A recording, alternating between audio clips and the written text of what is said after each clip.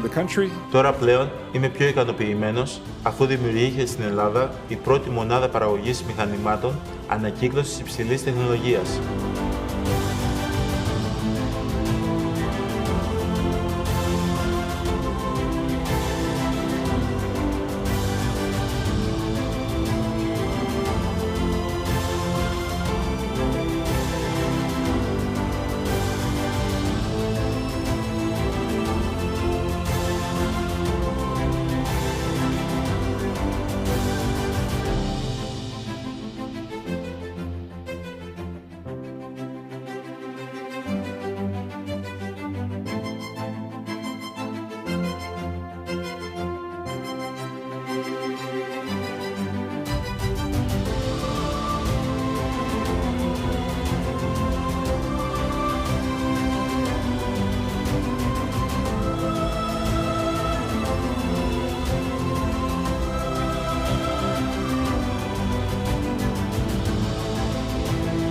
Το συγκεκριμένο πρόγραμμα είναι πρωτοπόρο γιατί πέρα από το ποσό είναι 1 εκατομμύριο ευρώ στους τομείς της παιδείας, του περιβάλλοντος, της τοπικής κοινωνίας και της υγείας.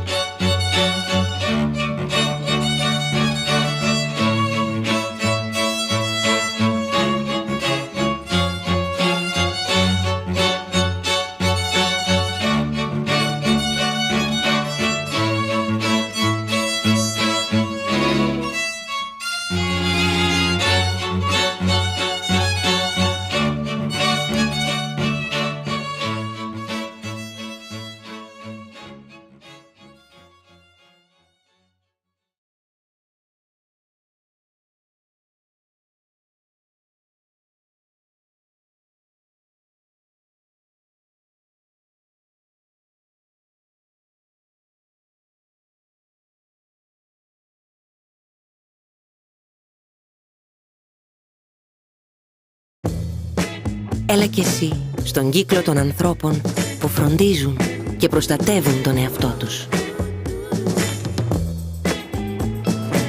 Που κινούνται πάντα με ασφάλεια. Έλα κι εσύ στον κύκλο της εμπιστοσύνης που πάνω από 1 εκατομμύριο πελάτες νιώθουν εδώ και 131 χρόνια. Έλα στην Εθνική, την πρώτη ασφαλιστική.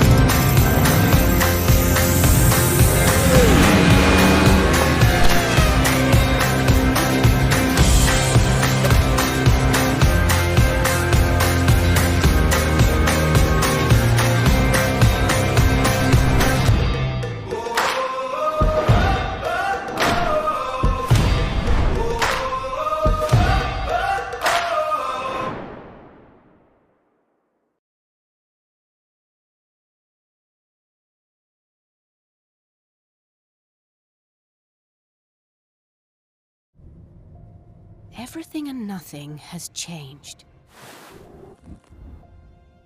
Even if the world feels uncertain, it's reassuring to know things that were important before still matter today. Connecting people, sharing ideas, and solving problems. These things will always be in our DNA. Working across borders, helping to keep doors open, business flowing, and continuing to realize the hopes and ambitions of our customers and colleagues.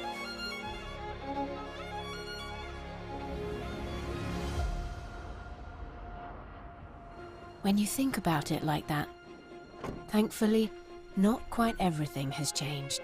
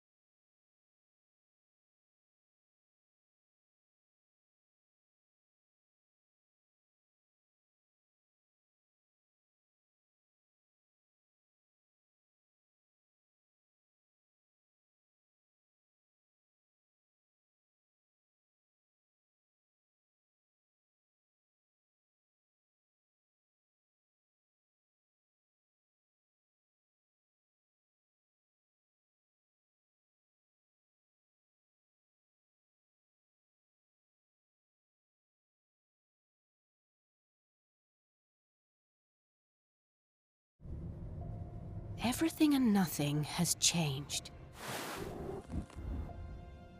Even if the world feels uncertain, it's reassuring to know things that were important before still matter today. Connecting people, sharing ideas, and solving problems. These things will always be in our DNA. Working across borders, helping to keep doors open, business flowing, and continuing to realize the hopes and ambitions of our customers and colleagues.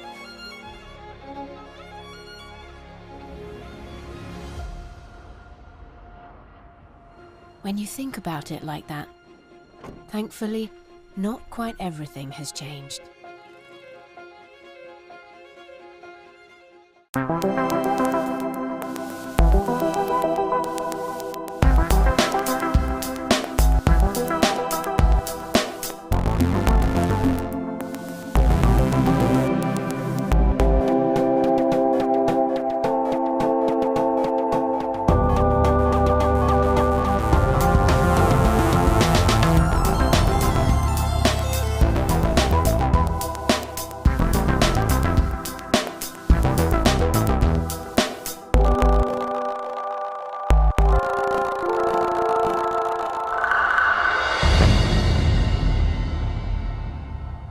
When we work together, science can make the world a better place. For you, for me, and this planet we call home.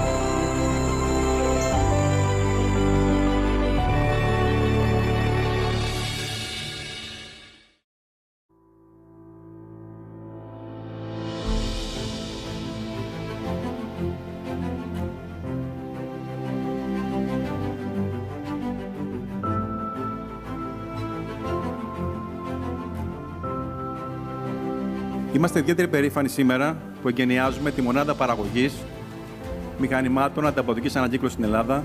Συγχαρητήρια στην Envipco, συγχαρητήρια στην Texan για την πρωτοβουλία σας να δημιουργήσετε αυτήν την μονάδα εδώ πέρα στην πατρίδα μας.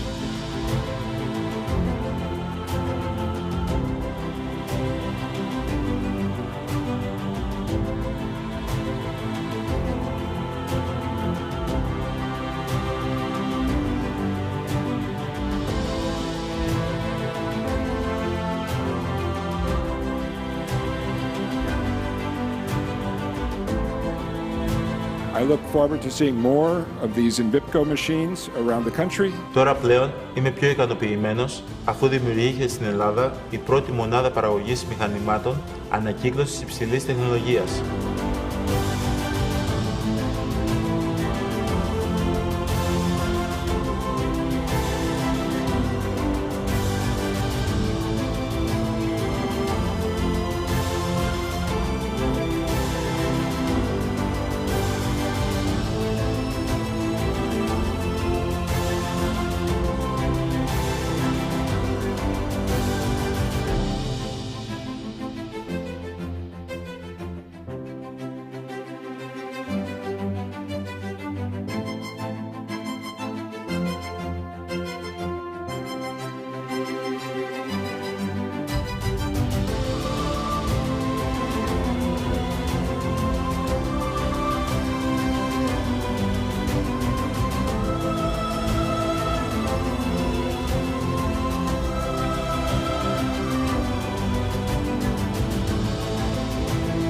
Το συγκεκριμένο πρόγραμμα είναι πρωτοπόρο γιατί πέρα από το ποσό είναι 1 εκατομμύριο ευρώ στους τομείς της παιδείας, του περιβάλλοντος, της τοπικής κοινωνίας και της υγείας.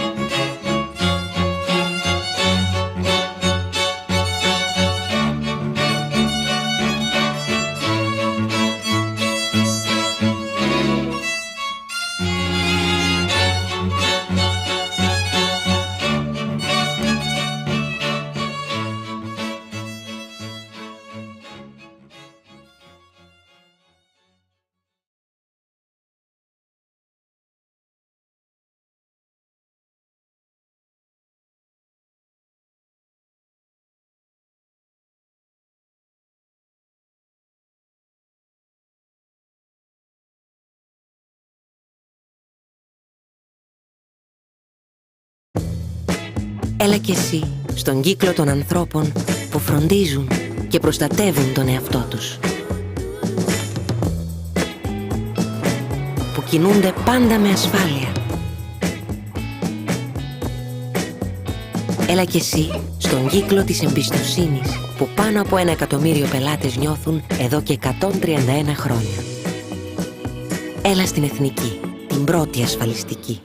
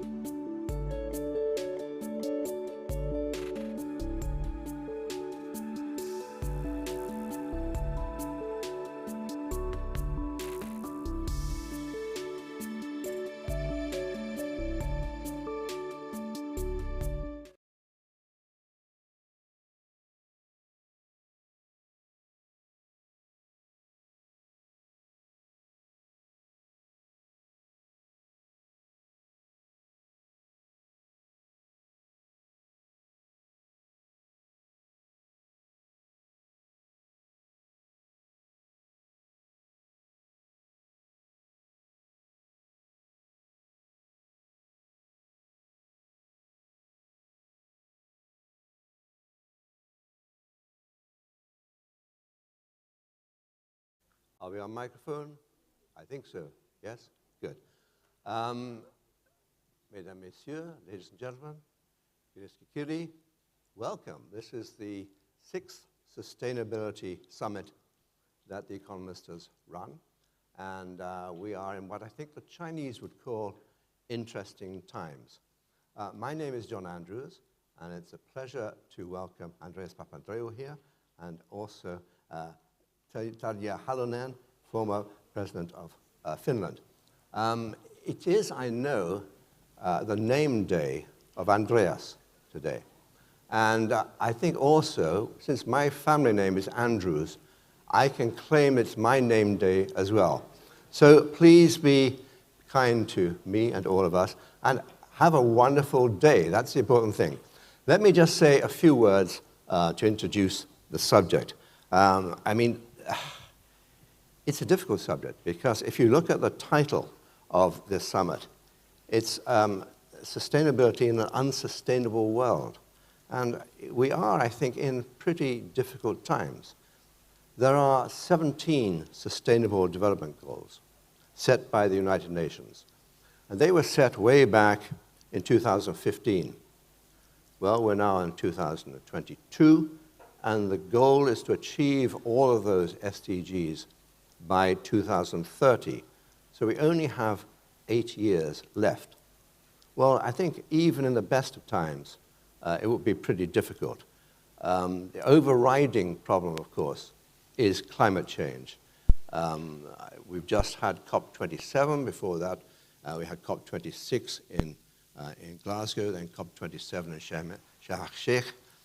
And I'm not sure, well, we'll find out later from Andreas and others, how successful those COP meetings have been or how unsuccessful.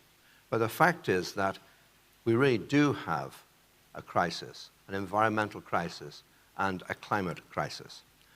Whether we can solve those crises, I frankly don't know. I think at the moment the balance is, I think, rather negative. For two reasons in the immediate past. One is COVID-19, that I think really reverberated around the world. And I mean, you suffered that here in Greece. Everybody in the world suffered. And it is, of course, suffering. It's particularly bad at the moment in China, where I think the zero COVID policy clearly has not really succeeded. Second item is the war in Ukraine, or as Vladimir Putin would describe it, the special military operation. But the problem is that even before February 24th, a day which will go down in history, unfortunately, when Russia launched its invasion, the SDG goals were slipping. I mean, I'm just looking now at the Sustainable Development Goals report of 2021. Okay, that's the year before the war. The global extreme poverty rate rose for the first time in over 20 years. 119 to 124 million people. I think these statistics tend to be extraordinarily precise and probably are a little too precise for absolute verification. But nonetheless, as a general rule, they're pretty accurate. 119 to 124 million people were pushed back into extreme poverty in 2020. Well, it'll be even worse now, of course. An additional 101 million children fell below the minimum reading proficiency level, potentially wiping out 2 decades of gains in education, et cetera, et cetera, et cetera. It's been pretty bad, and remember, that was before the devastation now being caused by the Ukraine war, and the consequence of that war being the spike in energy prices and the curse of inflation. I mean, if you have inflation running at around 10% a year, it means that you are losing a huge amount of ground, and it'll be very difficult and take a long time to recover that ground. So the Ukraine war is making everything worse. It's threatening famine and political unrest in developing countries, basically because both Ukraine and Russia are huge exporters of grain and fertilizer. And it's delaying the transition to a green economy. And it's that transition which we all need to have if we're going to achieve the goal of combating climate change with any efficiency and of achieving the SDGs. Well, can we find any causes for optimism? Well, that's not my task. I'm just a humble journalist, so I can pontificate without any responsibility. That's really the problem for people like Andreas and other academics and policymakers. Let's hope, and this is my hope for our meeting today and tomorrow, let's hope that this meeting will be constructive. Let's make sure that Greta Thunberg, who I think is an admirable young lady, cannot criticize us for having merely blah, blah, as she would say. Andreas, the floor is yours. I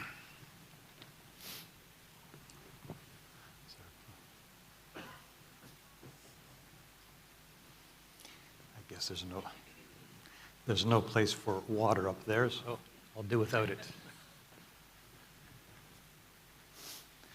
So, thank you, John, first of all, for always being exceptionally good at conducting these, coordinating these events. Let me start, first of all, by saying welcome to all of you, ladies and gentlemen, ministers, President Halonen. I'm here as the co-chair of the Sustainable Development Solutions Network Greece. We have been partnering with The Economist for, I think, the last 6 years in organizing this event. And it's been a great joy to be working with The Economist. And I want to give some thanks to important people who have been involved in organizing this. First of all, The Economist. I want to thank the ministers for being here, President Halonen and distinguished speakers. A special and warm thanks to Nektaria Pasarivaiki, who is a true force in managing this conference and always ensuring that it's has a great agenda and everything is working as it should. A special thanks to the sponsors and to our supporters, the European Parliament Office in Greece and the European Commission representation in Greece. Now, a few words before I get into some of the key topics that John Andrews raised, a few words about the United Nations Sustainable Development Organization network that I represent here. It was launched along with the UN Secretary General Ban Ki-moon and Jeffrey Sachs in 2012. And the main objective was that they had seen over time and from the past, essentially from the Millennium Goals, that if we're going to make any inroads, any substantial inroads into actually achieving the SDGs, there really needs to be institutional structures and close cooperation between different factions of the economy, of the society, primarily academia. We need academics for their knowledge in providing guidance in terms of the nature of sometimes rather complex solutions to moving forward on the SDGs. And of course, we need the business community, we need governments, regional and local and central governments, and we need civil society. So the basic idea was to bring academic community in contact with the rest of these important stakeholders to provide practical solutions to moving forward on the SDGs. Now, SDSN Greece, which is a national chapter of the broader global SDSN, has been around for 5 years. It was launched 5 years ago. Many of the themes that we've seen in the annual conferences have been derived or shaped by activities that the SDSN Greece is engaged with. I tend to present every year progress that we've been making as SDSN Greece. And in particular, this year, we've managed to launch the SDSN Global Climate Hub, which is essentially a focal point of all SDSN activities related to climate change, and the center is here in Athens. So we consider this an important development. We've also launched and began an annual series of Aristotle-Confucian symposia, the first one starting this year, and that engages the Athens Academy, the Chinese Academy, and the SDSN Global. And the idea is to link ancient wisdom with the modern challenges. We know that things are moving so fast, and the nature of the challenges are so great right now that we really have to draw on all our wisdom from the past in terms of the ethical nature of these issues, and to generate new ideas and new ethical ideas about how we move forward. As John mentioned, the SDSN, in fact, both the 2021 and the 2022 report on developments for SDGs showed that while initially from the 2015 when they were first established or agreed on, we had a few years of success, there was progress. The last 2 years, if we look at a broad indicator of SDGs, we've been backtracking. And I think it's clear that with the nature of our present crisis in the Ukrainian war, that we're going to be losing ground certainly next year and possibly the year after. A central thread of of our conference over the last couple of years, and in fact from the beginning, is sustainable development in times of crisis. Of course, when we first started, we were talking about the financial crisis and all its implications.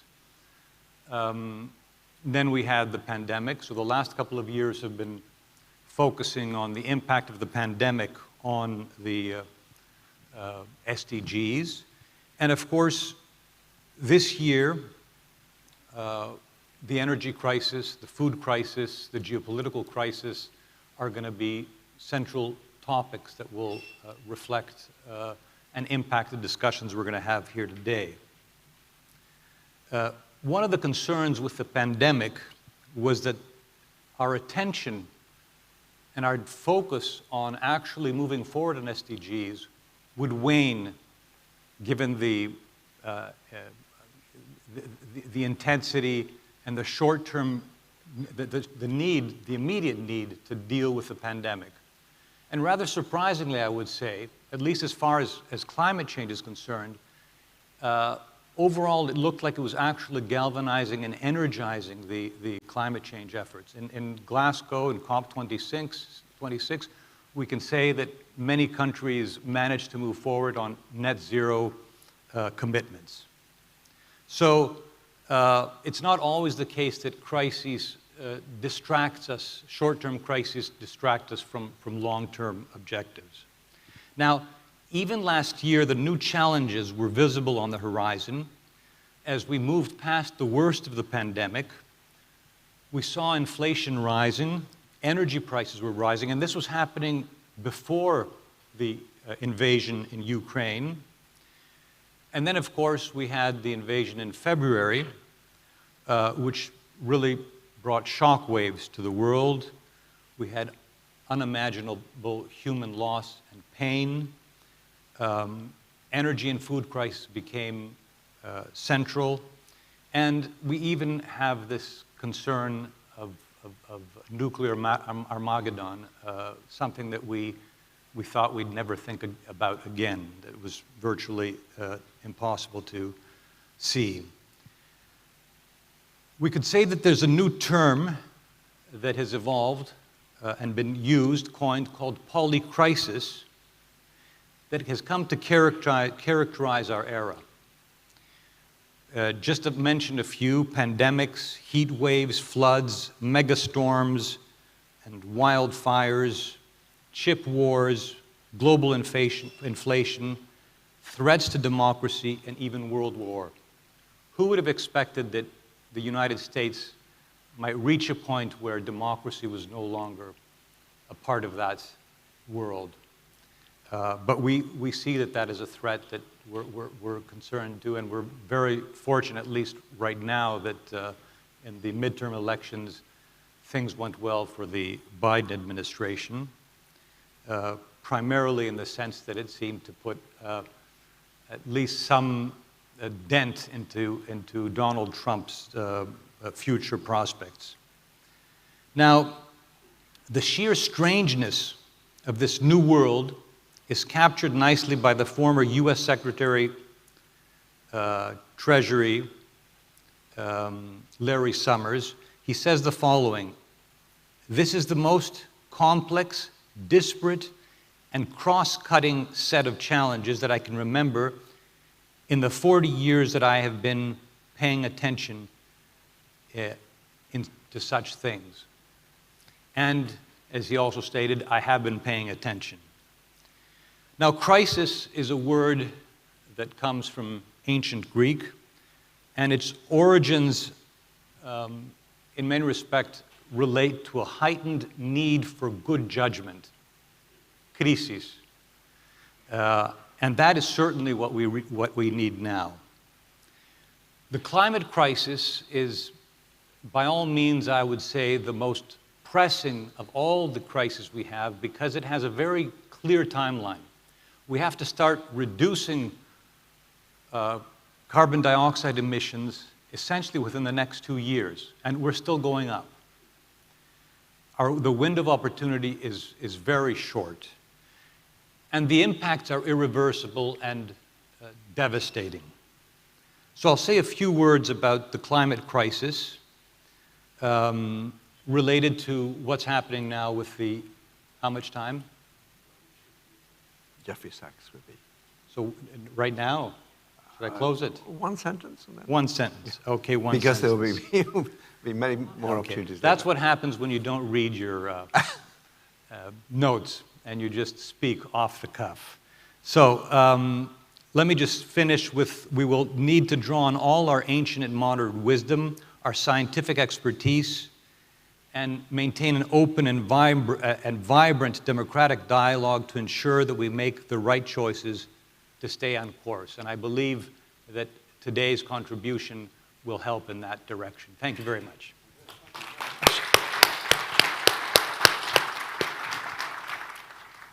And I love the introduction of the word polycrisis. That's perfect. And sorry to cut you short, but I noticed that Jeffrey Sachs, he's just appeared on screen. I hope he's going to appear back again. Jeffrey, are you there? Jeff? Jeff Sachs? I am here. Very great. By the way, where are you? I am in Riyadh, so nearby. In Riyadh? Yes. عظيم. أهلا وسهلا. مبروك للمملكة السعودية. Excellent. Jeff, you've seen the title and so on, and we need to pick your brains on what you think of the sustainability goals in a time of geopolitical turmoil. And you're quite near geographically to Sharm el-Sheikh. So how was COP27 from your point of view? Well, let me pick up where Andreas was leading us to the need for clear thinking to face our challenges. I think our biggest problem is the failure of our government leaders to engage in serious problem solving.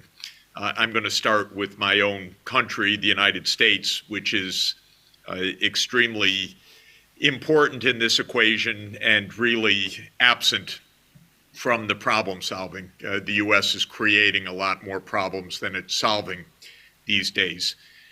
The fact of the matter is we cannot achieve sustainability, we cannot achieve the SDGs in the midst of geopolitical crises. And so we have to understand these geopolitical crises and bring them under control. There are two interlocking geopolitical crises right now that are not well understood because they're not properly covered, I would say, in our public discourse. But they're very consequential for our shortcomings right now. The first is the war in Ukraine. This is not an unprovoked war by President Putin launched on February 24th, 2022, no matter how many times we repeat that canard. This is a conflict that has been a hot war since 2014 and a Cold War since 2008, when George W. Bush Jr. Called for the expansion of NATO to Ukraine and Georgia, crossing Russia's red lines, and I would say understandable red lines. NATO has no business being in Ukraine or Georgia, and it was a terrible mistake recognized by European leaders in 2008 privately to propose NATO's enlargement to Ukraine and to Georgia over the vociferous objections of Russian leaders, not just Putin, but the Duma and the rest of the Russian political class, for obvious reasons. We would never tolerate such an action by Russia or China or any other great power in the Western Hemisphere, not for one moment. And yet we push as if this is an innocent action on the Western side. So this is a part of the story of this war, which we refuse to discuss and which we refuse to negotiate on to this moment. This war is continuing to escalate because even yesterday, the foreign ministers of NATO in Bucharest reaffirmed the intention of NATO to enlarge to Ukraine and Georgia. And as long as that is the US intention, that will be war in Ukraine, because Russia will absolutely do grave damage to Ukraine, as it's doing right now, and we will then escalate. On the other side of the world, we have the tensions with China. This is also contrived, unfortunately, by the United States, which came in 2015 to view China as the, quote, pacing competitor, a kind of stupid term, but the idea that China is now so big that it must be contained. So today we read in the papers how the US is cutting off all access to advanced semiconductor and AI technologies, or trying to. Well, what kind of world is this, where one superpower says we are going to do everything we can to cripple the economy of the other superpower? This is really our world right now.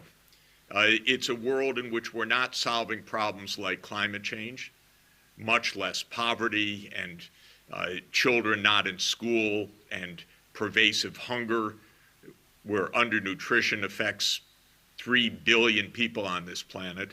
We don't hear our political class, especially in my country, discuss these issues. The US has no concern over those issues. The US political concern is who is number one in the world.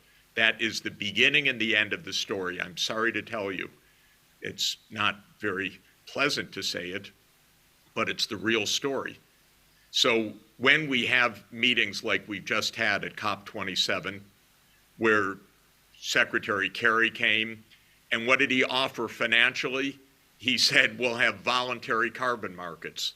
He was nearly booed off the stage because the US doesn't understand that its financial obligations are extremely large as the country that has emitted 25% of the greenhouse gases in historical responsibility. When we got to the G20, of course, was dominated by the Ukraine crisis, and we had very little problem solving there as well.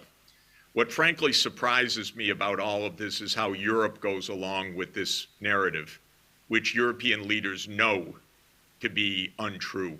I know it because I speak with them, and they know the history of the Ukraine crisis. They know the provocations, they know the errors, and Europe is being walloped in this. So it's not exactly surprising that Europe's attention for the global scene is rather low. Still positive, I would say, because even at COP, it was Europe that acceded to the demands of the developing world for a losses and damages fund. It was not the United States. The US finally went along because Europe broke through and agreed to this fund. Remember, though, it has no money, and all that was agreed was to discuss it during the coming year. Jeff, but, yeah, I'll just finish here. Sure. My point is, how can we expect solutions in a world in which the major power views the world in a zero-sum struggle, not in a shared accountability?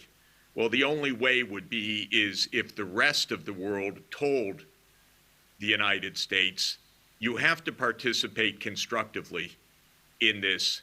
You don't get a free pass because you're a military superpower. We need to end this Cold War between the US and China, and we need to end the hot war between the US and Russia, because we have more important things to worry about. If we did that, we would find, because that's my business, not what I've just said, there are solutions to all of the things that are on our agenda. There are ways to move an energy system to zero carbon. There are ways to intensify agriculture to both have sustainability and increase nutritious food production.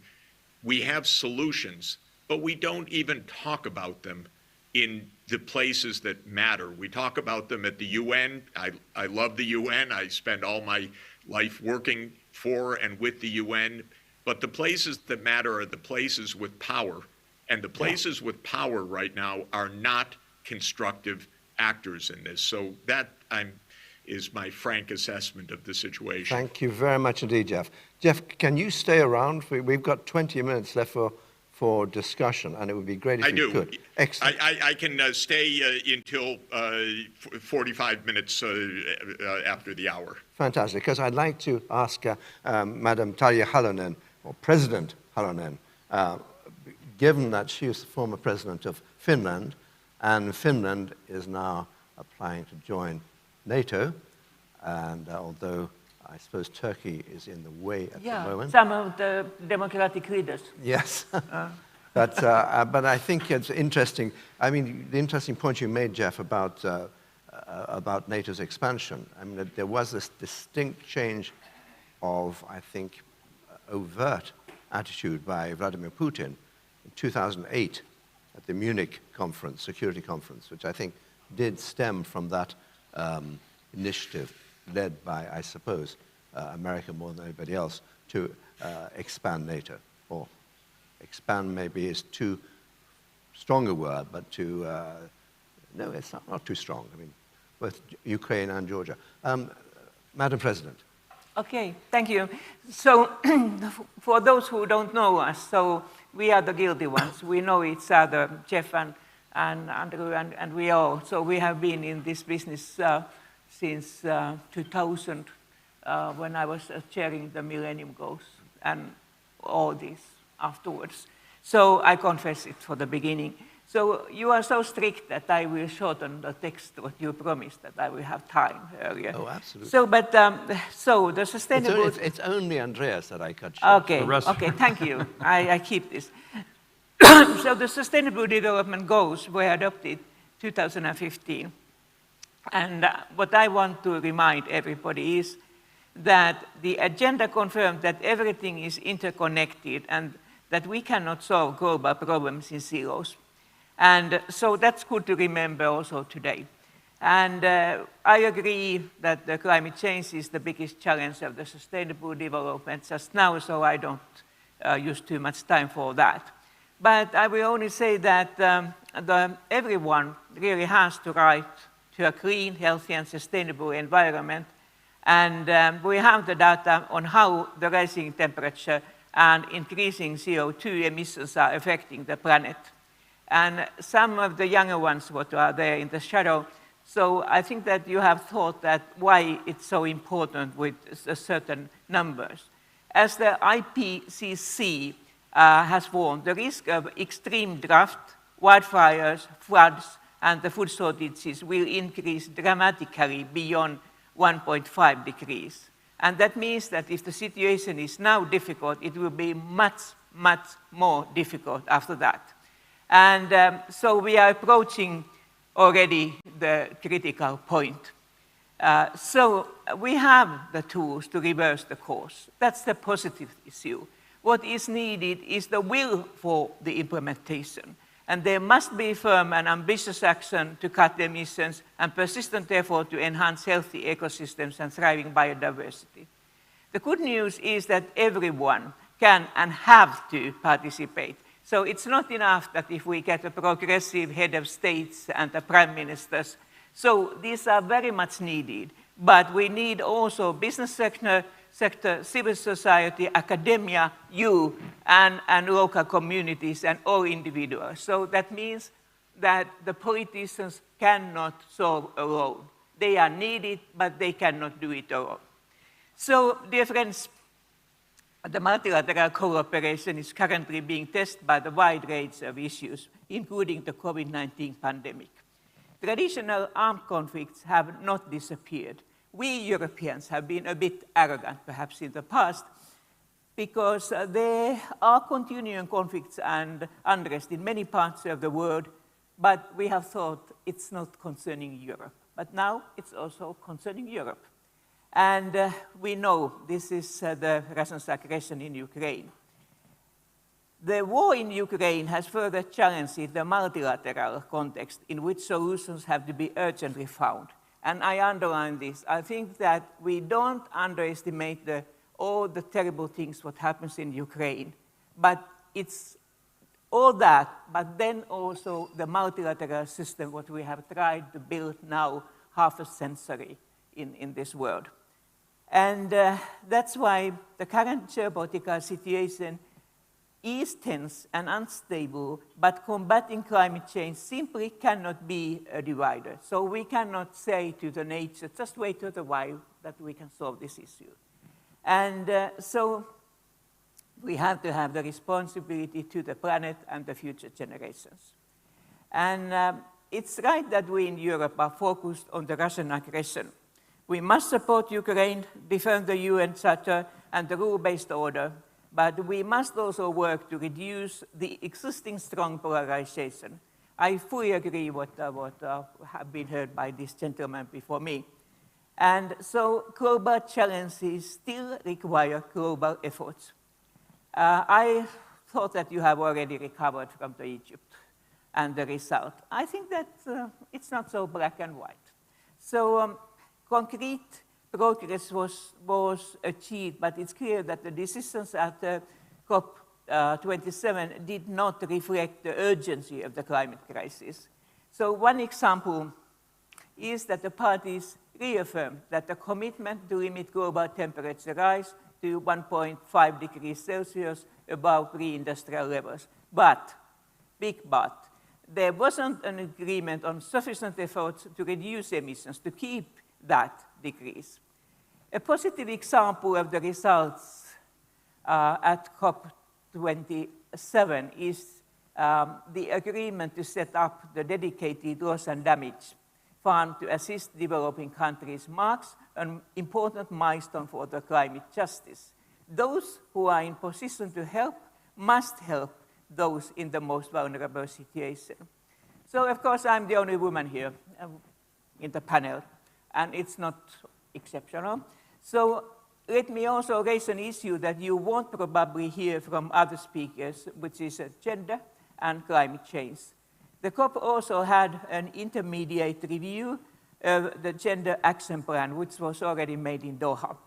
This is important that the parties continue to work together to address imbalances in participation and provide tools for an equal and inclusive climate action at all levels. If we disregard the contribution of women, which is in half of the world's population, half, a little bit more even, we will not achieve the targets and we will not solve the climate crisis.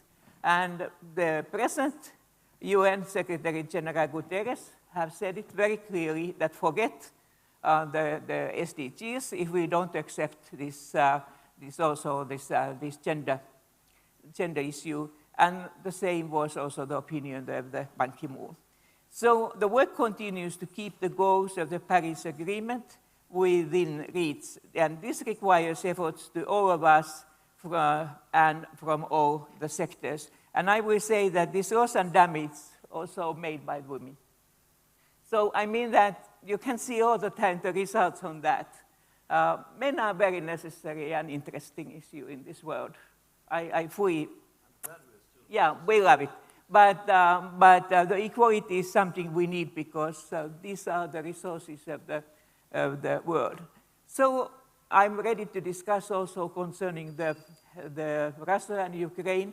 I was the president of the Republic of Finland from 2000 to 2012. And before that, I was 5 years also the foreign minister of my country.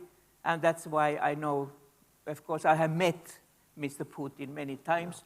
Even I must say that he was quite a different person in that time. And thanks even now that with him, we also started cleaning the Baltic Sea, succeeded very well, and we made many other things. Why he is today what he is, I don't know. I'm just a humble lawyer.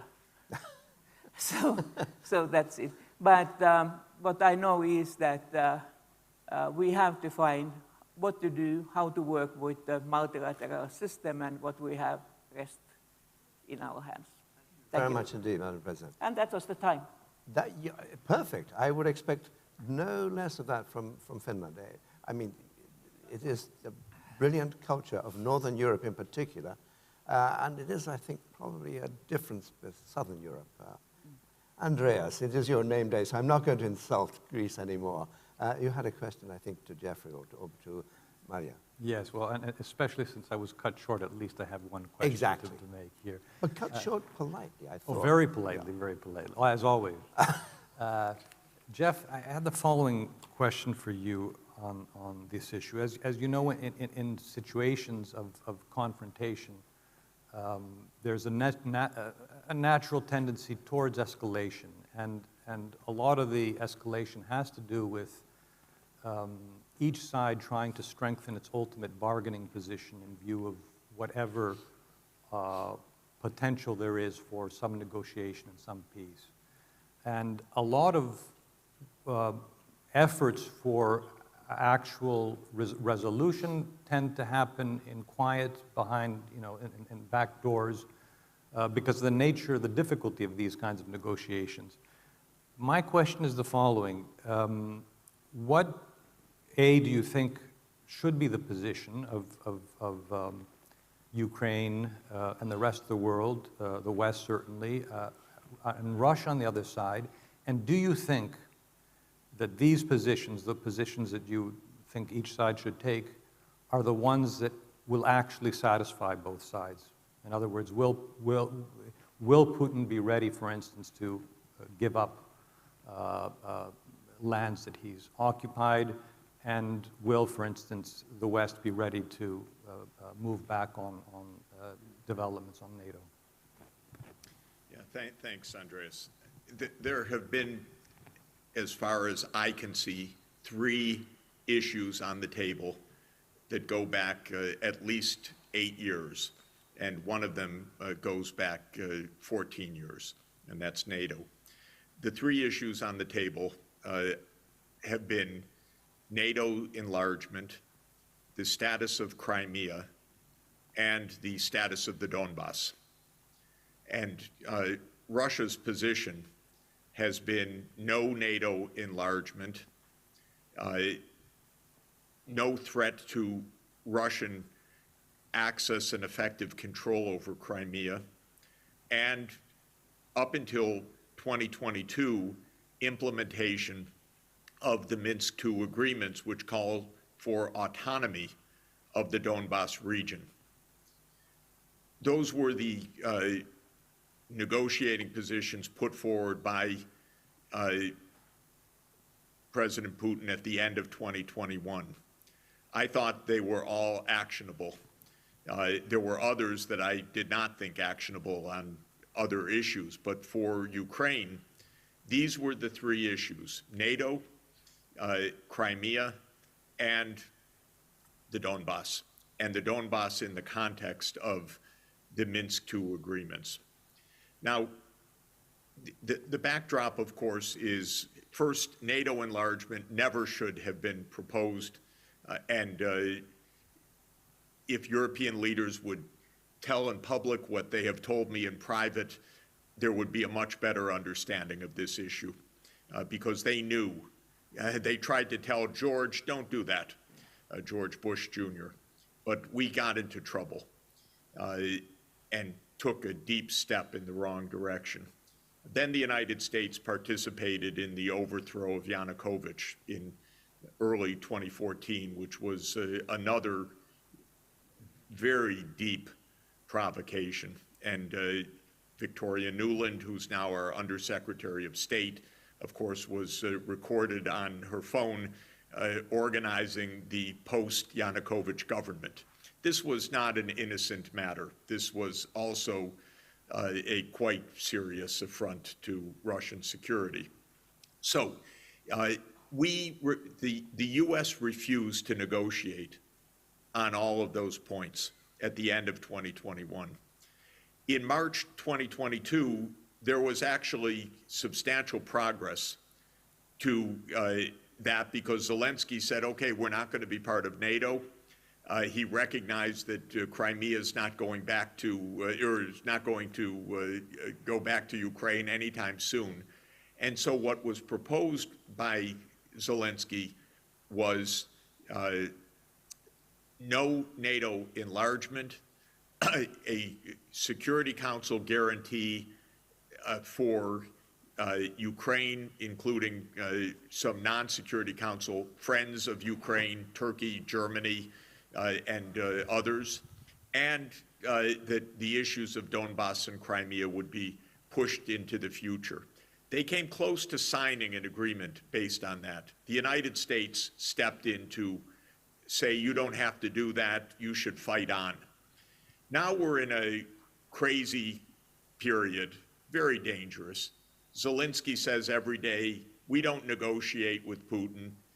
We're going to take back every inch of the country, including Crimea. NATO reaffirms that it will expand to Ukraine and to Georgia. In other words, we're in a period of maximalist demands in public. I think that this will just get a lot of Ukrainians killed and be a threat to the world. And I resent the U.S. absolute determination not to say one word in public about negotiations. Because it may be true, Andreas, that in private there's something, I don't think so. But if you always say to the public the maximalist demands, then politicians put themselves in a corner. They put us into the firing line, which I resent.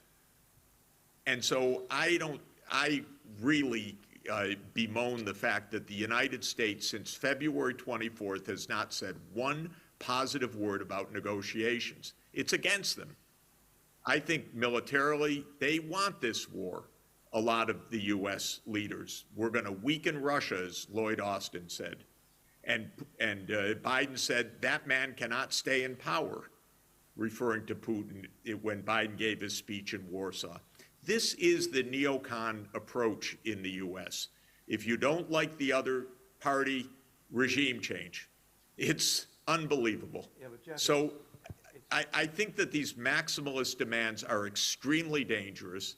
What I would like to see leaders say is, we support Ukraine, but we also insist that parties go to the negotiating table, and we're not saying the latter. Yeah, Jeff, you mentioned, you mentioned, Jeff, Yanukovych, but it's worth bearing in mind that Yanukovych reversed his position on the European Union, presumably because of Russian pressure. So, of course he did, but yeah. That's not a reason to overthrow. No, I entirely agree with you. But I think, you know, we are where we are, and you can take different views of history. I mean, Yushchenko obviously did have a lot of popular support as well. I mean, Yeah, but you know, the United States should not participate covertly in the overthrow of other But governments. that goes with the This is territory of being a superpower, or as No, it doesn't. Vedrine would say, Yeah. a hyperpower, hyperpuissance. John, it may. We learned it from the British. It's Yeah, true. absolutely. But the point is that don't expect peace and sustainability with such an approach. We are running out of time. We should have stopped a minute ago. We are running out of time. I mean, I must say, on many fronts. We are all the time. I'm pretty also gloomy in real about life. Ukraine. If I could say one word, you know, Tarja Halonen is one of the great leaders of our time, and she has been leading this effort for our whole generation. And when she was president, she and President Putin had splendid relations. Yeah. President Putin said, we have no issues with Finland. All issues are settled, and they're settled for all time, peacefully. And Finland was a neutral country, and it was used its neutrality to become the #1 happiest country in the world. Excellent. Because this is good. The last word, no, Jeff, the last word has to go with Matthew. Yeah, so I will say only that, yes. Oh, yeah. But we are the different generation what are now the politicians, because they have not lived the Cold War time. They don't know how difficult it was.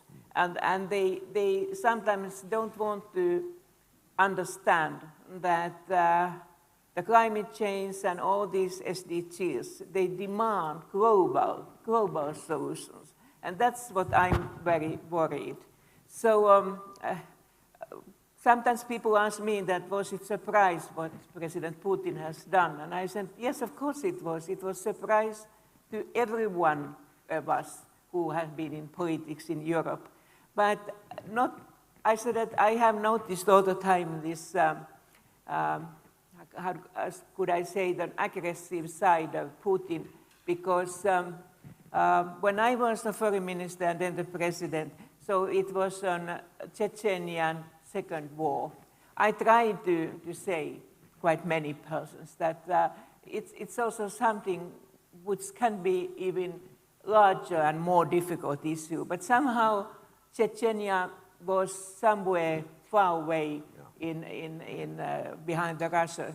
And now Putin used the same soldiers in Ukraine, what's also interesting. But we never could agree in this issue. Always when the journalist asked that, have you discussed about the Chechnya? So I said, I didn't even was answering when Putin said that I know the opinion of the President Halonen, we don't agree. And that's true, but let's say that that was our mistake, I mean the general mistake, that we didn't think that he will continue with this, the same system. With Georgia, everybody thought that that was already warning, but not so difficult. But then when we noticed all that, it was too late. But I fully agree with what Jeff said, that if we are, in one hand, we are saying that we don't accept these acts of the war what Russia has made, and then we don't support the peace negotiations yet. But then another way around, we say that it's difficult to see that none of those, Russia or Ukraine, could win the war in military way. So in the matter of fact, we are supporting to continue the war to the future so that we don't know when. And that's something what I would like to get a response, that do we really agree that we want to get something like North and South Korea in the middle of Europe? I don't know, but the answer is in your hands. That's a very sobering note to end on. Yeah. And it's been a fantastic session. Jeff, thank you very much from Riyadh. And waiting to meet you, Jeff. President Halonen, thank you very much indeed. Andreas Efcharistopoli, thank you. And I'm sorry to have cut you short. I will keep apologizing, but you know, the problem is the Brits. You know, we apologize all the time. It's part of our psyche. Most of the time, of course, we're not really sincere. But I'll find my way of getting back. I'll find my way of getting back. That's the they could behavior. They always say sorry. That's fine. That's fine. Thank you very much, everybody. The end of this session. Thank you. Okay, thank you. Thank you, Jeff.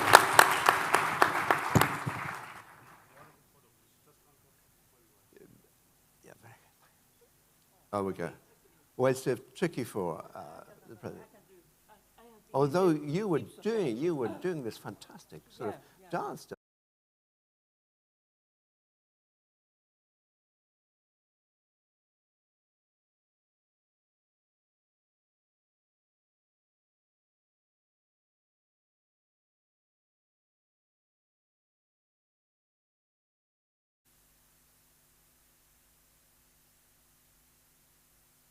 Very much indeed, everybody, and Andreas and President Halonen, fantastic, and Jeff, of course, in Riyadh. We're moving on straight away to the next session, which is sustainability and public health, and I'm being as quick as I can because Meena Gaga, who's the alternate Minister of Health, has to go on an aeroplane pretty soon. So if she could come up here, that would be very kind. Thank you, Meena. And Elena Juliara, from AstraZeneca. Whether I'm pronouncing these names correctly is, of course, a mystery to me, but thank you. I probably don't deserve that. And Walter Leafille, who's the Professor of Environment of Hamburg University and Manchester Metropolitan University. And I think, Meena, the floor is yours, if you'd like to speak from here or there, wherever you like. I don't mind, whichever. Well, whichever is good for you. But let us get the other people up here as well. Elena Juliara, yes? Yes. Was that okay, Juliara? Yes, Are you sure? Yeah, very good. Elena Juliara, very good. Well and done. Walter? Yeah, Walter, excellent. Hi, nice to meet you. You're very welcome. Okay, sure. And then if you can move along. Thank you.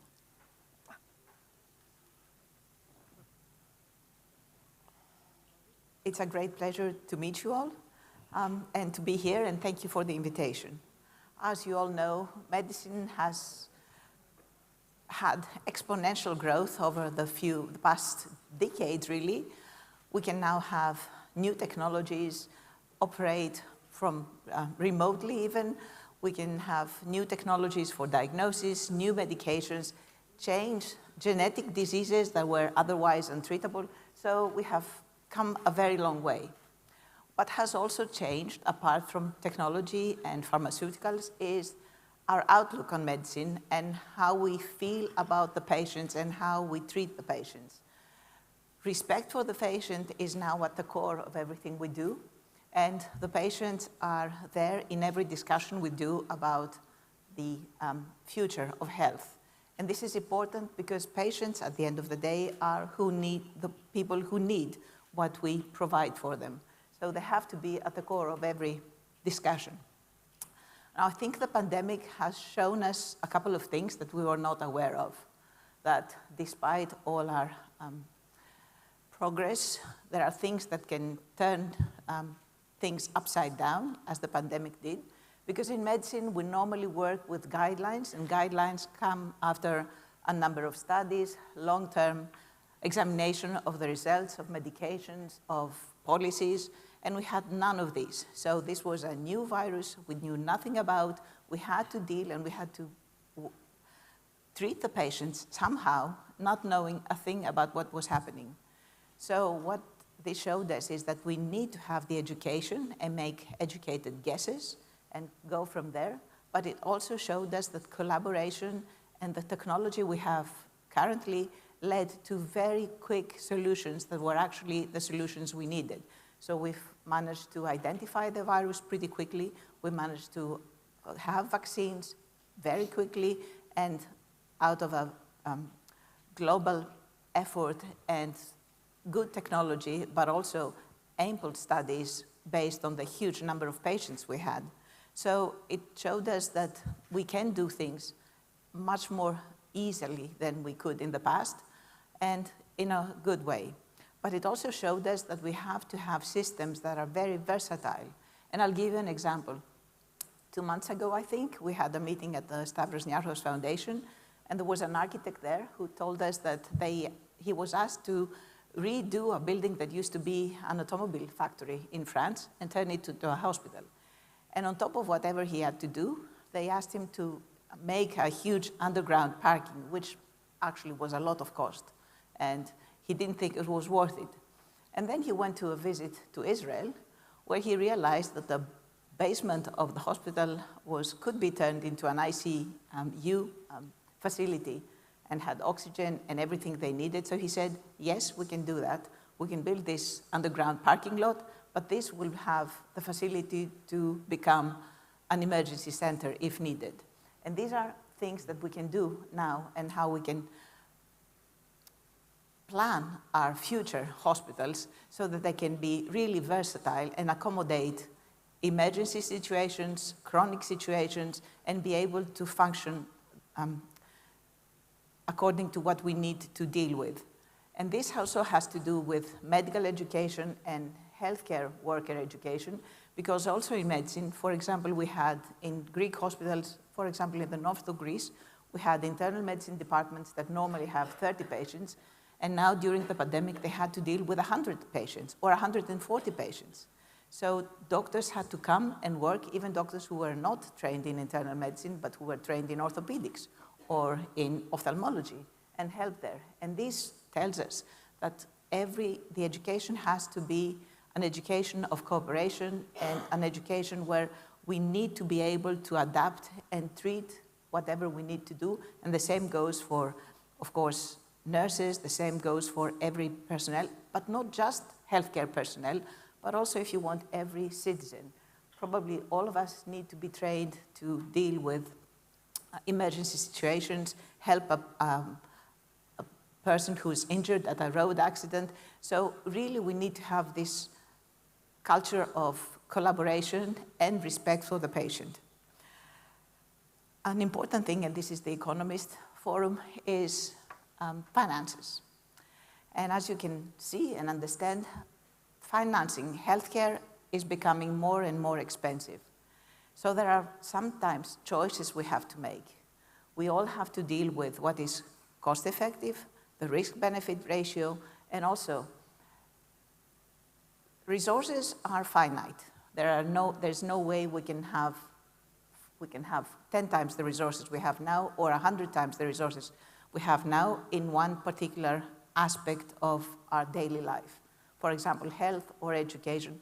So we need to deal with whatever we have so that every person currently living on the earth and those generations who will come after us will be able to have health, will be able to have education. So we need to treat our resources and our expenditures correctly. And this is where we need to come and sit and discuss, all of us. And I mean all of us, insurance companies, politicians, patients, of course, doctors, nurses, everybody who's involved, technology companies, pharmaceutical companies, discuss the way forward. And I think this is also very important. So what we have done in Greece, just to give you a rough idea of what we have done so far, we introduced what we call personal doctor, which is an equivalent to the GP. And it's working with, of course, minor setbacks, because everything that is new has to be adapted by everyone in the society. And we're also changing things in secondary care, because we think that secondary care is something that affects us all. There has to be a link between primary care and secondary care. There has to be an easy pathway for every patient to get what he or she needs. There also has to be a very important path in prevention, and prevention comes with education and with everything that is healthy, that is a healthy lifestyle. And this starts from home, and this starts from school. So things like non-smoking, which is probably the most cost-effective measure for most things in cardiovascular medicine, in pulmonary medicine, and in cancer, is a very important measure, which we all have to work for. Alcohol consumption, exercise, these are other important things that we all need to take care of and sort of be ambassadors for, because they can help us sustain medical systems and healthcare worldwide, because there will be less people who are sick. And also prenatal care and testing for genetic diseases is also very important, because not only it helps deal with a disease, but it also takes away all the pain for the whole family, all the problems for the children, and the cost that is linked to all those diseases. So I think I will finish somewhere here, and I'm happy to answer questions, but I think our medicine at the moment, the things that we have to build the new healthcare systems, or actually adapt healthcare systems to, the basic things are, first of all, respect for the patient. The patient is at the core of what we do. The needs and the expectations of the patients are always there and have to be discussed and have to be considered when we treat the patient or when we propose anything. The proposals have to be within the medical safety and what is acceptable medically, but definitely the patient has to have a say, and it is about their lives that we're talking about. So respect for the patient is at the core of what we do. The next thing is collaboration and teamwork, because nothing in medicine anymore is a one-man show. It has to do with the help of the personal doctor, the help of the specialized doctor if needed, of the physiotherapist, of the psychologist, especially in case of life-threatening disease or chronic disease, pain relief, exercise, you name it, you have it. So it's collaborative work. And what is also fundamental is problem solving. We need to solve the patient's problems, we need to solve the medical problems, and we need to adapt our systems so that they can be agile and sustainable. Thank you. Thank you very much. Thank you.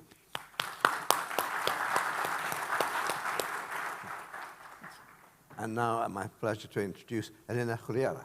Very good, thank you. Did I get the pronunciation? Yes, very good, excellent. Oh, fantastic. I shall retire now. I will speak in Greek, so I'm afraid you'll have Okay, to wear your headphones. Yeah. But the pronunciation was excellent. Well done.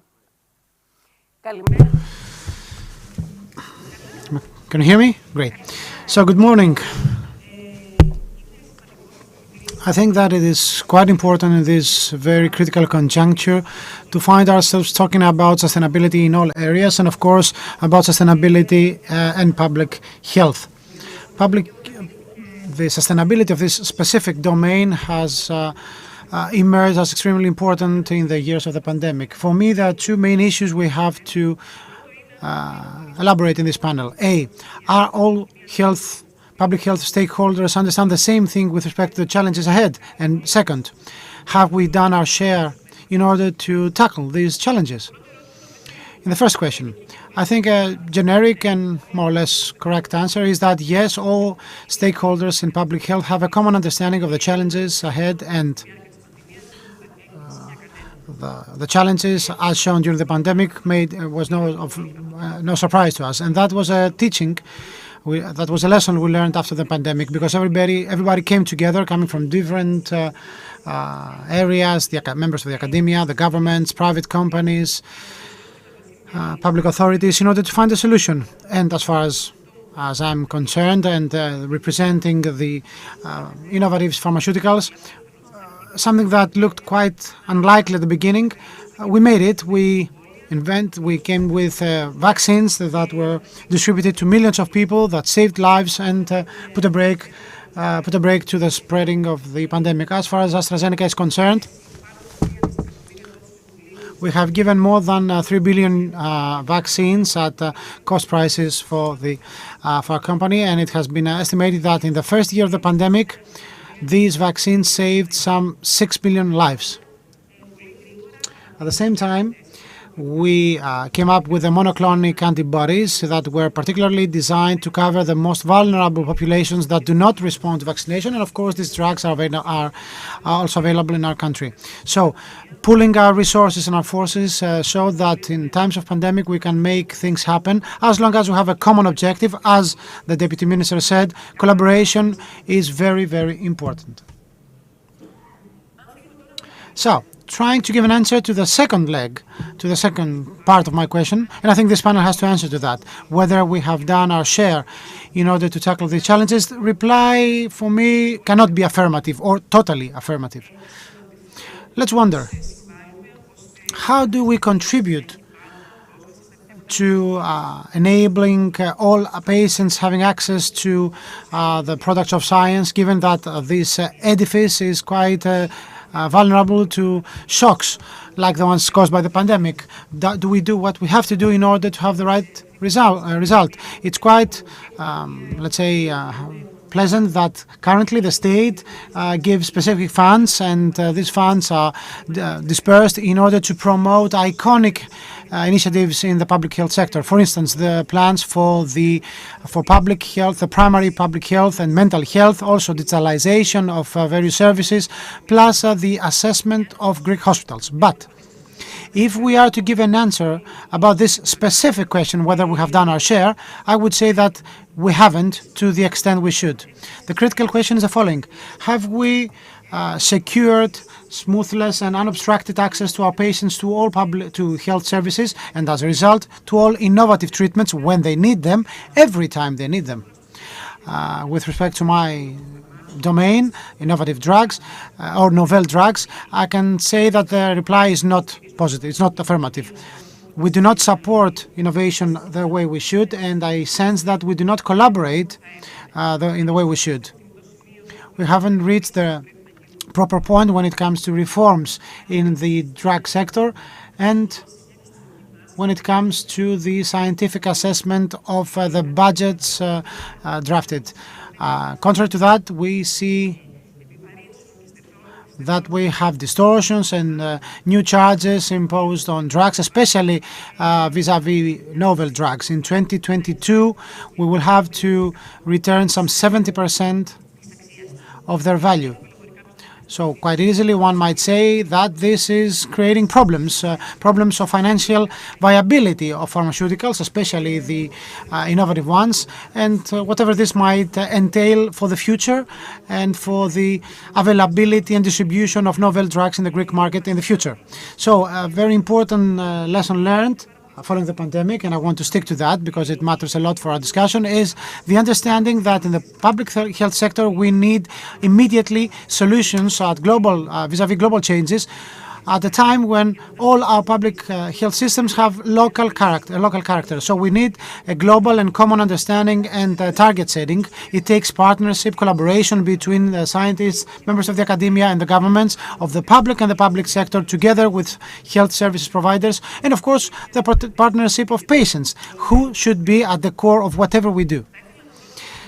At this point, I would like to give you an example of how AstraZeneca perceives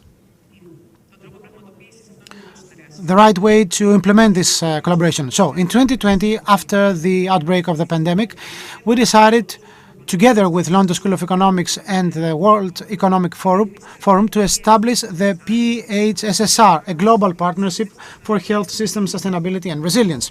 The aim of that collaboration, of that partnership, was to highlight the weaknesses and find a solution to the following issue: how can we restructure our national health systems in order to fight these turbulences and recover quickly?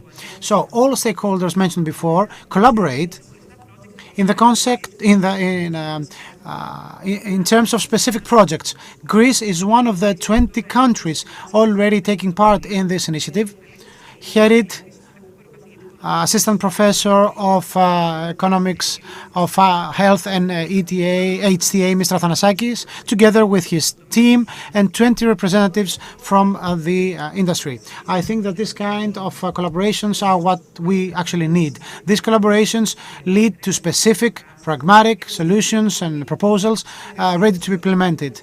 These collaborations help us utilize what the science has to provide and what the science can do for the climate, for the planet, our society and the patients. I hope that with involvement of all stakeholders, we will be able in the next Economist event to say that we are optimistic and to have a lesson learned with respect to sustainability of public health systems following the pandemic. The lesson learned will be that we have done our self-criticism and we have understood how well our collaboration has been during the pandemic. Thank you very much. Thank you very much indeed, Thank Elaine. And by the way, congratulations on AstraZeneca.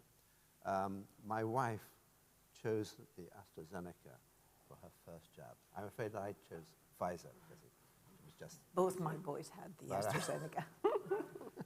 And she was fine. So. Yeah, Bush wouldn't too. On that different note, Walter, the floor is yours. Not at all. Can you hear me? Yes, you do. Thank you so much. Kalimera.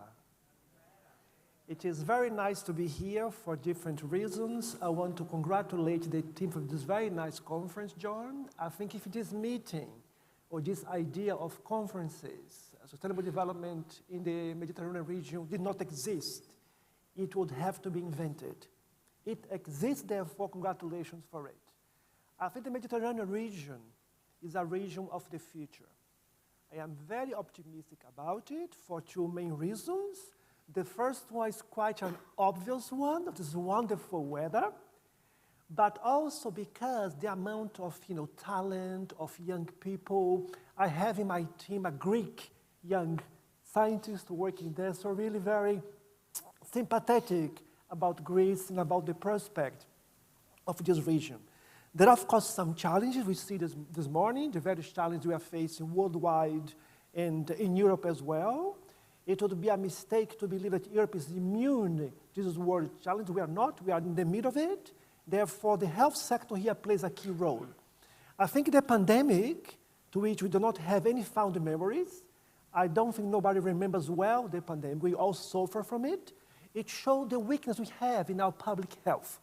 It showed us how fragile we are and also how unsustainable some health practices are. We all remember that in the lockdowns, we ate not so healthy, right?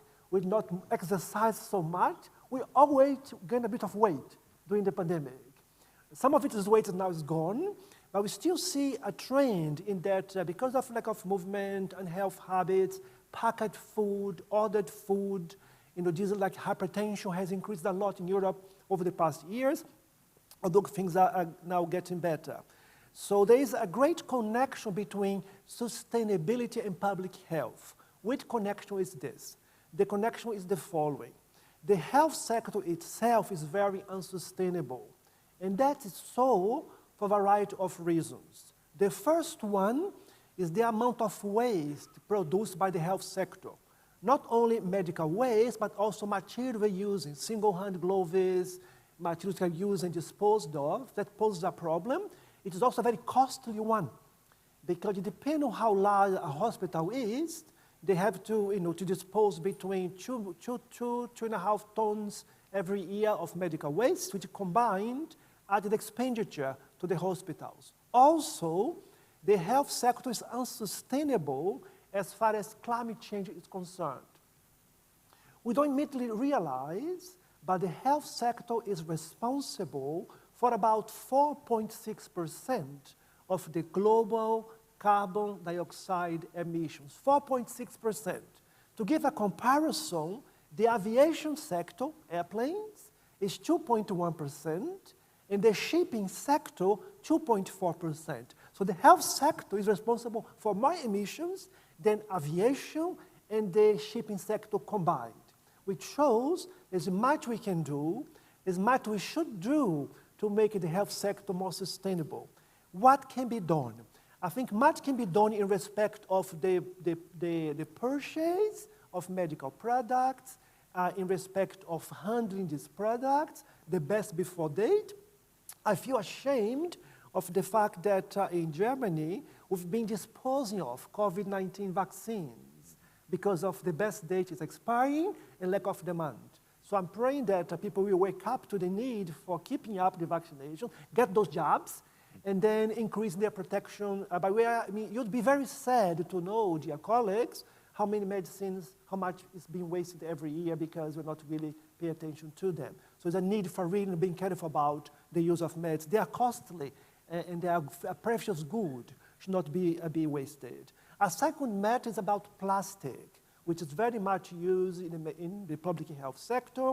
We all know how serious the problem is of plastic waste, especially in the Mediterranean region, but not only, the amount of plastic going to the seas. That's why I'm very happy to see among the sponsors here, companies working in recycling. Well done. That's really, really necessary. And we also have to mobilize the public, which I think the most difficult thing, to sensitize the people about the need for being more careful in what they buy, in what they consume, because at the economy of scale, it makes a lot of difference. One of my acquaintances in Hamburg, he's the cook of a hospital. And the hospital budgets are very tight. It's like, 3 euros per meal is the maximum they allow you to spend. But he's been using the situation in a positive way. So it's offering more vegetarian food, more vegan food to the patients. It has been quite a positive feedback from them. So in essence, there's much we can do in making the health sector more sustainable. I think it's a question we should all be engaged, especially the pharmaceutical section, but all of us as well. I'll rest here, dear John, to make sure we have time for discussion. Thank you very much indeed. Great. I like your bit about vegan food in hospital. I mean, hospital menus tend to be awful and tend to be incredibly bad for you. My wife had a heart attack. She was in France and very, very well treated. But the food in hospital afterwards, exactly the sort of stuff that you shouldn't give to a cardiac patient. There we go. I know there's a question from the audience, from Dr. Yannis Kalokorakis, if he could put his... Oh, yes. Oh, Yannis, nice to see you again. Nice to see you. Yes, happy Name Day to you. Thank you very much. Okay, there's a very quick comment for our Lady Julia. Can I speak in Greek? Can you please put on your... If you speak in Greek, I have to put my head... Yes, a very quick comment, Lady CEO, and another quick question for our Lady Minister, and a quick question for you, dear John, at the end. I happen to know that when the HR director left AstraZeneca in order to take on the role of HR director in Europe, he did his substitute did what he could in order to continue the legacy. This is sustainability practice, and you do this, and congratulations on having this in your DNA of the company. My question is addressed to the Minister.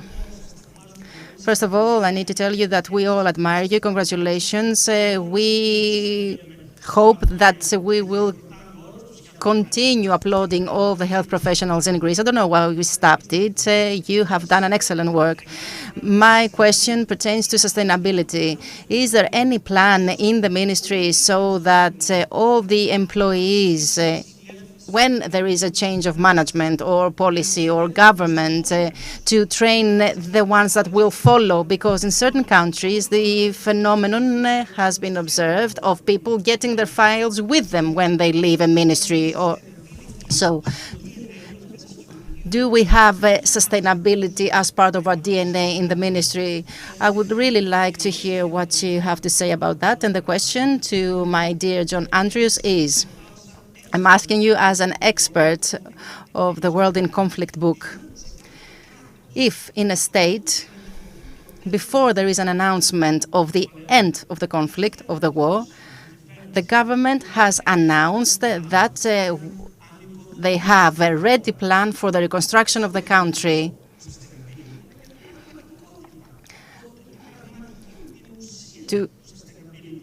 which would show that they have in mind the real essence of sustainability of the state. Has this ever happened in a state? You are experts when it comes to conflict, so that's why I'm asking you this question. That's very kind of you to say that. Shall I answer first? Sure. I think the simple answer is that no, there is no real record of this. And I don't think there ever will be. But, I mean, life moves on, and actually, if you take the construction industry, it is more and more aware of sustainability in any case. So the basis is actually getting better. So I don't think one should despair. But when it comes to a reconstruction plan for, say, Syria, or for Iraq before, or eventually it'll be for Afghanistan, and at some point for Ukraine, I mean, sustainability will be a factor in giving contracts, et cetera, but whether it'll be the main factor, I think, is probably doubtful. It'll be a question of the price, the political lobbying, and the availability of resources, because reconstruction is a huge thing. But yes, sustainability will be certainly a factor in that. Now, the Minister, because you have to leave at 11:15 sharp, so... Okay, in English or Greek? English would be better for me, obviously, fine. but the So language what of we the lingua do- franca of the world. Okay, now. we first of all want to make sure that the patient files exist in every hospital. It's not only that they exist, but they are, there's a specific way to note everything. So we have created ODP, which is the organization for understanding whether things are kept in place in hospitals, and I think this is a very important way to go forward. And also, the Prime Minister inaugurated the European Office of Quality Care in Athens, and we also work with them to ensure that what we provide for the patient is really quality care, and that the records are kept in both medical records and nursing records. So that's one thing. We are also introducing what we call the foundation course, which is introduced in almost every other European country, to teach young medical degree holders, which is a young doctor, but it's not yet a doctor because although they have all the knowledge that they need, and medical schools in Greece are indeed very good, they don't have the experience, and in experience makes everybody perfect. And this is how you learn your skills and how you keep your skills. So we're introducing new things to make sure that everything is correct. Now, if you want, in administration, we have a long way to go still, because as you know, we change hospital heads quite often in Greece. I've seen more than 10 hospital heads come and go in my hospital in the 30 years I've been there. So yes, there are things that we should change, but we are working towards that, and I think things will become a lot better with the foundation course, with the records, and slowly with administration as well. I don't think you probably change hospital heads as fast, as quickly, rapidly, as we change prime ministers. Correct. You made a point, by the way, in your intervention here about hospital building. Yes. And it occurred to me that the NHS, the British system, when COVID struck, several so-called Nightingale hospitals were built from scratch. Yes. And of course, they were never actually used because there weren't enough doctors or nurses, staff to actually use them. And it seems to me that in a sense, the whole public health system really depends upon not so much the physical buildings, but the staffing capacity. You know, we need both. In Greece, we doubled the number of beds in ICU. We had 600 beds in ICU. Now we have over 1,200, which is important. But yes, medical personnel and nursing personnel are very important. There have been shortages worldwide, which need to be taken care of. But I also think in Greece, we don't lack the doctors. We have double the doctors that France has. And although some of them come to England. Yes, many come to England too, and still we have quite a lot of doctors. But how we have this culture of collaboration and teamwork, this is a different thing, and this is what we need to work on everywhere. Elena, a quick question, because we're pushing out. Walter, I may not ask you a question because you already talked beautifully about the waste in the whole system. But Elena, when you talked about novel drugs, were you talking also about drugs for rare diseases, particularly that? And what is the solution? Because if a pharmaceutical company has shareholders and the bosses have to look at quarterly returns and so on, I mean, how do you break this particular model and persuade governments actually to cough up the subsidy? Thank you. This is a very good question, and I think we need to recognize that there have been some tremendous advances in the field of pharmaceutical research, and some really breakthrough developments.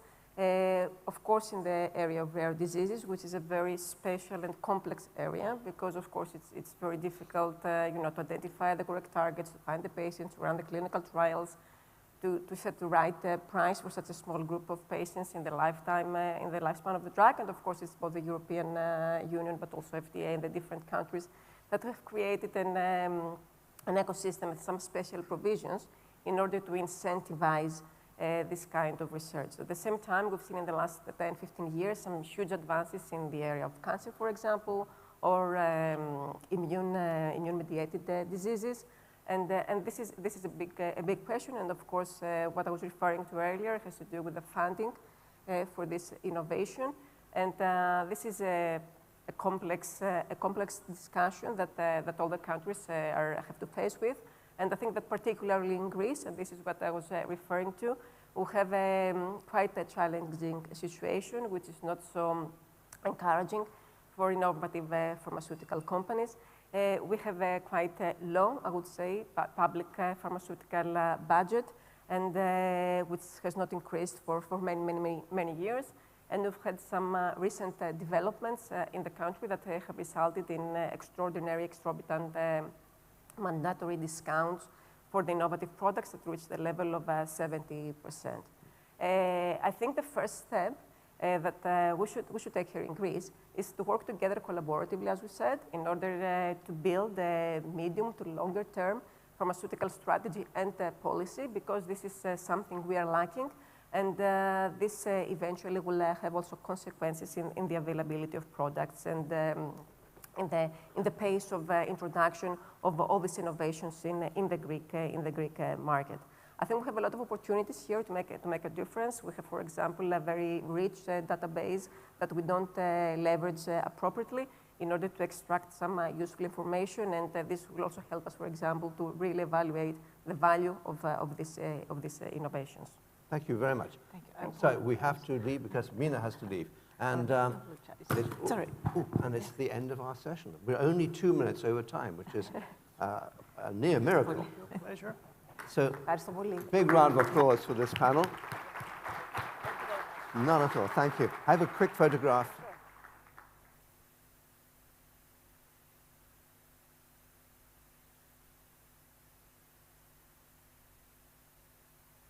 Let's have some coffee. A coffee break of 20 minutes or so. Thank you. Thank you very much for your attention.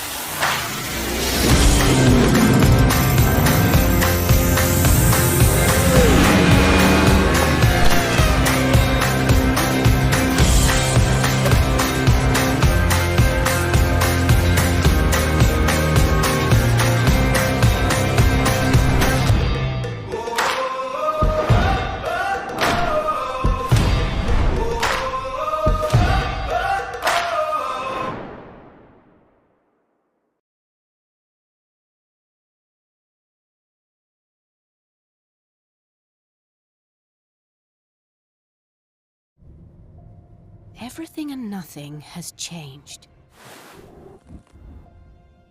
Even if the world feels uncertain, it's reassuring to know things that were important before still matter today. Connecting people, sharing ideas, and solving problems. These things will always be in our DNA. working across borders, helping to keep doors open, business flowing, and continuing to realize the hopes and ambitions of our customers and colleagues.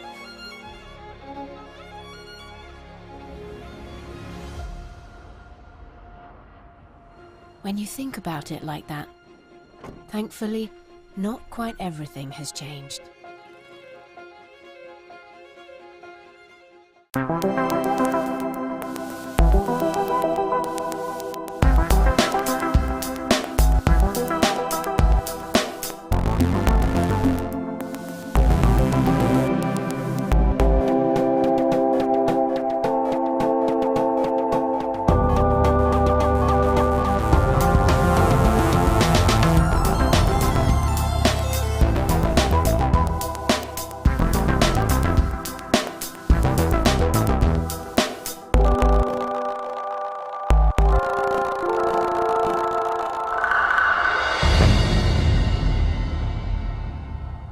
When we work together, science can make the world a better place. For you, for me, and this planet we call home.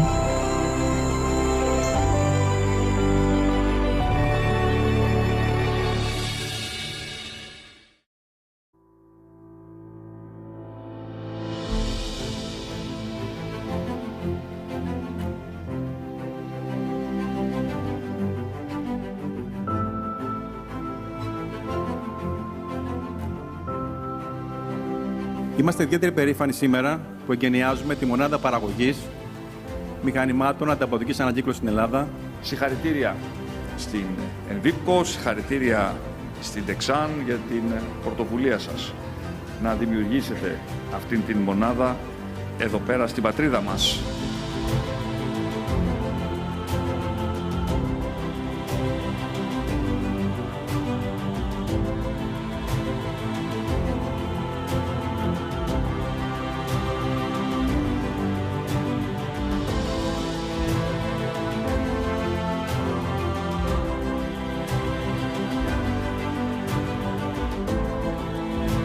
I look forward to seeing more of these Envipco machines around the country. Τώρα πλέον είμαι πιο ικανοποιημένος αφού δημιουργήθηκε στην Ελλάδα η πρώτη μονάδα παραγωγής μηχανημάτων ανακύκλωσης υψηλής τεχνολογίας.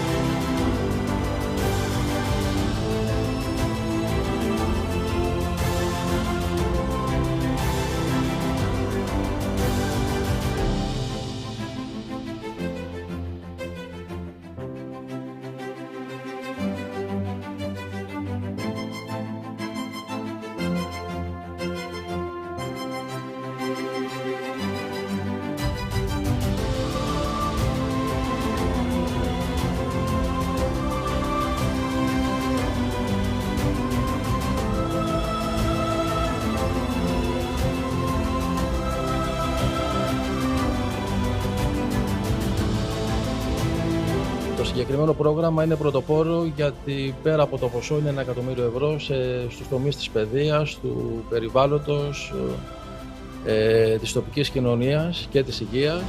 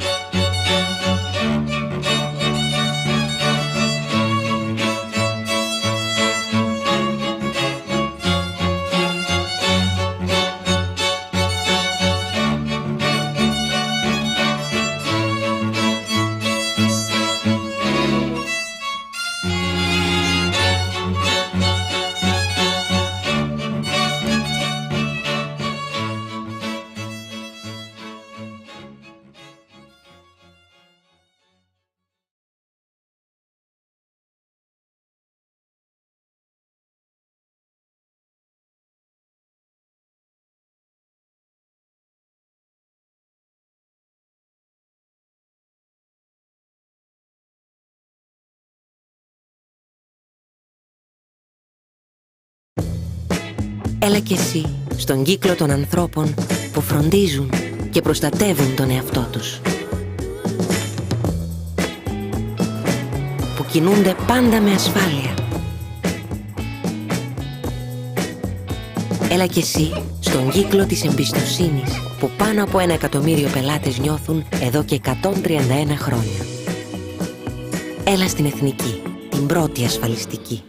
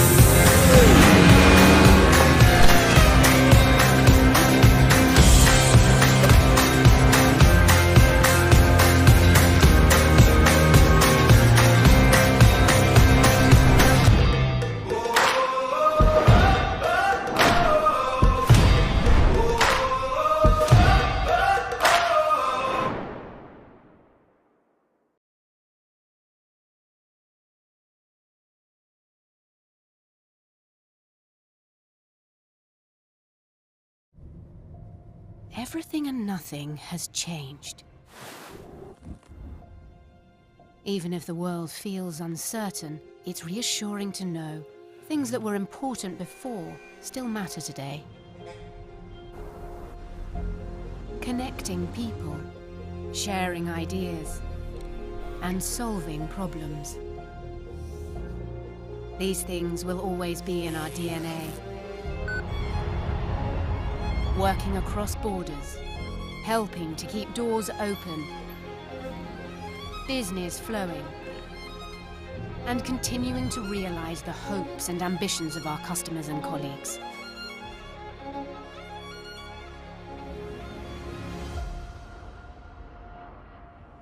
When you think about it like that, thankfully, not quite everything has changed.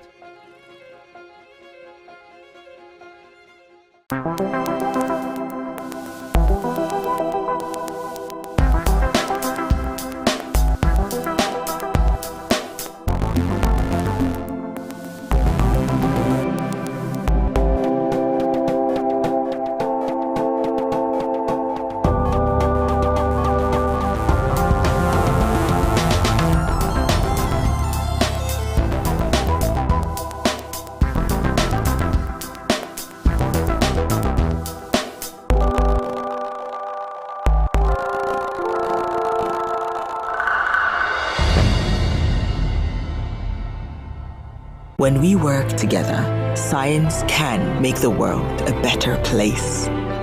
For you, for me, and this planet we call home.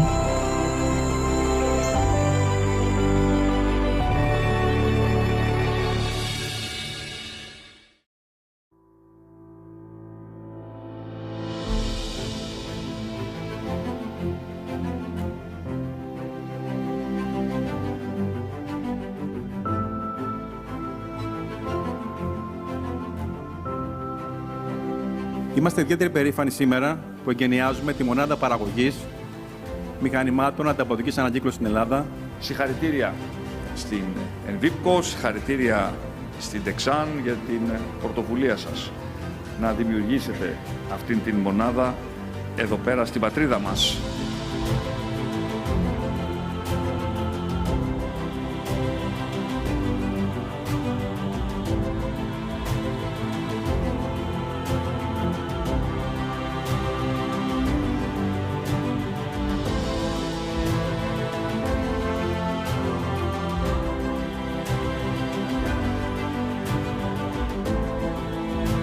I look forward to seeing more of these Envipco machines around the country. Τώρα πλέον είμαι πιο ικανοποιημένος αφού δημιουργήθηκε στην Ελλάδα η πρώτη μονάδα παραγωγής μηχανημάτων ανακύκλωσης υψηλής τεχνολογίας.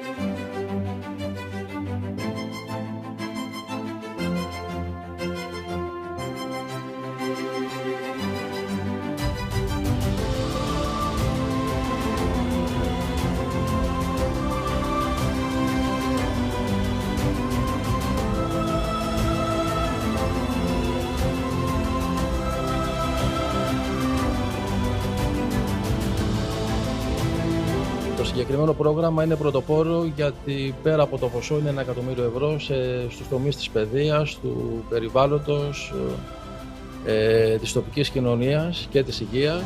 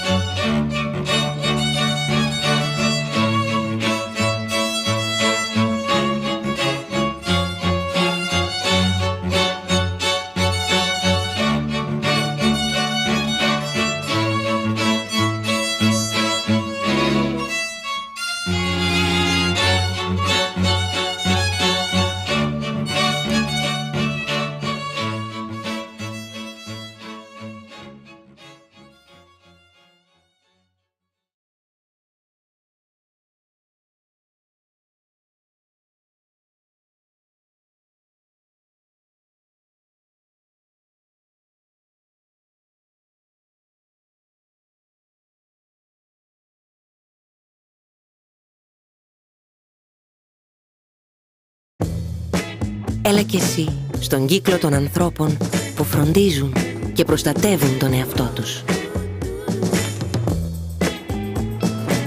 Που κινούνται πάντα με ασφάλεια. Έλα κι εσύ στον κύκλο της εμπιστοσύνης που πάνω από 1 εκατομμύριο πελάτες νιώθουν εδώ και 131 χρόνια. Έλα στην Εθνική, την πρώτη ασφαλιστική.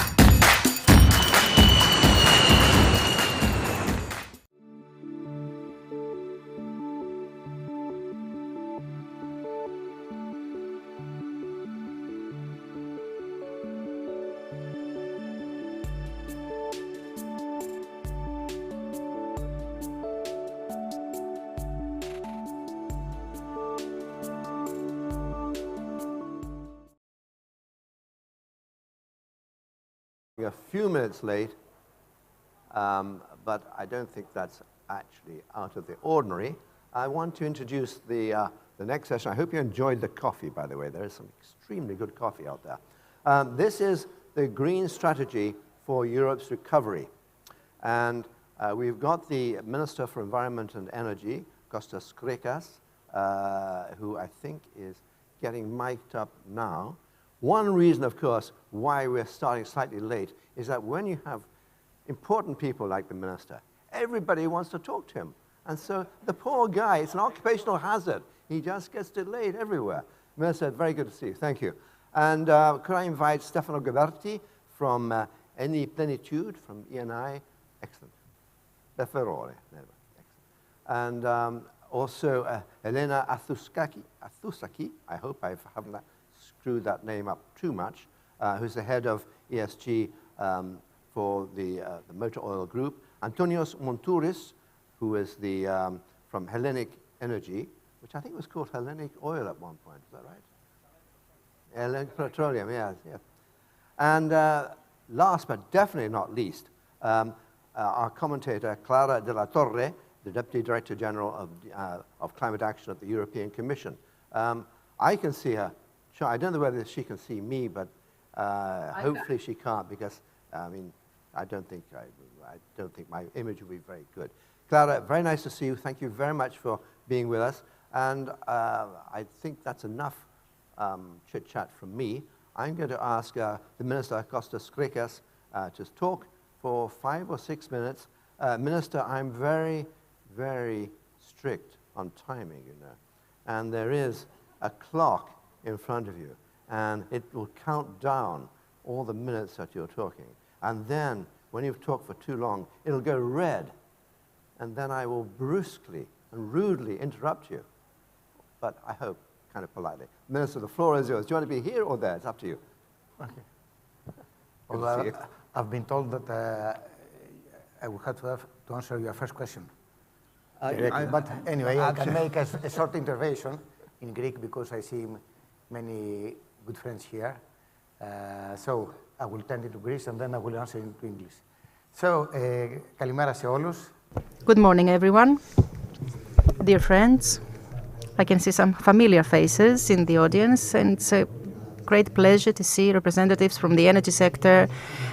Even though I have very limited time, I would like to say a couple of things. We have two major challenges in front of us as Greek government and as Europe. First of all, we need to ensure affordable energy prices and supply safety. Greece proved to be better prepared compared to the other member states since we have the LNG stations. I'm talking about Revithousa.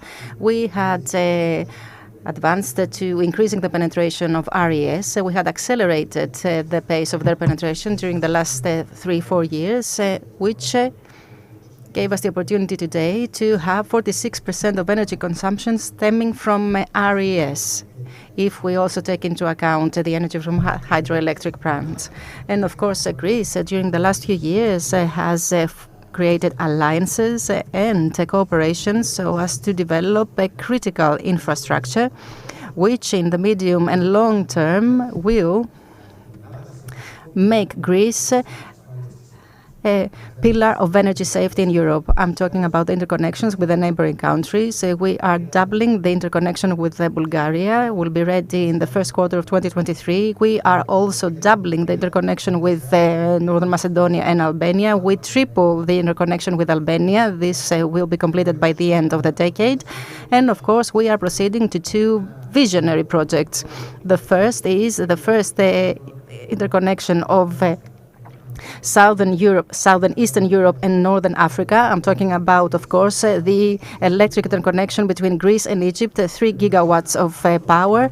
And another very ambitious plan is the electric interconnection of Greece, Austria and Germany, which will be a direct electrical interconnection that will give Greece the opportunity to use the green energy produced locally, but also the energy imported from Northern Africa, to then export it at very competitive prices to Central Europe. I would like to tell you also that the revised target that will be included in the National Plan for Energy and Climate will state that by 2030, 80% of the power consumed in the country to come from RES. 2 months ago, we had a short sample of what is to follow. For 5-6 consecutive hours, 100% of the national consumption and 100% of exports of electricity was fully covered by renewable energy sources. So this was a snapshot of what the future role of Greece will be. Always with regard to the energy transition of Europe towards energy neutrality by 2050. The objective that is included in the current national plan will be reached 4 years ahead of time, instead of 2030 in 2026. Moreover, in order to reach these very ambitious objectives of green transition, we need to develop storage systems. 7 and 8 gigawatts will be the capacity of the storage systems that need to be developed. And of course, we need to modernize and upgrade the national distribution grids. We have this objective in the plans of the DDE, that is the distributor, and of ADMIE, that is the operator of the grid. Apart from all this, however, we need to accept that natural gas is here to stay as a fuel of transition. And the energy produced by that fuel will be part of the energy mix. By the end of 2023, beginning of 2024, we will have a new station in Alexandroupoli. We have another energy station in Corinthos, which is close of getting the FID, that is the investment decision. And we have licensed 3 others. They have received the production of license by the energy regulator. So Greece has been upgraded. Greece is now transforming into a hub for the transfer of green energy and of natural gas and of LNG. It is the main gate of entrance of LNG to the southeastern Europe, and there is no doubt that Greece will take on a very important role in the energy map of Europe in the coming years. And along with all this, we hope to stop being importers of fossil fuels and natural gas. We want to meet all national needs and make the country exporter of natural gas. Of course, this will materialize if we find significant quantities of hydrocarbons in the country's soil. We have 2 companies actually doing very important work in that field. We are about to complete studies in 5 different areas, and this will give the opportunity to Greece to become a pillar of energy supply and of energy safety in Europe. Thank you. Minister, thank you very much indeed, and excellent presentation, and also bang on time. Which, I was watching the clock. Thank you very much. I'm very impressed. Thank you. I mean, not all ministers are as good as you, I have to say. Stefano, the floor is yours. You have to meet this challenge now. I'll try, but it's difficult. First of all, thank you, everybody, and thank you, Andrius, for inviting me to this panel. And thank you, His Excellency, the Minister of Environment and Energy of Greece, for very insightful speech that he gave us, with very challenging targets also for Greece and Europe to meet. I work for Eni Plenitude. Eni Plenitude is a company of the Eni, oil and gas company of Italy, operating worldwide. Eni Plenitude is the concrete example to work on the transition, because we started years ago to work on this project, putting together the retail client base, consuming at home gas and power. We have more or less 10 million clients in Europe, of which 500,000 here in Greece that we serve to our company Zenith.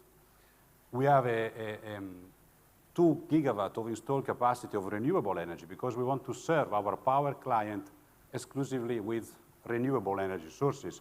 And we're already doing that. All our domestic B2C clients, 2022, are served with renewable energy all day long.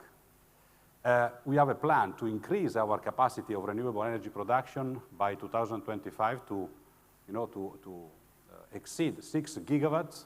We have an important pipeline also in Greece. We want to invest and construct 600 megawatts of capacity here in Greece. As soon as we get the connection rights, we'll start to invest, and we are ready to do that immediately. And we work on the offering energy solutions for our client, because we work with the client. We declare ourselves as the best ally to decarbonize the consume of our client. We want to be net zero by 2040 in the consumption of our activity, so the so-called Scope 1 emission and Scope 2 emissions, but also we want to reach net zero for our clients, so the Scope 3 emission of our activity need to be zero by 2040. We offer energy efficiency solution to the client. We install at home the rooftop panel, battery system to insulate the apartment, because the saving of the energy is the first source of diversification of the energy. And then we also work on the e-mobility, because we have a network of 10,000 recharging points in Europe, most of them in Italy, but we are expanding in 9 countries in Europe.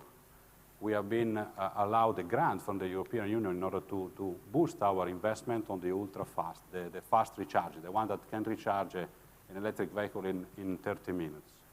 So, as I said, we are a concrete example of working on the transition, on the reduction of the emissions of the planet, and offering but a sustainable solution, because sustainability starts also on the social side and the economic side. We need to be concrete and to offer solutions that are remunerating even the capital invested in those solutions, because otherwise the business is not sustainable. Of course, the offer is complete. The offer goes from the production of the renewable energy, the synergy we can extract to the model of putting together the retail-based client, and then to offer the electric mobility to the client, because we are responding to the emerging trend on the market.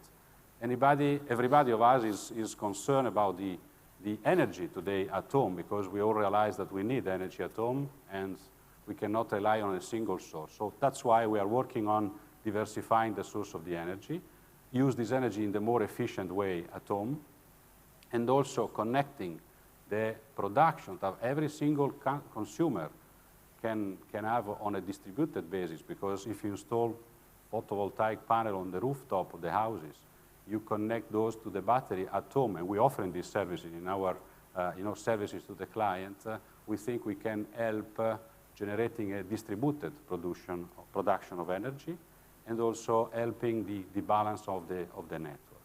All this can be done thanks to the technology, to the digital world of technology.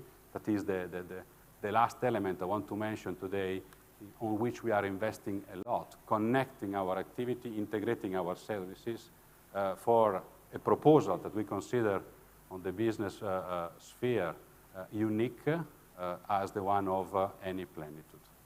Thank you very much. Mille grazie, and you kept it fantastic. Better than the music. Well, and it's not a competition. Helena, it is, of course, a competition. The floor is yours. Yes, now I'm going to use the time that's been left. Perfect. Great. Well, thank you very much for the organizers. I will also speak in Greek, just since we are in Greece. I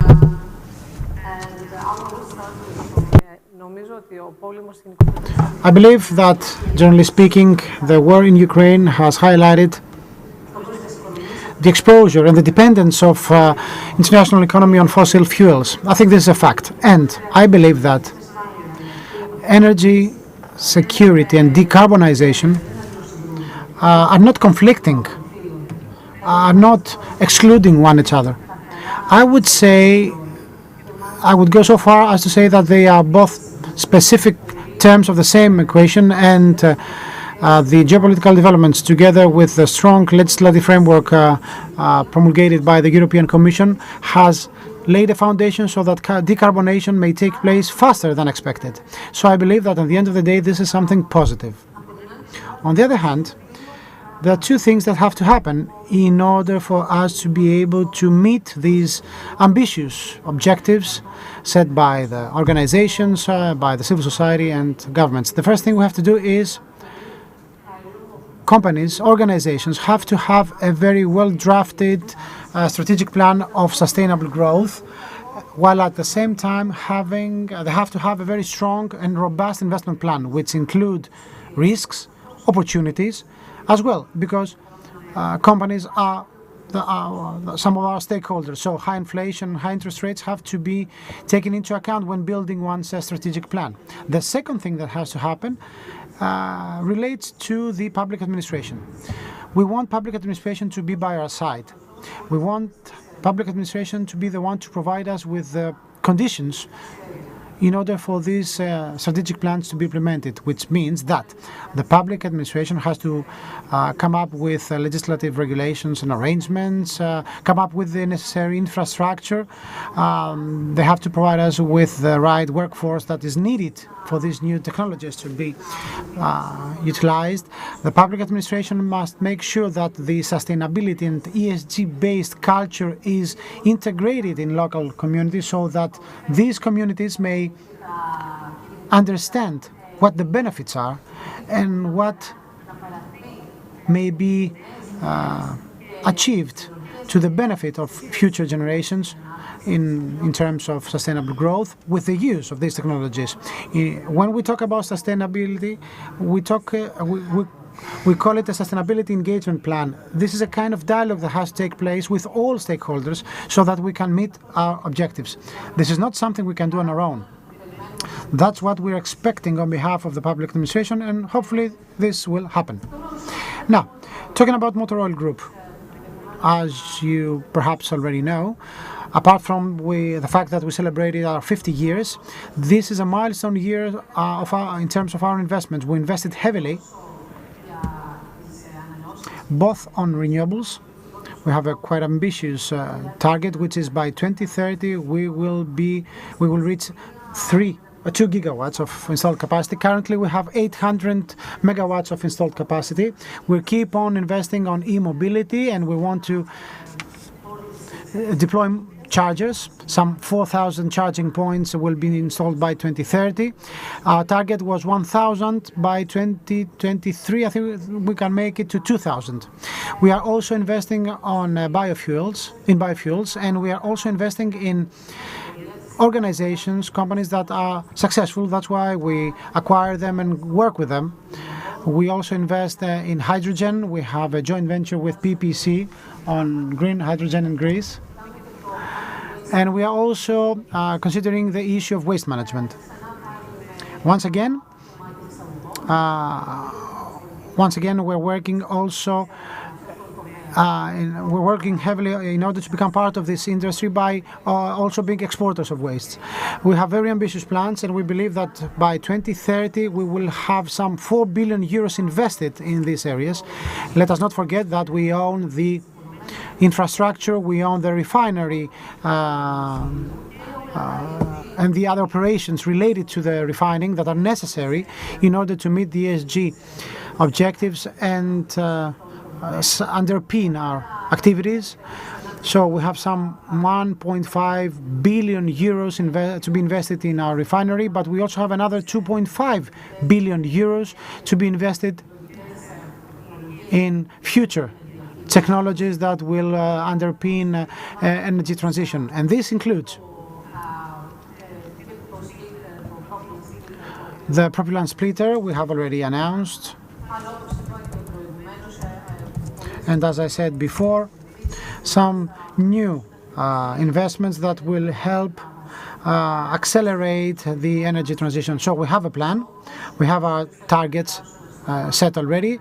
We want to reach specific sets with respect to decarbonization. Our objective is 30% for the scope 1 and 30% for scope 2 by 2030, and we have the net zero target to be met by 2050, which means that we don't have that much time to invest and to catch up with our plan to meet the targets. Yes, they are ambitious.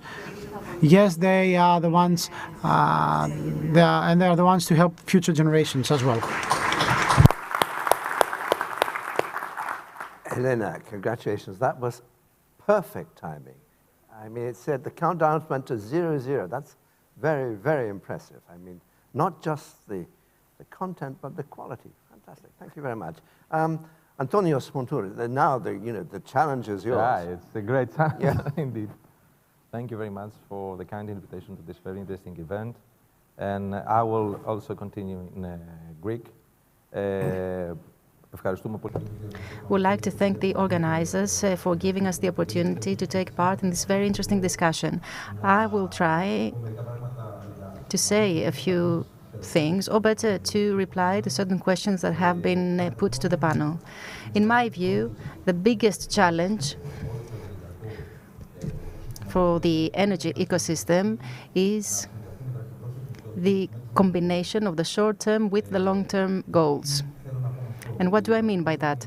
The short-term goals, like, for example, the energy optimization, or generally speaking, the optimization of all existing processes in the energy sector, along with the transition, since we are in the midst of a very important transition in the energy sector. And by the way, we need to use new technologies in order to ensure this transition. Still, we have three main objectives, three main goals. First, energy transition. Three main goals that need to be reached at the same time. So first, energy transition. Second, supply safety, which is very important, and we've realized its importance lately after the outbreak of the war in Ukraine, that highlighted how important a challenge this is. And of course, the last objective, as was mentioned by the Minister, pertains to our ability to offer energy to the final consumer at the lowest possible cost. With regard to the short-term goals, what all the energy groups are doing is to invest in technologies of energy optimization, in technologies of consumption reduction, and of performance increase. This allows us to improve the processes which, for the time being, are functional in the energy sector. With regard to the long-term plan, there we have several challenges. I would like to give you the example of the biofuel production, which I believe can play a very important role in energy transition. There is huge potential for 2030, 2050, but of course what is needed is additional research and development of technologies, and at the same time what is needed is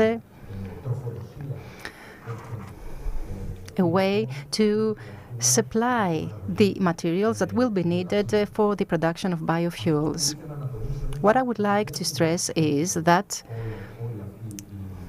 this transition is not an easy task, but it is the only way forward, the only way to reach what we call sustainable development, because the growth and development of all companies and of the economy can be described as a development only if it is sustainable. And at the same time, we need investments made by all energy companies.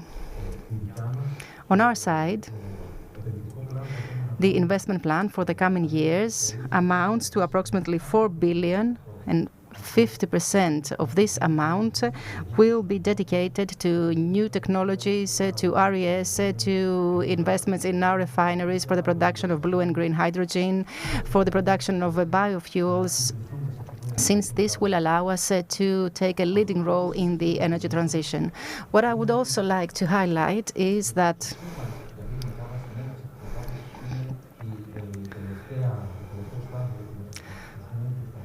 the starting point of this transition is the last stage of our transformation, which was marked by the change of our name. In the past, you used to know us as Hellenic Petroleum. Now we are called Hellenic Energy. And this actually combines the history of the group with the present, and at the same time gives a clear direction for the future.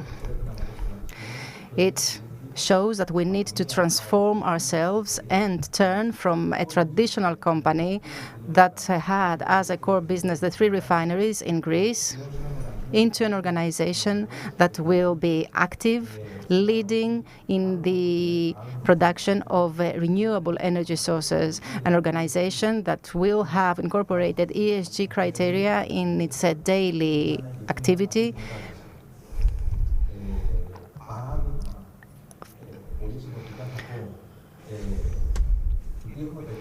I would like to give you an example of what we have succeeded until now.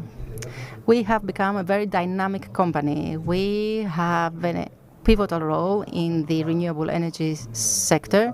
We have doubled the installed capacity, and that in 20 months, and we have reached 440 megawatts, and our objective is 2 gigawatts by 2030. This will allow us to reduce our carbon footprint, which is a clear objective of ours, a reduction of 30% of the carbon footprint by 2030. Moreover,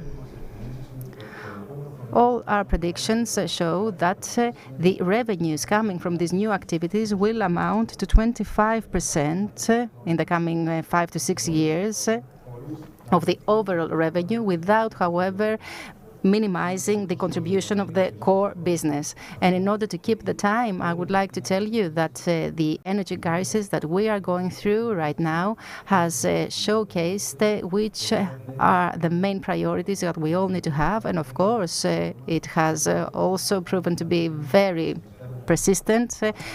We need to do our best in order to resolve this issue. Bravo, bravissimo, as they would say in Italian. Thank you very much, Antonio. I tried a lot. And now it's a real pleasure to ask Clara de la Torre to give her response to what she's heard from the European Commission. Clara, the floor is yours, or the screen anyway. Thank you very much. Good morning to you all, and Minister in particular, thank you for having distinguished speakers and audience having invited us to this event. Working in the European Union institutions, European Commission, is always very important to us to know what's going on in the reality, let's say the reality check. So the interventions of the speakers have been extremely interesting for us. I would not like, I would give you the European perspective, but I would not like to start these words without mentioning the illegal invasion of Ukraine by Russia, because this is creating huge economic, social, and suffering in the whole world. And we are seeing energy bills that we have never seen. And it's true that in the short term, our households will have to find new energy sources. We will have to increase our consumption of gas in the short term. Some member states will have to use some more coal than anticipated, but the security of supply is not going to be done to the detriment to the climate ambition that the European Union has set as its own policy. I would like this to be clear. It is clear that fossil fuels and the extraction of fossil fuels is not the future. So these are a number of short-term measures that needed to be taken. As you know, the energy mix is a totally national competence, cannot be otherwise. So, but overall, we are all agreeing that this cannot be done to the detriment of our climate ambition, because in the Mediterranean, where you are all there, I'm coming from Spain, in my Mediterranean, but here in Northern Europe, we are suffering extreme weather events. And the more we postpone our energy transition and the climate transition, the more expensive and the more painful it will be. You know that, and it doesn't happen, by the way, only in the Mediterranean. It happens also in Northern Europe. It happens in the rest of the world. So nobody is spared from that one. So it's a problem of everyone in the world. You know that just before, at the end of 2019, the European Commission adopted the European Green Deal, which is still our growth strategy. And this Green Deal has become even more pertinent following the two crises that we have undergone very quickly after that one, the COVID crisis and the current energy crisis that we all know. So it's a strategy which, as you know, will bring us to climate neutrality, net zero emissions by 2050. Will continue the path that the European Union has shown feasible, which is decoupling economic growth from emissions. You know that since 1990 until now, the European Union economy has grown by a little bit more than 60%, and the emissions have been reduced by 25%. This is not enough, but it is also a proof that one can do climate policy together with the economic growth policy. And the third, let us say, important pillar of this strategy is to leave no one behind, because either we are all, as Executive Vice President Timmermans always says, either the transition is just or there will just be no transition. So this is a very important dimension of our policy. You know that to get to 2050 climate neutrality, I'm very glad to hear that many of you are really actors contributing to this path. We have an important rendezvous clause in 2030, whereby we should diminish the emissions by 55%. And these two targets are set in law, in the climate law. This is an important progress for the European Union, that having these closed in law, set in law, obliges all of us to go along that path. You know that in this transformation, needless to say, that everyone has to contribute, all economic sectors have to contribute. So this package, so-called Fit for 55, is seeing the light because the Commission made a proposal in July last year. And we are in this moment in very intense discussions with the European Parliament and the Council, where the 27 member states are represented. And we have already, before leaving to COP, we have already reached an agreement on how and how much are we going to reduce our emissions in transport, building, and waste sectors. That's important, and there are targets for each of the member states. We have also agreed that internal combustion engines will be out of cannot be sold in the Union after 2035. And we have also agreed on legislation that will make our better use of our fields and our forests so that they really continue and increase being carbon sink, which we need if we want to be carbon neutral climate neutral in 2050, because we know that in 2050 there will still some emissions, which we can at least to compensate with all the removals.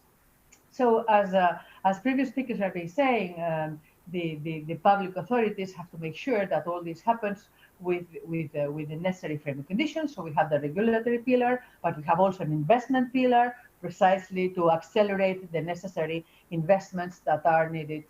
There's the investment for this transformation, because this transformation is hard and expensive, but not doing the transformation is even harder and even more expensive. Concerning the energy crisis, if I have still a few minutes, the energy crisis, you know that we launched the so-called Repower EU action plan, and it has, let us say, two components. One is in the very short term to cut the reliance of gas imported from Russia, gas and oil and coal, and in the coming years to accelerate the transformation of our energy system and becoming and cutting our reliance on imported fossil fuels. We cannot first, without relying on fossil fuels will not lead us to carbon neutrality, and second, we cannot replace one dependency by another one. So this crisis is hard for everyone, needless to say that, but it's also given an impetus to reinforce our targets, for example, in energy efficiency and in the use of renewables. The target now to renewables will be 45%, and the energy efficient target will be 13%. It's difficult. There are difficult discussions in the Council and the Parliament, but I'm confident that will be there. Clara, thank you very much indeed. I think it's excellent. I'm interrupting you because everybody here has been so good on timing, and I've given you slightly more. But just one very good quick question for you. Do you think the Fit for 55 target is still genuinely feasible? Yes, I do. Yes, I do. Yes, I do, because we see the commitments from the different sectors. We see how the discussions, even if they are difficult, between the governments, the Council and the Parliament, are difficult. But look at how quickly, in inverted commas, we managed to get our CO2 standards for cars and vans. Because everybody is realizing that this is needed. Industry is making the necessary transformation. Citizens are asking for that transformation. And so it will not be easy. Are you giving that answer regardless of whether the war in Ukraine ends sooner or later? Or is that, in a sense, is the war irrelevant? The war is certainly relevant. Yeah. And in the short term, as I was saying, we are pushed because we have to heat our houses and to make sure that industry continues to work. In the very short term, we have to increase our reliance on fossil fuels. But the trends show that I cannot foresee when the war will finish. Yeah. But those that know more than myself forecast that we still. But even if the war lasts for another 2-3 years, you think still Fit for 55 will happen? I think so. I think so. We have put in place a number of not only regulations, I was saying, investment plans. We're having agreements with other parts of the world to have energy supply. We are pushing a lot for hydrogen, both hydrogen production in the Union and imports of hydrogen. So I'm confident that this reduction of emissions will be there by. Thank you very much indeed. Thank you, Minister. Quick question for you. I mean, in your presentation, you talked about Greece as a transit hub, but also I think you mentioned potential of it being an exporter. I mean, that depends upon you getting hydrocarbons from, I guess, the Mediterranean rather than from Greece itself. From Greece itself. And Greece as well. When we're talking about explorations that we're doing now, we're talking about concessions and areas that belong to the Greek territory. So we have currently 5 researches going on from ExxonMobil, Hellenic Energy, and Energean at the same time in order to find out if finally we're going to have something which is big enough to be utilized and in good quality. So that has nothing to do with the Greece-Egypt agreement. I mean, you can. This is because you ask about Greece being a transit country or a producing country. Regarding the geostrategic role of Greece and the role of Greece as an entrance point of LNG imports to southeastern European territory, we have already prepared and built a crucial infrastructure that has transformed already Greece into a transit country. So into a hub of LNG and of gas, because we have TAP, the Transatlantic pipeline passes Greece and ends up to Italy. We have the FSRU in Alexandroupolis, which is going to be ready in 1 year time, more or less. We have the FSRU in Corinth. So in 2 years, regasification capacity of Greece could arrive to 20 BCM. Sorry, this is slightly provocative. Does Greece still use lignite? Yes, of course. According to the climate plan and according to the climate law that we recently passed, so from the parliament. So the delignitization process that we have designed and we currently implementing states that we should phase out all lignite power plants by 2028. So this is a date that is still valid. Of course, lignite, the current lignite power plants are operating more because we want to reduce gas imports that we use to generate electricity, and that helps us to increase the security of supply. But lignite is incredibly dirty. It's incredibly dirty. That's why it is our decisive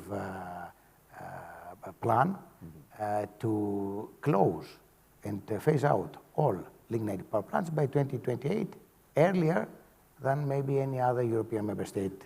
Is there a Greek equivalent of, I mean, in Britain at the moment, there's a Just Stop Oil movement who are incredibly annoying because they glue their hands to the motorways and so on around the M25, and they interrupt traffic and they stop everything. And, but they do bring attention to their cause, which is, I think, rather simplistic, but nonetheless, Just Stop Oil is a pretty, slogans matter, they count. Is there an equivalent in Greece where someone say, you know, just stop lignite or whatever? Of course. And what is equivalent in Greece? First of all, let me say that we have designed a strategy, an energy strategy, that does not harm the competitiveness of the economy. So, and this would maybe send the wrong message to the people and to the professionals, because then they might blame green transition for the energy crisis, for example. So our energy strategy is as follows. Energy security. That means diversifying of the sources of the energy, but also of the types of the energy. So what we have done in Greece is, as I said also during my intervention, is that we have accelerated the deployment of additional renewables. For example, this year we will deploy 2,000 gigawatts of renewables just in 1 year, when 5 years ago the annually installed capacity was around 200 megawatts. So we have increased by 10 times the penetration of renewables. Apart from this, so if we increase renewables, then we reduce gas used for electricity generation, because 70% of the gas that we import goes for electricity generation. And of course, that will help us to phase out completely the lignite power plants. So the target is that 80% of the electricity consumption in 2030 is going to come from renewables. But this is not harming the competitiveness of the Greek economy, nor the cohesion of the Greek society. On the contrary, green transition and renewables offers now lower prices, more competitive prices, cleaner, reducing significantly CO2 emissions, and predictable prices. Right. So, in fact, green transition goes together with energy security and the competitiveness of the European industry and the cohesion of the European society. Elena Monturos, Antonios, do you agree with the minister? I mean, you two are basically in the fossil fuel industry. So, what do you think? Can you hear me? Yeah, I think one of the reasons that we don't have this stop oil activism is because the society actually in Greece, they see that the companies, the energy companies, they're becoming multi-energy companies. So they have actually started looking as to diversify their portfolio, and the reason, of course, being because of this, as I said before, the pressure from the EU and the regulations. So I think that when they see that the traditional, let's say, oil and gas companies are doing something about this transition and transformation, then they actually, they can actually even support us on this side. Because if you see that nobody does anything, then you can start actually arguing about it. But I think that as we have seen from the government, of course they need to accelerate a little bit more the permitting side, okay? But they do support a lot towards this, energy transition. So I think the question here is that, first of all, we are on the right direction, which is very important. As long as, of course, we have, mature technologies, okay? And this is where we need to go back to what you asked, whether we would be able, let's say, to achieve this Fit for 55 goals. It's questionable. And as I said before, one is the cost of the technology, the maturity of the technology, and also the market, whether the market is ready. Because of course, on our side, we will develop all these new alternative fuels and renewable energy. But then you need to have, let's say, the market ready. At this point in time, and one of the reasons that we invest heavily on the renewable energy, is because this is the most mature, cost-effective technology, and is ready to be accelerated. But at the same time, we're looking for all the other alternatives in order to support this energy transition. Let me ask Stefano. I mean, Eni, traditional hydrocarbon company, and then it sets up Eni Plenitude. Is that, if you were a cynic, which I'm sure you're not, would you say, well, that's really greenwashing? No. This is the concrete step, because Eni has created Plenitude, because in Plenitude, we are one of the pillars of the transition of Eni. But we need to be very concrete in that. And so that's why now Plenitude produce utility scale renewable power generation, work on the efficiency use of this power at home of the people, work on the energy community, trying to install distributed photovoltaic plant at home of the houses of the people, make them even trade peer-to-peer this electricity. We would love to use also the electric vehicle recharging point to use the batteries of the car as balancing system for the network. But the regulation is not there. We cannot, simply because there is no regulation for that.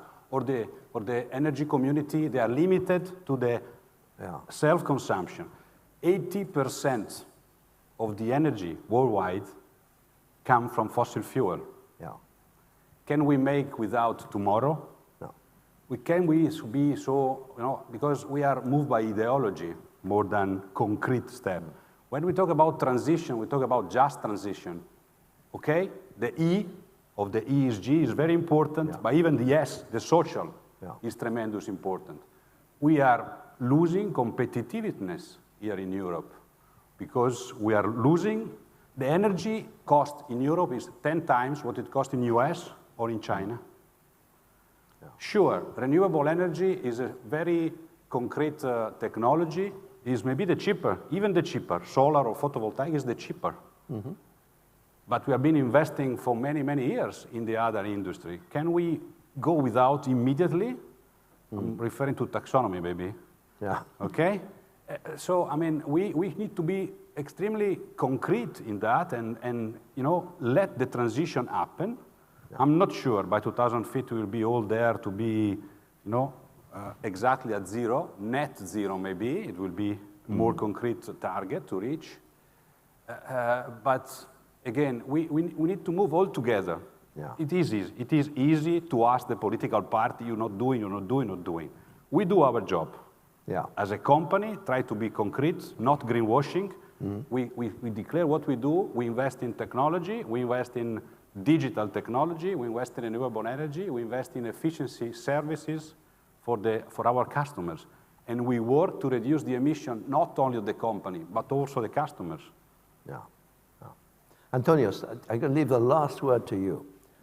Just a final comment, because I totally agree. We are in the middle of the transition. And just to make a comment about the risk, the high risk of carbon leakage for the European industry in order to move production outside Europe, where the result will be worse, because studies showed that the carbon intensity of production outside Europe is higher than inside. So you understand that the result for the environment will be the worst.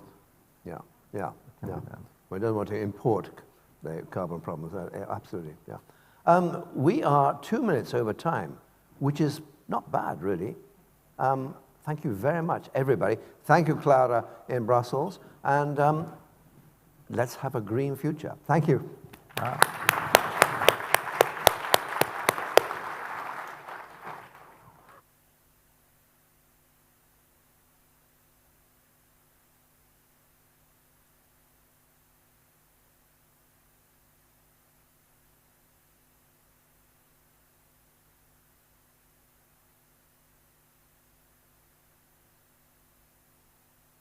One more.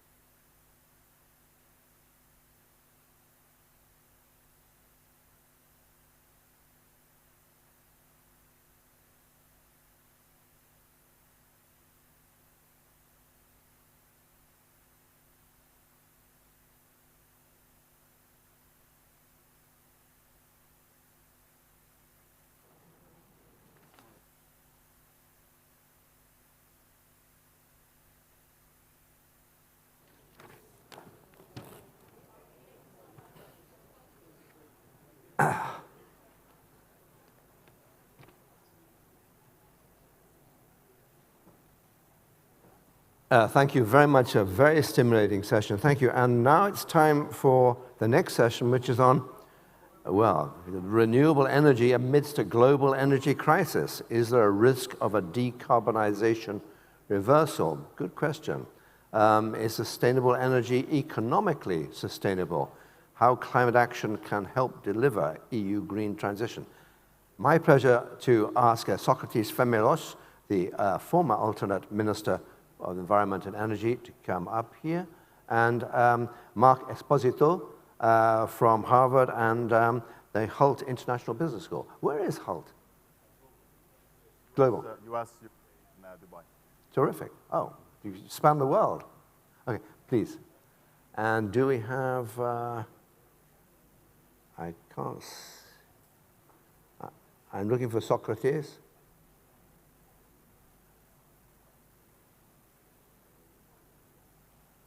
I'm putting out a clarion call for Socrates Famelos. Is he here? Should I recognize him? Has he been kidnapped? He's not here. So I have to keep talking. Do I have to sing, anything like that? Or do we say he's not coming? Well, we don't know. I have a gentleman here in sign language and like this, and I think, he's coming? He's not coming. Oh, that's wonderful. Mark, you have the floor all to yourself. That's great. Well, I'll go there. That means that there's no time constraint. And just to chat together, right? We could chat together, absolutely. Let's start with a few comments and then we sit. Whichever you like. Which is convenient for Sure. you. Sure. I'll start here. Excellent. Thanks so much. That means that as a younger guy, you have no back problems. Well, younger is an overstatement. As me, back is killing me. Good morning, ladies and gentlemen. Thank you for having me. What a privilege to address you in this conversation around energy and energy crisis that we're actually experiencing amid the quite turbulent period of our history. I'd like to bring you a little bit more of a reality check on the opportunity for us to really move towards a sustainable future. And the short answer is we're very far. I'm going to give you, as I am a researcher, I sort of look at more of the empirical data and try to make sense of it. And I'm going to try to share a bit of a story with you on where we're standing with this conversation. Now, are we economically sustainable when we're rethinking about the energy transition? And the previous panel has generously addressed this. Well, the short answer is we are far from being sustainable because the economic imperative and incentives are not there. It is still fundamentally easier to extract oil and export it because the oil is an oligopoly that is now dominating at 90% of distribution around the world. So yes, we can move into renewable, but unless we're changing the economic parameters for distribution to go from concentrated to diffuse, we will not really go into a specific set of opportunities that are building sustainability at large. So as much as appreciating the celebration of how quickly we're taking first steps, unless we're doing this on a more global level, we are not going to get to any SDGs anytime soon. In fact, the only country that stands a chance to SDG 2030 is Denmark. But how big is Denmark? And so what if we're going to look at conversations such as, will Pakistan be there? Will Nigeria, with their 205 million people projected to become 260 in the next 7 years, get there? Will Pakistan or Bangladesh get there? I'm not even mentioning China because I don't want to be controversial for the time being, but even Indonesia or Egypt. So the first reality check I want to bring you over is that unless this country shift, nothing happens. I'd like to remind you that small country making transition, they are from a global perspective inconsequential. Therefore, as much as important to create the opportunity to do that, unless we scale, this will be a conversation that will stay within the conference proceedings, but we're not really going to see much of this. The problem we have is that fundamentally we have only one method of returns on capital, which is basically how companies are investing largely into CapEx and trying to run OpEx to determine basically what's their revenues. If we're going to have returns on natural resources, the conversation will change. If we're going to have returns on human capital, the conversation will change. We're going to have metrics on actually how we're going to have planetary boundaries, and so determine growth within the challenges that we can manage, then yes. If we're going to have more attention on the return on social capital, maybe. But unless we're going to have a much more ample or expanded version of returns on, if we're going to keep it on return on financial resources, I can tell you for a matter of fact, research doesn't show we're going to go anywhere close.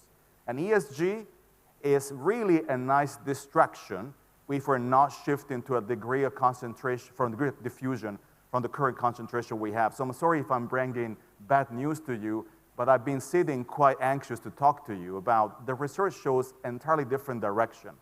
Professor Sachs told you before, unless we're fundamentally also changing geopolitics, we're not going to go any far from here.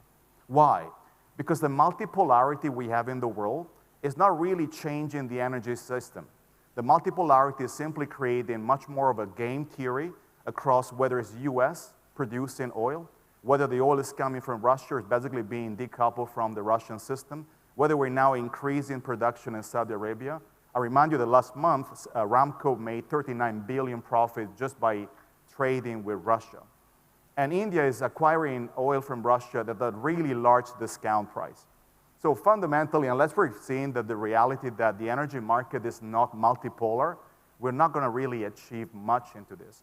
So it's important to the point and the question that are actually underneath our panel is the risk of decarbonization reversal. Well, we have definitely a problem with decarbonizing, dematerializing if we're not distributing this on a much larger level. So I'd like you to start thinking first of a few important statements. Climate change as a paradigm is a failure. We have been into this conversation for quite long. Have you seen any dramatic shift of paradigm? You see a lot of movement and activism, but we haven't really fundamentally shifted because you cannot reverse a climate which is an entropic system of reference. Can you turn omelets back into eggs? If the answer is no, you should understand climate in the same way. So it's much more about how do we redesign human geography within the adaptation of a system that has fundamentally changed. So climate mitigation is probably a better term because it empowers organizations and governments to start rethinking infrastructure. Climate adaptability is probably more honorable terms because it's refining that human geography is going to adapt to transformation that unfortunately will not necessarily reverse back. And if you're even worried about the crisis that we have with refugees, bear in mind that for every 1 degree of temperature rising, we're displacing 1 billion people around the world. So imagine the Syrian refugees back in the days, it looks like a joke in comparison to what we're really up to. In the United States, we get quite sensitive about the number of people from Central America moving over to the country. These are only a few thousand people. Imagine when hundreds of millions of people are migrating because of the climate. This is something we're really not prepared for. So the amount of resilience we have in on crisis really shows that we are far from the right level of thinking. And this is not because we don't have the solution. I completely subscribe to Professor Sachs. We have the technology and the solution ready for this transformation to happen.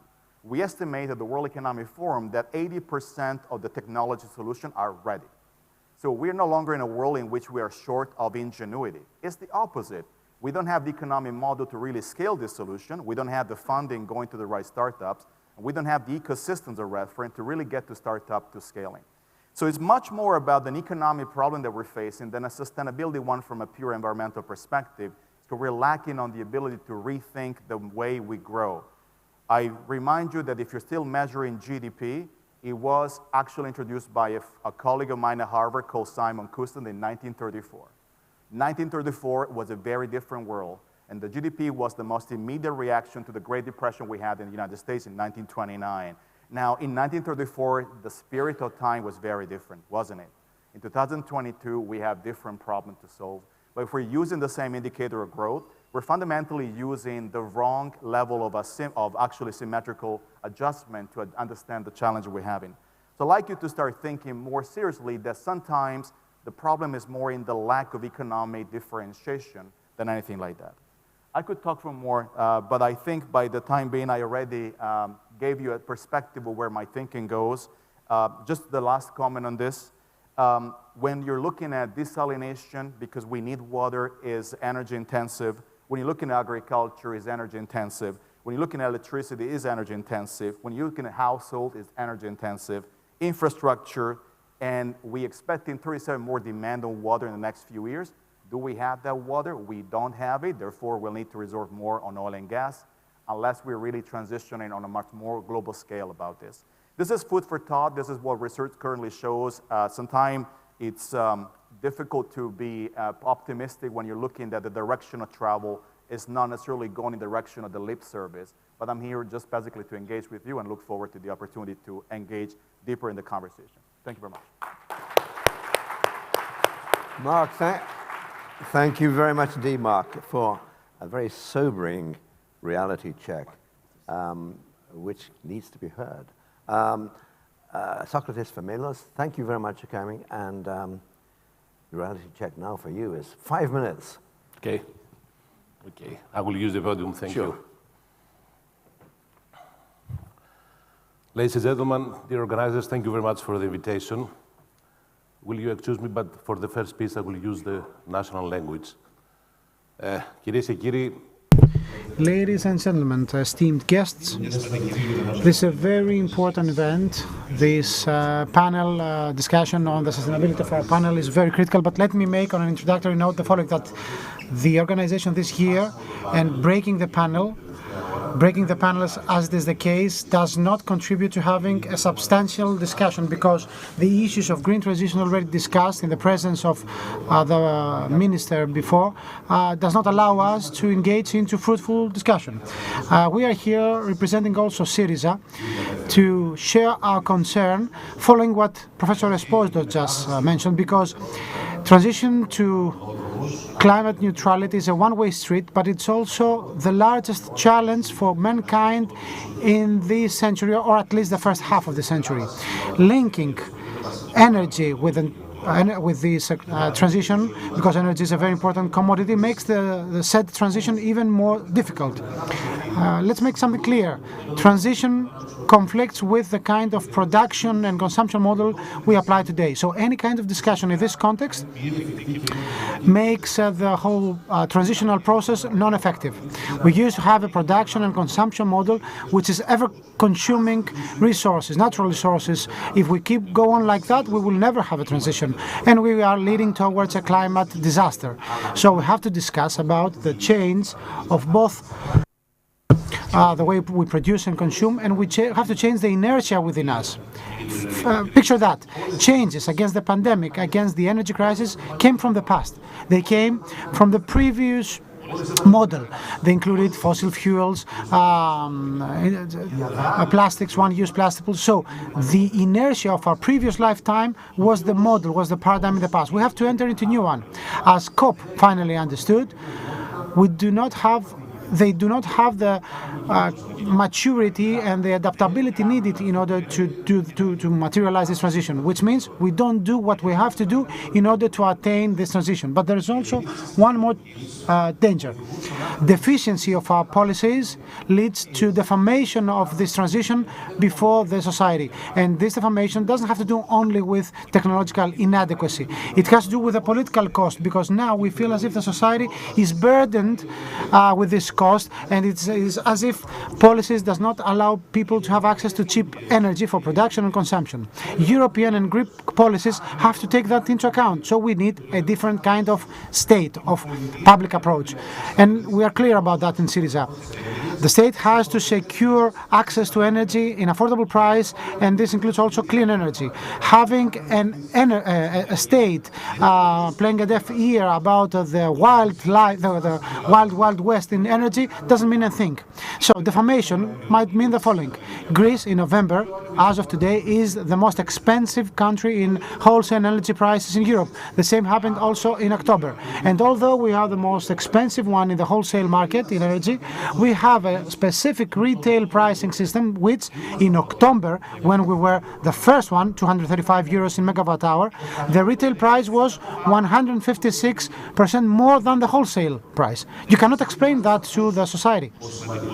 One cannot explain how the most important power producer in Greece, PPC, is actually speculating to the detriment of citizens, because this 156% surcharge on the wholesale price is to the detriment of the people. So how is it possible that the mandate of the PPC, with a CEO appointed by the state, being speculative against it to the detriment of the consumers and industry? So green transition, renewable-based transition needs for a different market. So we have to be clear about changing the target model, which will be orientated to green energy and energy storage, supporting both these sources, while at the same time public control on energy will suggest that the state, in order to secure energy access, has to include plurality of sources, be it industry or municipalities, which means we have to promote, we have to have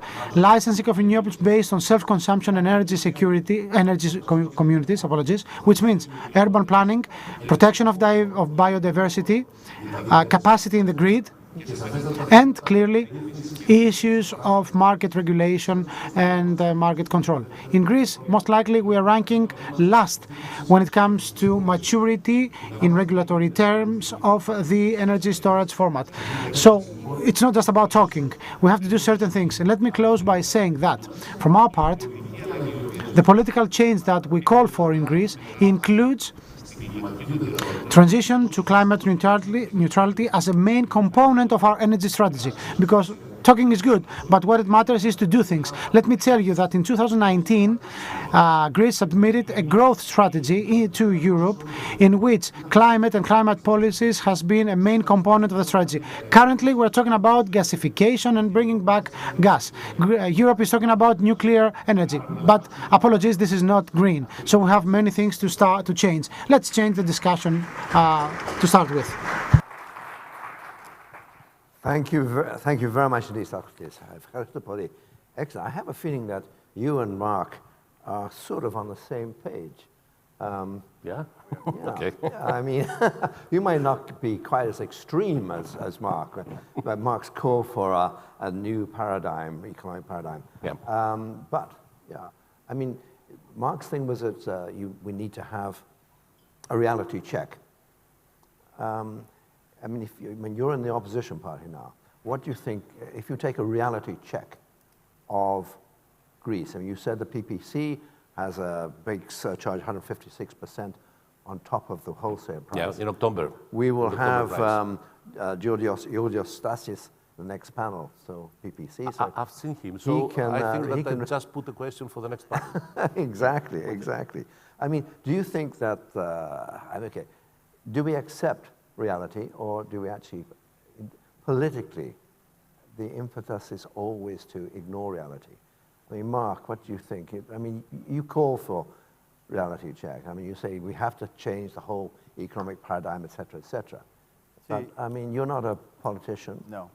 And you're not a policy maker. No. So you're like a journalist. You can pontificate without taking responsibility.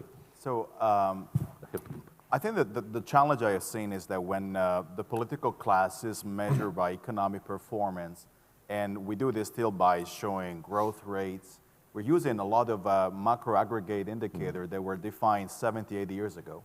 When the world population was 3.5. I mean, I find it incredible that since I was born, population doubled, and if I'm lucky enough to live a few more years, in my lifespan, population will have tripled.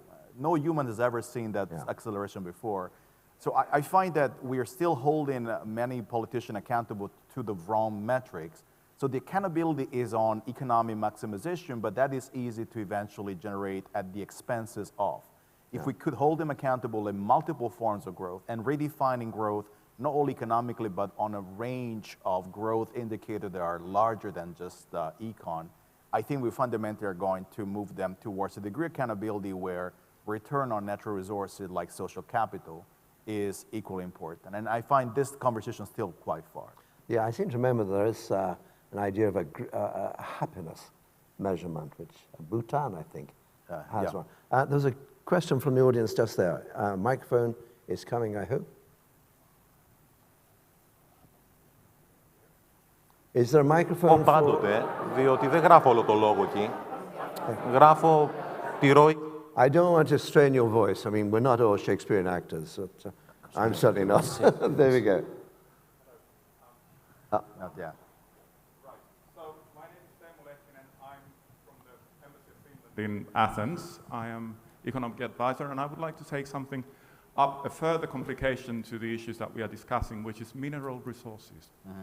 Because if we are trying to achieve, and I mean, IEA, for example, wrote last year that if we are to achieve zero carbon environment or output in the world by 2050, we need 6 times the minerals by 2040 than we excavate these days.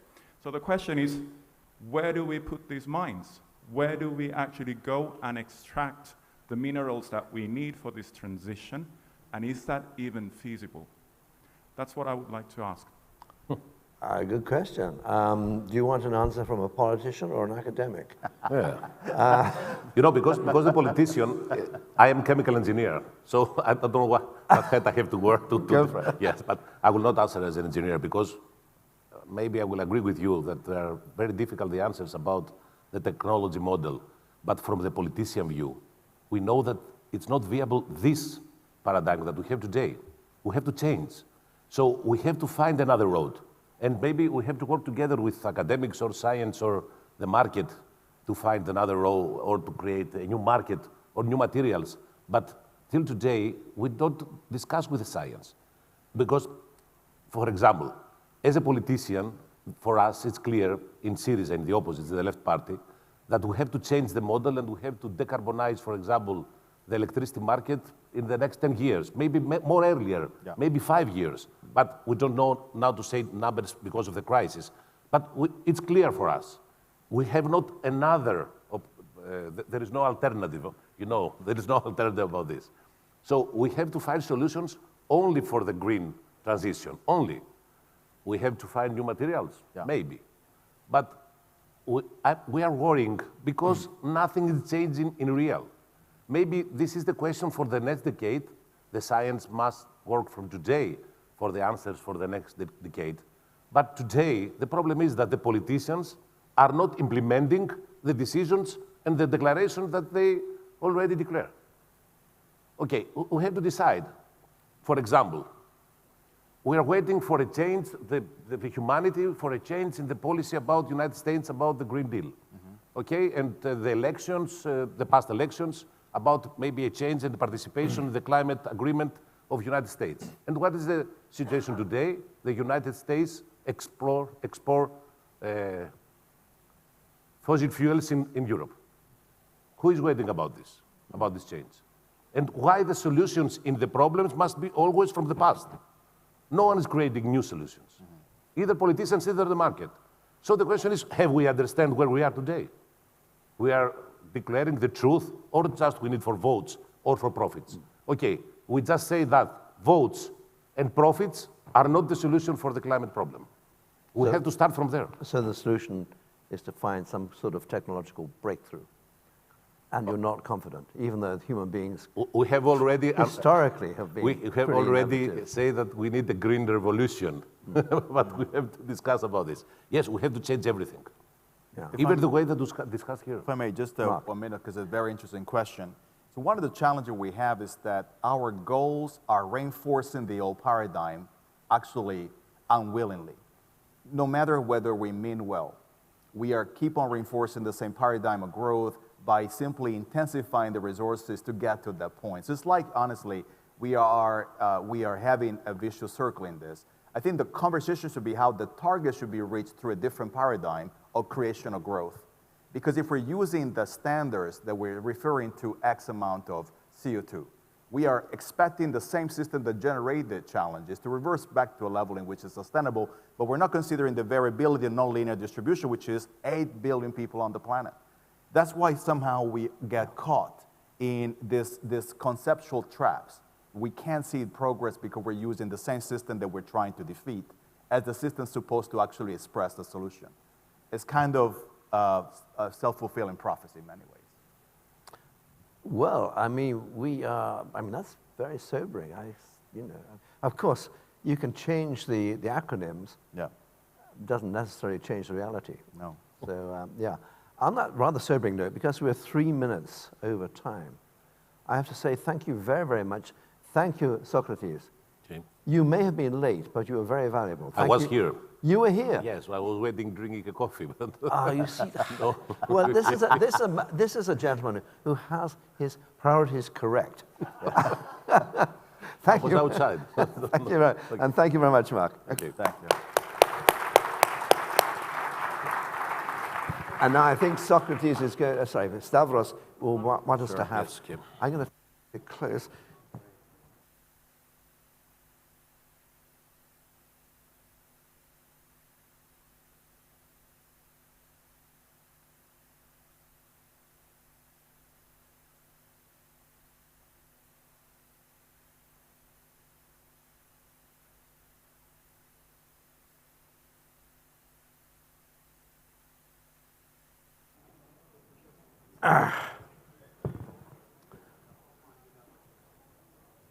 And now it's a real pleasure to introduce the next panel, Europe's Changing Landscape in 2030 and beyond.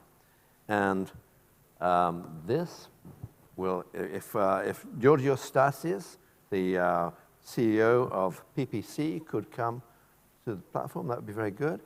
But at least as importantly, Matteo Renzi, where are you? There we are, Matteo. How are you? Come stai? And you've flown all the way from Singapore? Thailand. You must be tired. But did you Singapore Airlines or which airline? I'm Italian. Alitalia. It still exists? Yeah. Hello, ciao. Nice to meet you. Really my pleasure. Good to see you. Nice to see you again. Yes, please. I don't think I really need to introduce Matteo Renzi, a former Prime Minister of Italy. And okay, you've had many, many Prime Ministers. I think you were one of the most distinguished ones. And of course, I'm very hesitant to say how many Prime Ministers you've had in Italy, knowing that you will then accuse us. No, it's perfect, because finally Italy export also instability in UK. 44 days is wonderful. Exactly. I'm so happy because every British my friend now I can joke 44 days, better than Italian. Did you see the cover of the Economist? It said Britali. Yeah, and in Italy a lot of polemics for that, but I found this cover very funny and very, unfortunately, very true for you, very unfortunately. Matteo, the floor is Thank you so much. First of all, thank you so much, John. Thank you so much to organizer for the kind invitation. It's a great pleasure to be here. And I follow the last speeches, and I try to give you a different point of view, not because I'm not agree with all the distinguished guests and colleagues and speakers, but because I think if we start not from academy, as John you said just some minutes ago, but from reality, and we focus on politics, I think we have a little problem. Houston, we have a problem. Brussels, we have a problem. Because we can discuss about emission, the level of emission, the number of emission. That is very interesting, important. But the real question today is, what is the mission of Europe? Not the emission of Europe. Because we stay in the debate in Europe with a very great attention about the numbers, the average. Good, very interesting. But if we don't open a discussion about what type of Europe we will build in the next years, it will be impossible to play a role, because our numbers are absolutely less important than the USA numbers, than the Chinese numbers. So the first thing is, what is sustainability today? I believe in the value of words. It's easy to believe in the value of words in Greece, because there are eternal words. Please, democracy come from old Greek history, and it means people, the power for the people. People of the power is a song, but the concept is the same. Philosophy is an eternal word. Is a word that came from the France of wisdom, and it came from old language in Greece. And there are a lot of eternal words. I joke with my friend, American friends, when I was Prime Minister, because I come from Florence, and also America is eternal city, is eternal world, but this word comes from a Florentine guy, Amerigo Vespucci. So I started with an official speech with, my dear Vespuccian people. They looked at me, Vespuccian, what it means? Because just to understand how give the name to the words, it's crucial. Sustainability is the same word in the last 10 years? Not. 10 years ago, sustainability was used only for financial reasons. And please, we have to remember exactly 10 years ago, when German Chancellor used this expression to attack the Greece government and the Greek government, and also in part the Italian government, the European guys, and particularly German guys, attacked the lack of sustainability in finance. Now, we know we won this battle, also if we have a lot of things to do, reducing debt, etc., but we changed also the meaning about the word sustainability. And 10 years ago, German guys talk about sustainability in finance, but they closed nuclear plants in Germany with the most stupid mistake did by German government for sustainability. And that is the same. They decided to invest in Nord Stream 2. And they broke the sustainability in Europe with this decision, and some of us tried to block that decision and tried to change positions. So what means sustainability is not eternal words. Sustainability changed. 5 years ago, European girl, European woman, Greta, explained to us the importance to invest in a new life of sustainability, particularly about environment. But today, Greta expressed just some weeks before the United Nations Summit in September in New York City, I'm pro-nuclear. Everything changed about sustainability. And I believe now, after war in Ukraine, so 10 years ago, 5 years ago now, everything has changed about the sustainability. What means 1 year ago, nobody think possible to discuss about a new life, not only for gas or for fossil, but for the idea of old energies. We have to combine together because sustainability changes week by week, month by month, year by year.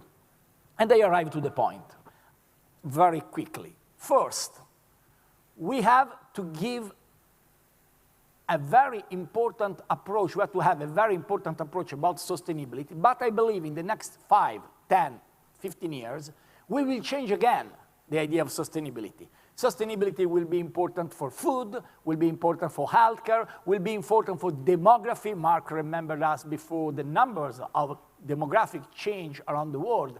China, India, Africa, everything will change in the next years.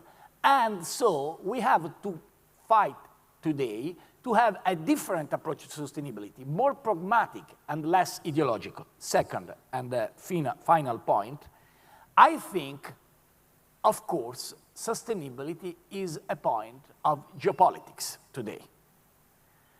Without a capacity to look, the question is about energy, and I arrive to the point, probably John will explode in the next dialogue. If we don't understand geopolitics is really connected and related to sustainability, particularly in energy, we don't understand what happened today. First of all, thinking about USA, they change every position, for example, for Venezuela. They change everything. Thinking about, of course, Russia and the Ukraine, but also the relation between some European countries, it's correct. We continue to pay the energy 10 times USA, 10 times China, as before you expressed in the panel before us, but also Norway. In the last year, Norway, a European country, increased the value of billion of euro from 20 to 200 billion from gas. So we have to have a strategy in politics. And I finish really. What means today sustainability for me? We have to give a vision to Europe. And paradoxically, Greece and Mediterranean today are a crucial point. Because finally, the people understand that we cannot continue to have only one point, one client, who is Russia. Was a mistake to close the nuclear plant, but was a mistake to work for Nord Stream 2. That means we have two different ways, and both arrive in the Mediterranean and are very interesting for Greece and in part also for Italy. The first is the relation with the Middle East, and you, with the minister, discussed before. We cannot open now the discussion, but I believe that is the key point for a lot of reasons, also for the value and the price. The second is for Africa, and so, John, from Africa to Italy, and to Greece and to Spain. So, I arrive to point of start. I start from mission of Europe, and not emission of Europe. Because we follow the technocrats of Brussels, is the number, we close our market 2035, and we give a very good gift to China because we lost a lot of position in the ranking. The real question is, Europe will be able to have a vision not for the next 10 hours because we have to do the next post on Instagram or next tweet, and so we think only about day by day. We will be able to have a vision for the next 10 years, and so we'll be able to change position and approach of our continent becoming a great hub for new energies, but also a great hub of transformation and change about global energies. This is the point. Paradoxically, Greece and Italy are crucial and central here. And if you think, 10 years ago, we were crucial for migrants. Sustainability was a problem for migrants, for the people who arrived from Greece into Greece and to Italy. Now, paradoxically, the new pipeline, the new change could give a new centrality to Mediterranean and maybe explain to Europe we have to change the model of sustainability's idea, because in the last 10 years, the people who explain to us what is the truth make a lot of mistakes, maybe too much for the future of the next generation of Europe. 1 minute more, sorry. Mille grazie, Matteo. Very good. Thank you very much indeed. And I don't think you're going to get a Christmas card from Angela Merkel. nor from Gerhard Schröder. Now it's a tradition with her, don't worry. It's not the first time. I have a lot of respect for her, of course, but I discussed it with her. Jurgis. Okay.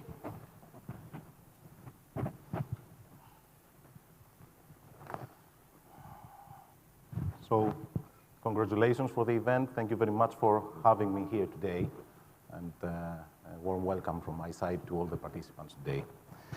So, at the early days of my professional life, the climate perspective was the main driver behind clean energy deployment. The last decade, clean energy development accelerated, driven by the strong economics of solar and wind, and increasingly also batteries. It is now very clear that renewables make a good business case, as they already outcompete fossil fuel without any subsidies.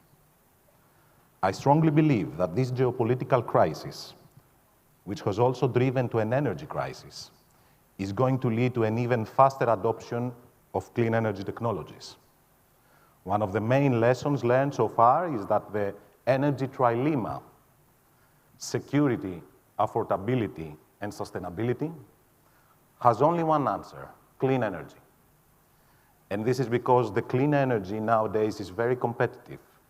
This is because it is affordable, it is clean and sustainable, but it is also providing energy optionality and independence, therefore also security. From a business perspective, it is clear that the response to the current crisis has been a push to accelerate energy transition through the REPowerEU package. But we would also agree that the green transition is not a near-term solution. Understandably, emergency measures with an immediate impact were needed. As you probably know, at PPC, we were asked to ramp up our lignite operations while we were in the middle of our lignite phase-out plan. This has not been easy in terms of planning and operation for us as a company. And while we are committed to our green plan, we also have the great responsibility of keeping the lights on. Our assets are critical infrastructure, not nice to have. This near-term change doesn't derail our plan regarding the complete reconfiguration of our portfolio and services and the delivery of our own Green Deal and big move to renewables. It might delay it a couple of years, but definitely doesn't derail it, as we also continue with the development of our clean energy projects. The European Union has answered to the current crisis, but with notable delay, and the direction has not always been clear. Policymakers put in place a number of emergency measures with hopefully a near-term horizon. What is critical right now is to cut through the noise and focus on the real root causes of the problem, and then implement solutions that are pan-European. We operate in an interconnected energy market, and any piecemeal approach by different countries only leads to major distortions. But then again, this is only the result of the delayed reaction by EU, which left member states alone and therefore inevitably acted autonomously. EU needs to bravely address the core of the issue, act strongly and fast in a total union way, especially considering that EU elections are in 2024. Then the next 12 months are of crucial importance for the future of EU. No further delay can be afforded. Right now, we are not facing just a difficult solution. It's a moment of history. If there is to be a silver lining on this ghastly war, it will be for our sector, energy, that it created a sense of urgency and put a tight timeline on topics that were already on the top of EU's agenda.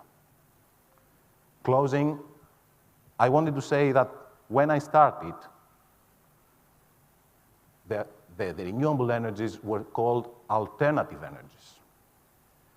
Now really represent the alternative for the problem. And therefore, I'm very positive for Europe's future and even that will come out of this difficulty even stronger.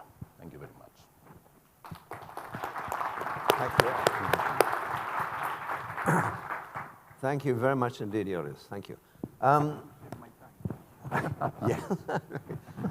A quick question. I mean, the English language is, of course, very rich, but there are two different adjectives. One is clean and the other is green. When you talk of clean energy, do you mean green energy as well, or you say, where does LNG fit into this? Where does methane gas fit into this? Definitely gas is a transition fuel. And this transition is very correct, your question, because people have criticized gas much in the past. And if you look on the transition, for sure gas will be needed, absolutely. Yeah. This situation that we are into right now with the war, it's clearly a setback. Yeah. But on the other hand, I mean, you hear people saying, we move too fast, they said. Or let's say we go back to coal, so we need coal. And this is correct for security right now. But I would argue we haven't moved enough fast. If we would have moved faster in renewables, we would have had a smaller problem to tackle right now.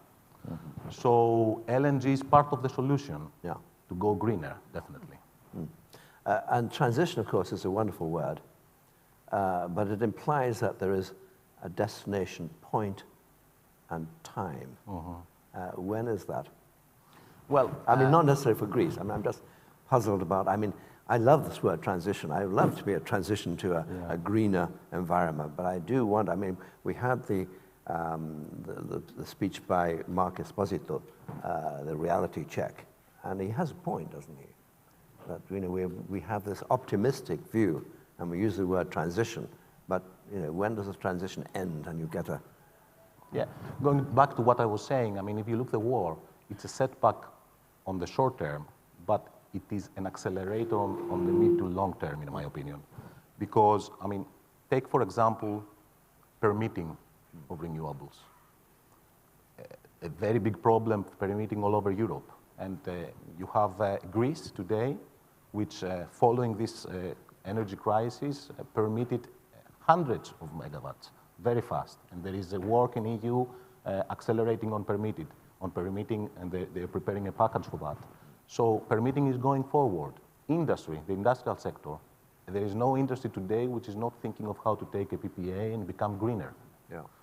E-mobility, the e-vehicle are moving very fast. The technology is improving significantly. Hydrogen, new technology. So the transition is happening.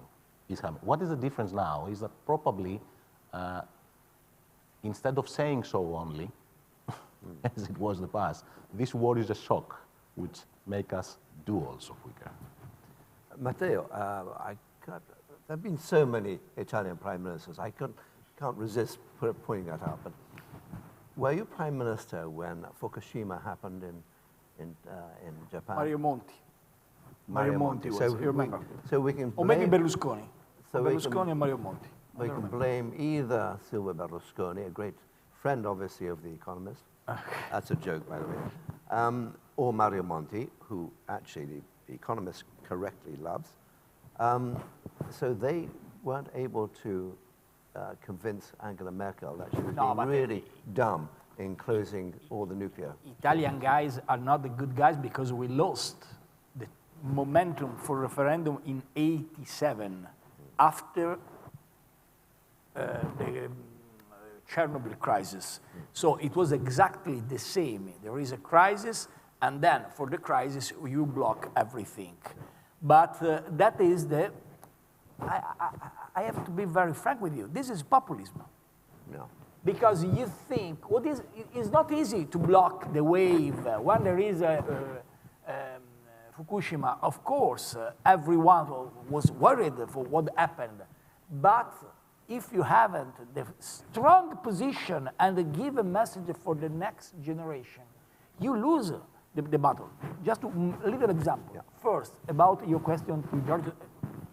I remember Sergio Marchionne. You remember Sergio Marchionne was a great Italian manager, the CEO of Fiat Chrysler, and then unfortunately passed away just 4 or 5 years ago.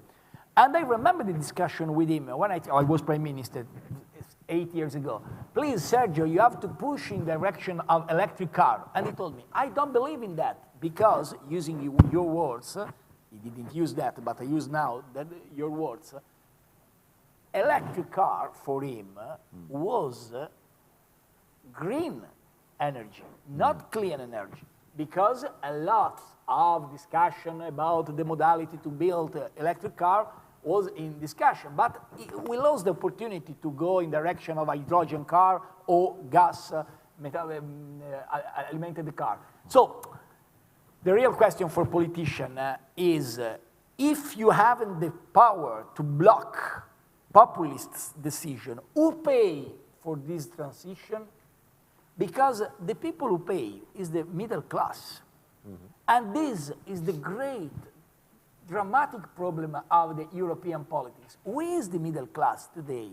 If we continue to present the bill, present the check to the families and the middle class, I think paradoxically, we give a lot of power to populist extremism who continue to attack the traditional establishment. So it's a complicated situation, but I think we need a new vision for that and probably invest as Europeans in technology. Because today there is a discussion about the single alternative energies. The real question is, if we become, as Europeans, an hub, not only for energy, but for new technologies, for the intelligence of our universities, to create new license, new instruments to transform energy and give new power to this change and this transition, we have a future. The alternative, Europe will be spectator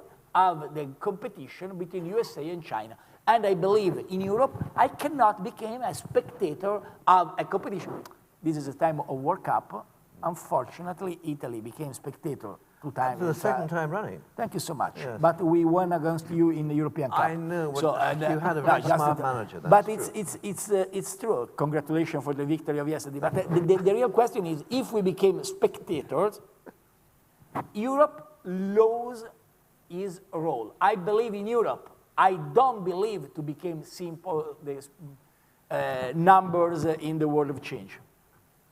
About football, we discuss about. We'll continue the discussion. Yes, keep our fingers crossed for England. Any questions, please, from the audience? Yes, over here. My name is Nicholas Mosiopoulos. I'm professor at the University of Thessaloniki, and I'm representing here SDSN Black Sea. I could have posed the question to the 2 previous discussions as well.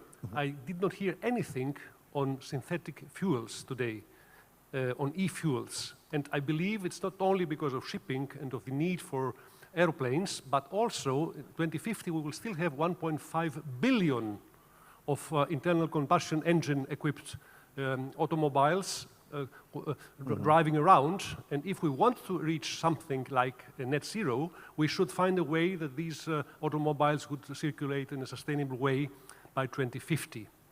Yeah. Maybe Mr. Stasis could say a word whether PPC plans something in this direction, because the synthetic fuels are an excellent way for storing energy and very good for remote areas where the autonomy of islands, for instance, could be ensured with these synthetic fuels. Very good question. And just from my personal point of ignorance, are biofuels also synthetic in that sense or not? No, I heard about biofuels, and this is, of course, mentioned, yeah. something entirely different. Right. E-fuels or synthetic fuels are produced with green energy, and there are technologies existing already. Yeah. And Porsche, for instance, is constructing has plants in Chile for supplying synthetic energy already today. And I believe in the next 5 to 10 years, it would be a very good idea that Europe invests in this direction. Thank you. Curious.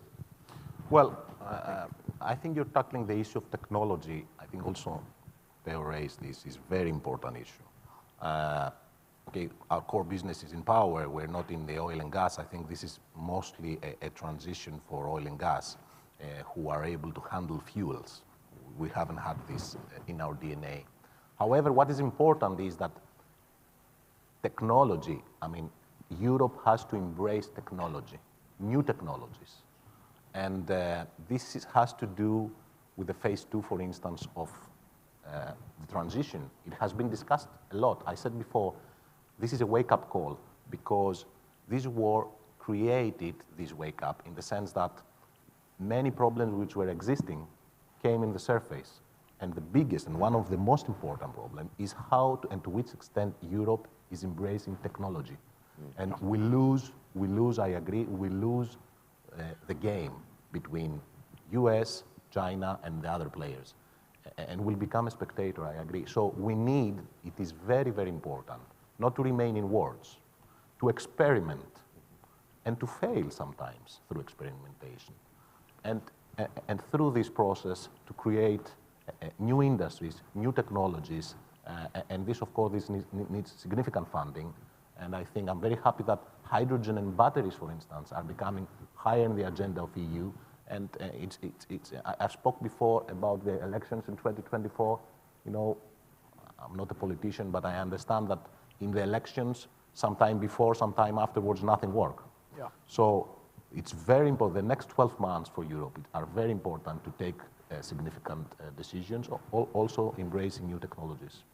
I mean, you mentioned technology. I mean, carbon capture and storage has been a concept around for maybe 20 years now, and yet it's still not on a commercial scale.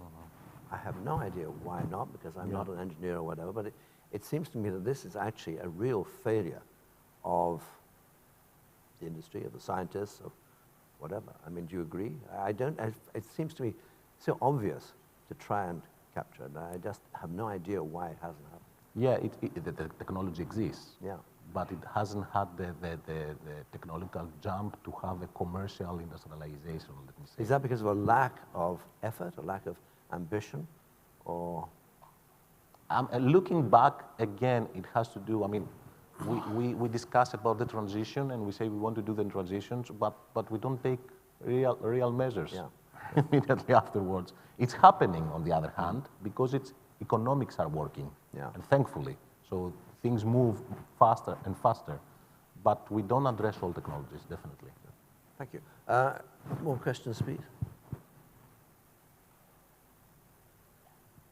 It's your real opportunity to ask an uncomfortable question. We destroy the Italy. audience. Everyone sleeps. Look. Well, I know. I have a question. It's when you have an Italian former prime minister here. We have a lot of Italian former prime ministers. Everyone in Italy is a former prime minister. There is a new prime minister, Giorgia Meloni, and is she on board with the Green Revolution or not? I mean, you're not exactly of the same political persuasion. No, we have a totally different position. But I think there are two different answers to this question. The first, very quick, is about what means revolution in this field. I believe, and I totally agree, the real problem is if Europe will continue in the next months, the next weeks, to give some numbers, good for Twitter, good for Instagram, good for visibility, good for consensus, but not good for economy and not good for energy, if we will continue in this direction, we will lose the match for the next 10 years. The only way we have is create here an hub in Europe for invest in the new technologies and guarantee sustainability for green, but also social sustainability. That is my opinion of revolution. I think we have to turn off Twitter for the 2 or 3 years to the politicians, to the leaders, and think, okay, don't worry about the instant, not Instagram, instantocracy. Thinking about the next generation. This is about that. About the far right in Italy. Of course, I'm at the opposition, but at the same time, I respect my prime minister because I think it's a mistake when the people go abroad and attack the government abroad of the country. This is for style position. Just to make very clear, when I was prime minister, Meloni and Salvini go everywhere, attack me. I remember Salvini in the Red Square in Moscow with a poster, Renzi, go to home. I go to home independently from Putin. I lost the referendum. So it's not a problem, but just to understand, I'm different. I have a respect for my country and my government. Of course, our position is a position traditional far right, also in that. The real problem, in my view, is if new government of Italy will be able to understand Europe is the field in which we play the game, and so try to change what we have to change in Europe, or if decide to become sovereignist and play a role independently from Europe. I think in this case it will be a terrible mistake. Why? Because in the time, the sovereignists love walls. I think this is a time of bridge, of pipeline, of connection, of networks. And energy showed that also because a problem here is a problem in Italy, is a problem in France, is a problem in Spain. So I believe the new prime minister, we don't know what time we'll have in front of her because I joke every time with the same gag, but we are Italian, so we change a government every year because we love fashion and every season of the 2022, 2023. So that is the. And you know, we have a panel on fashion later on. You know. No, yes, but I believe the real change in Italy will be. Maybe this is my prediction for European election. Also because it's 2024. More than 1 year, very important time. But I think also that is because next European election will be really a great opportunity to give a new vision for Europe. Please, the question is not, I'm sorry, with the professor, with the academy, I'm the only probably, you don't agree with my approach, very political and not a technocrat or academic. But I think the real question is Europe will be able to become a player or we stay with a division, internal division and without a vision? That is the question for the next 18 months. I can't resist wanting you to spread your political net a bit further. I mean, several people have mentioned that the name of the game will actually be determined, the result, by China and America. Yeah. If you look at America, I mean, Biden has just turned 80, nothing against 80-year-olds. You have Donald Trump declaring he'll run again. How do you see America's energy future, approach to energy? I believe we're talking sort of 2024, so, you know. Yeah, and I think it's not easy to very quickly. First, I think shale gas changed totally position of United States in Middle East. Yeah. Because when they achieved the result, we provide for ourselves, they reduce the impact and their attention, they're careful about Middle East. That is, for me, is a fact. I'm from America. I work very strongly with President Obama. I'm from Atlantic Alliance. I think when they solve the problem inside USA, they reduce the attention about Middle East. Then, now, after the crisis of Russia, I believe they changed position with some countries. They have traditional problems with Venezuela. They created the problem in the last period also in other parts of the world. My prediction for 2024, and it's very risky because 1 month ago, everyone here supposed next election in Washington will be between Trump and Biden. After midterm election, we have two great news. We can love, you can pro-Democrat, that this is, I'm advisor of journalism, not a politician. First, Trump is absolutely weaker. And because he lost the election, his guys lost elections in the midterm election. And second, because there is a candidate. And I think there is not alternative for Republican side to invest in a candidature of Ron DeSantis, the governor of Florida. I believe Ron DeSantis will be the candidate for Republican Party. My position is born in 78, so he's 46 years in 2024. Second candidate, I believe Democrats have to decide. I am very good friend of President Biden. I worked with him when he was a vice president and the prime minister. I think in case of change, generational change of Republican side, Democrats don't accept a candidature, a new candidature of Biden. I don't know. Yeah. I haven't instrument to say that because, of course, now I'm out. I'm a former, and the former is out of the important rooms. But I believe if DeSantis will be the candidate for Republican, I think Democrats will choose probably a governor. And that is the problem, what type of governor, because Gavin Newsom from California is a potential candidate, but for some of the people is too much leftist. So we will see. I think my prediction, then I can make a mistake, a radical generational change in USA, and I think it's a good thing for USA. Because if USA don't work, democracy in USA have problem, every democracies around the world have problem. On that very profound note, with which I agree, by the way, Matteo, thank you very much. Really, that's it. Thank you very much, Yurios.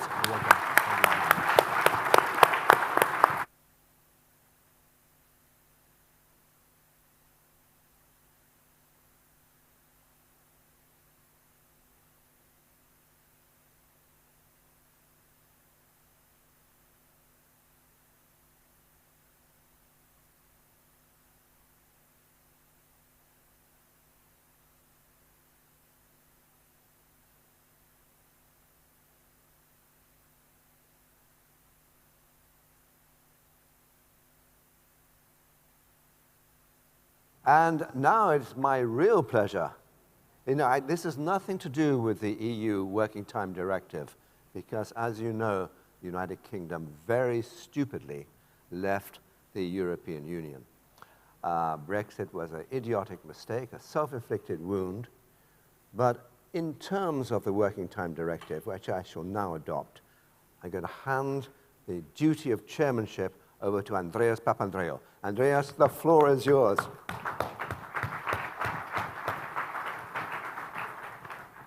Thank you, John. As you know, you've set the bar very high, both for timekeeping and for sharing the discussion. Thank you. So I need to have everyone lower their expectations right now. Okay, this next session is on the topic, Leave No One Behind, New Forms of Inequality. As we know, at least since the financial crisis of 2007 2008, inequality has become perhaps one of the main political driving forces and issues. And we understand that it's interlinked with all the other major challenges we face. We have a great panel here. We'll start with Domina Michailidou, Deputy Minister of Labor and Social Affairs, responsible for social welfare and social solidarity in Greece. She will be giving a video message, and that will be followed by Michael Katrinis, Parliamentary Group Leader of PASOK Kínima Αλλαγής. Please, if you can, come to the floor. In addition, we have Asya Bensala Alawi, who's Ambassador at Large of the Majesty of Mohammed VI Kingdom of Morocco. She has been a constant of our conferences, which means she's exceptional, and we're happy that she's with us again this year. And then we have Carrie Exton, Acting Senior Counselor, Deputy Director of OECD, Center for Wellbeing, Inclusion, Sustainability, Equal Opportunities from Paris. Thank you for being with us.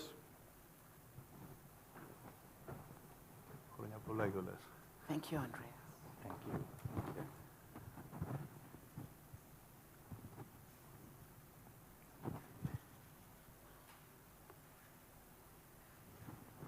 So I presume we're waiting for the video connection.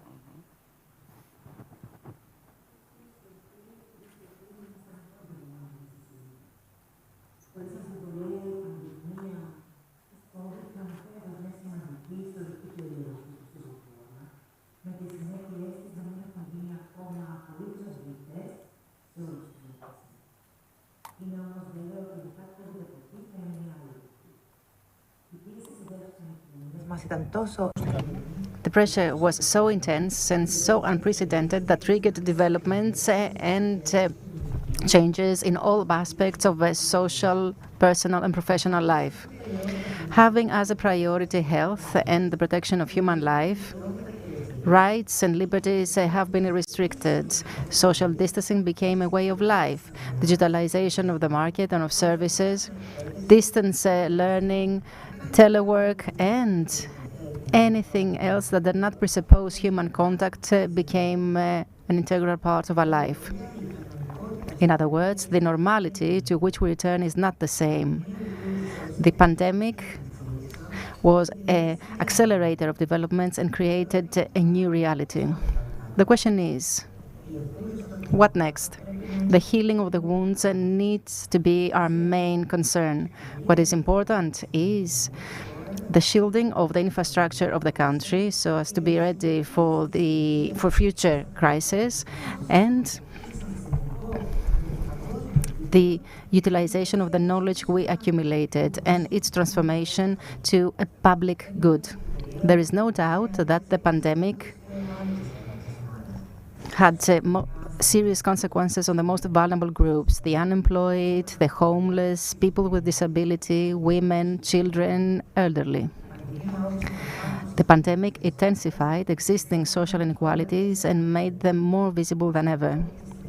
That is why, in the post-COVID era, our responsibility is to intensify our efforts in order to strengthen the socially vulnerable, to give them the opportunity and the tools they need in order to be and feel protected, but also to be active citizens. In this spirit, we are using the 2.6 billion of the RRF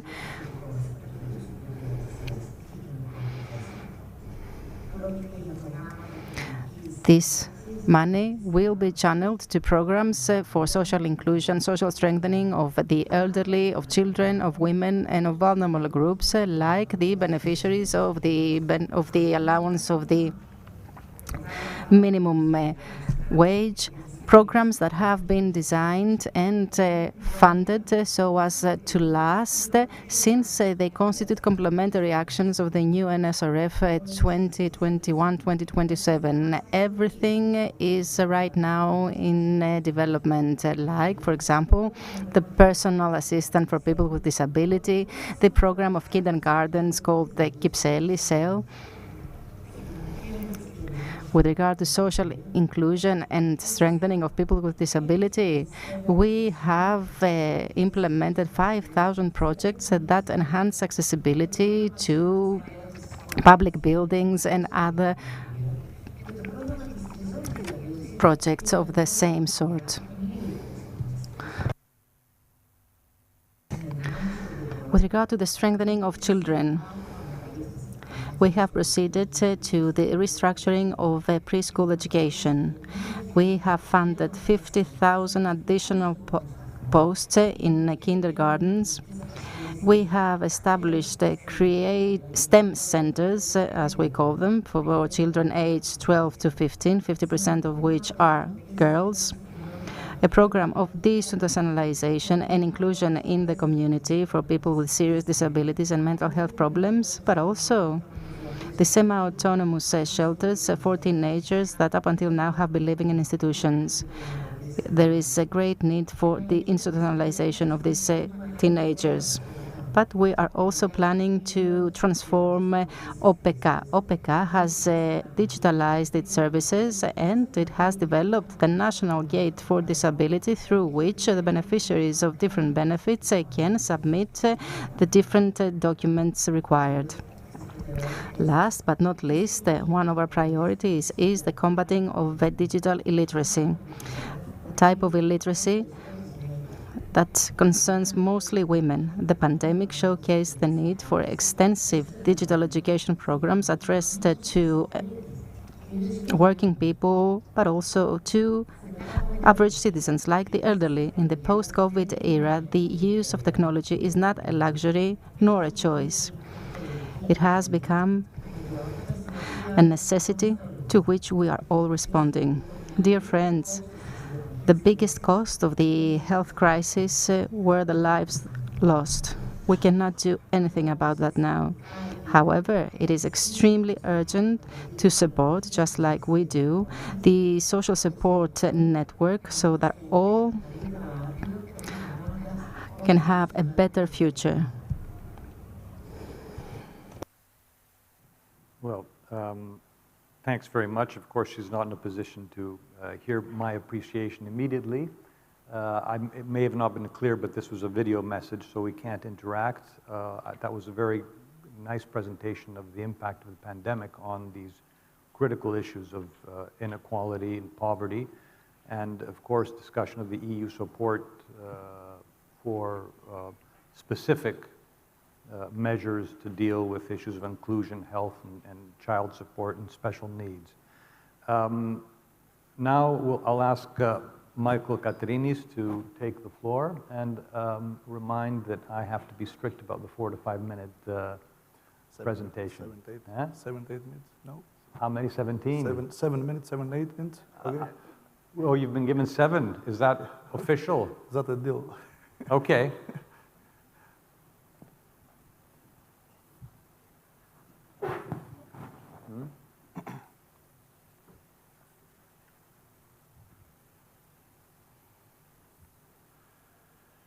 Αγαπητοί διοργανωτές, Dear organizers, distinguished speakers, honorable guests, ladies and gentlemen, I would like to thank the organizers for the invitation and congratulate them on choosing this topic for discussion, which is a very topical topic, given the crisis that we are going through, a crisis that has no foreseeable end. And the issue of social inequalities and social exclusion actually prevents entire groups of community to access society and social services. And it is absolutely clear that we need measures and policies. And of course, policies cannot be neutral.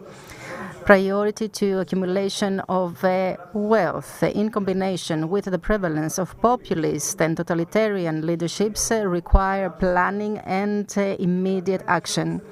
The rapid evolution of technology, the increase of life expectancy, climate, health, and energy crisis, the geopolitical crisis, along with the new phenomenon of the big resignation, showcase the level of dependence and interdependence among generations, nations, but also human and natural capital. So it's time to redefine the welfare state and the new social contract that is needed, a contract that will be quite enlarged and will include the values, the principles, the objectives, and measurable results. A new social contract that will assure that all will lead a dignified life, will have access to goods and services. A state that plans, a state that sets rules and guarantees the quality and universality without exclusions due to gender, age, religion, origin, disability, or a social stigma. A state that perceives the work, security, disability, and long-term unemployment as equally important and main priorities. For us, social inclusion is based on social mobility and redistribution of available wealth. The treatment to poverty cannot be based only on benefits. We need to prepare today the lifelong education of the productive staff if we truly believe that we don't want and we will not leave anyone behind. And at the same time, we need to find fair ways of taxing wealth. And ensuring cohesion and social welfare is something that concerns the middle class, since they are constantly taxed, while the wealthy classes are taxed with a lower tax rate. Therefore, what is required is the investment in services of high added value for humans, like the social care services. So not a social policy that distributes posteriori, but as something that is a link in the production process, a state that takes the role of supervisor and evaluator, with the creation of networks of social solidarity in every municipality so as to provide support to the vulnerable groups.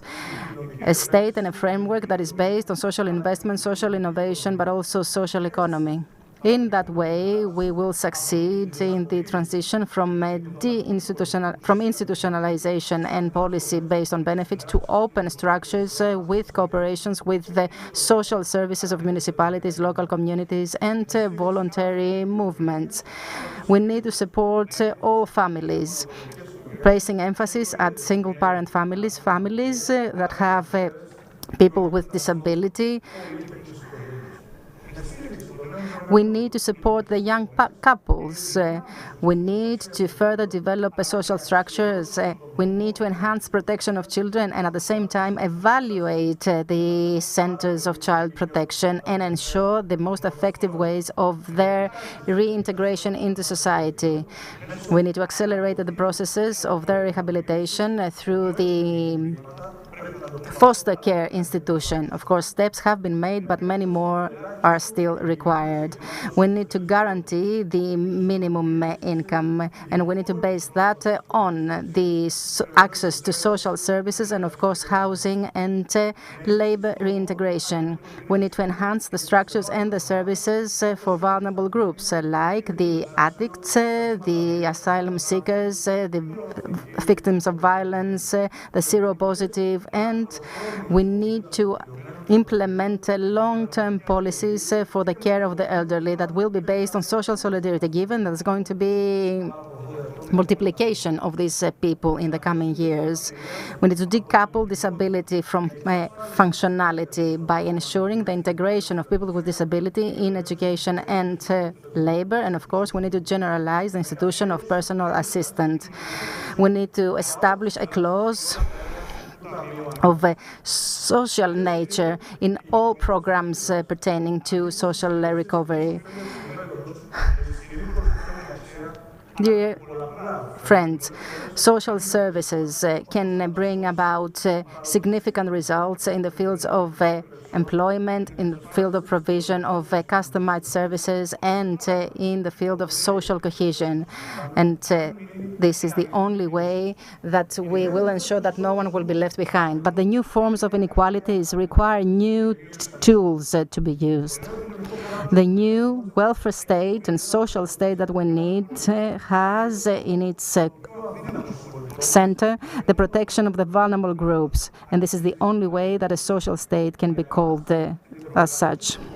For us in the European social democracy, the social state, social solidarity, the enlargement of democracy and of the rights of the human rights need to be the pillars of all planning, of all policy, and of all actions, because it is certain that by ensuring social cohesion and by reducing social inequalities, we will make this world a better place. Thank you very much. That was comprehensive, I would say, within the given time span, the presentation of PASOK Kiniman Alagi's views on how to deal with the issues of inequality. Now, please, Asia Ben Salah Alawi, I would like you to take the floor. Thank you.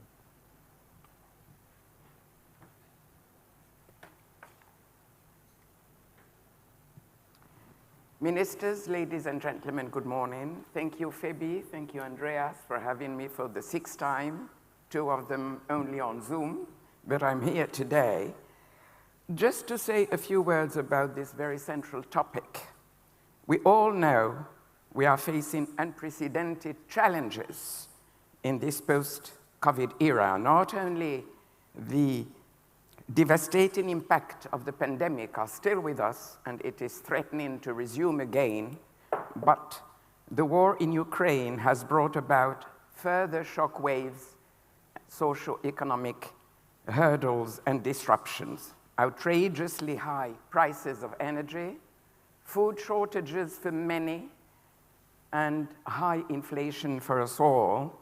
Inequalities are skyrocketing, purchase power dwindling, states' response capacities strained by 2 years of pandemic are waning, while solidarity is disappearing.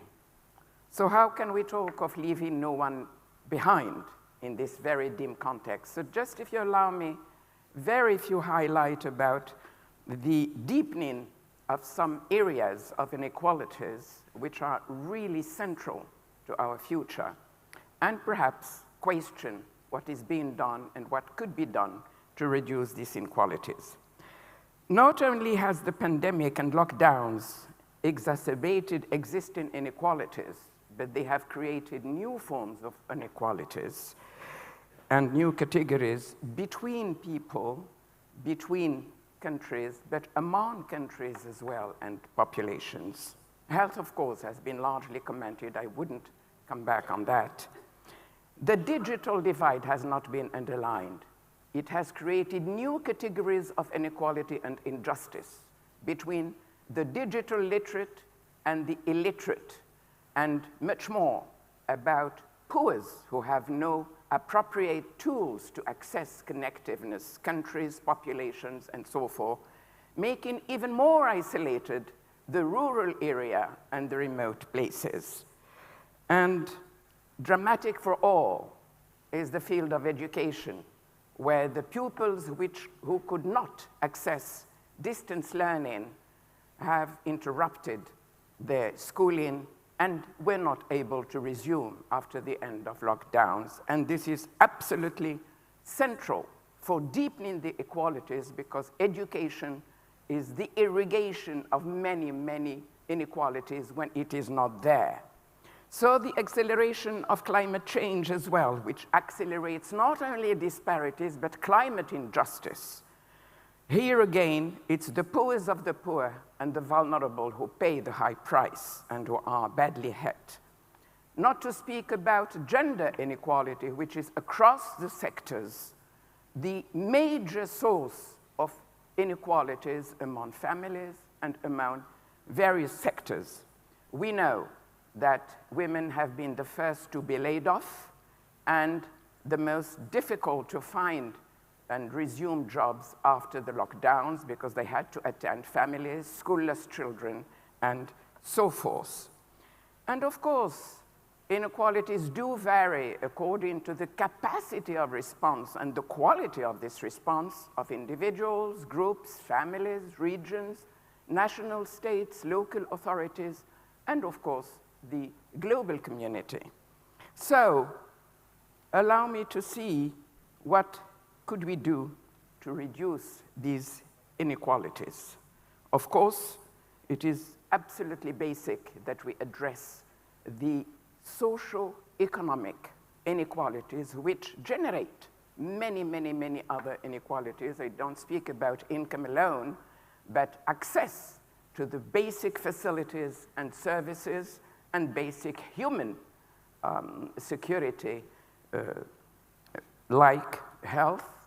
And in that respect, allow me to say that, for instance, in my country, not only we have shown what is the capacity of Morocco to bring about resilience, to have a quick answer to the pandemic by redeploying the fabric of its industrial tools, but as well to vaccinate 70% of the population, while it was not, unfortunately, it did not exceed 4% in the whole continent of Africa. But beyond that, we wanted to reduce the dependency of our country and of Africa at large on the foreign supply, given the interruptions of the value of chain. So a plant for vaccines has been launched in Morocco, not only for COVID, but for the pandemics and which threaten Africa at large to be able to share with them. Education here again, it's a real problem with all the benefits. We women, we know what we gain from education and how it can reduce inequalities. Unfortunately, not many have this access to education. So it's absolutely basic that we look into it. It is already done. When you couple education with women, you have a lot of benefits.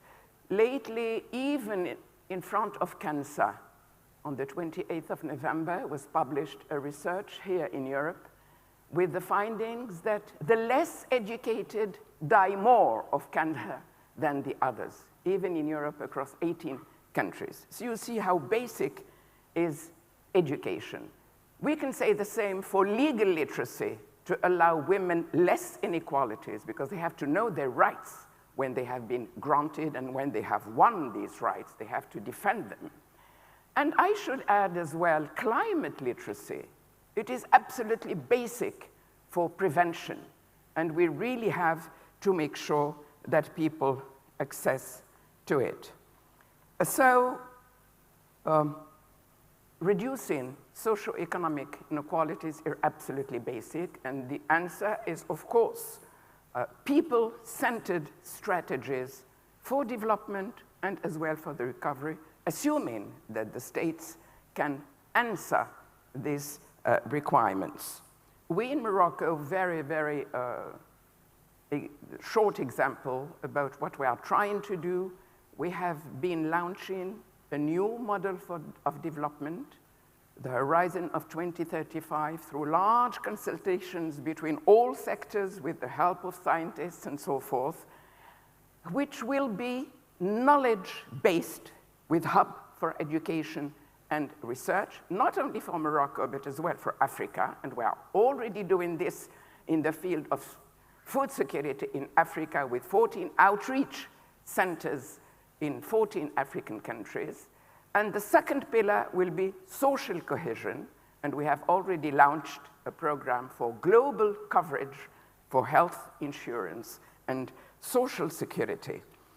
But of course, much more should be done on the international arena, because if the responsibility lies with national states, whose capacity is limited in the developing world, the international community has an obligation which is much beyond ethics to have an active role in that. And unfortunately, we are not seeing it really clearly. Despite all the programs of United Nations, the people who are in charge, who are in places of power, as Jeffrey Sachs said this morning, from wherever they are, have really to take responsibility. Because we have not seen international solidarity during the pandemic.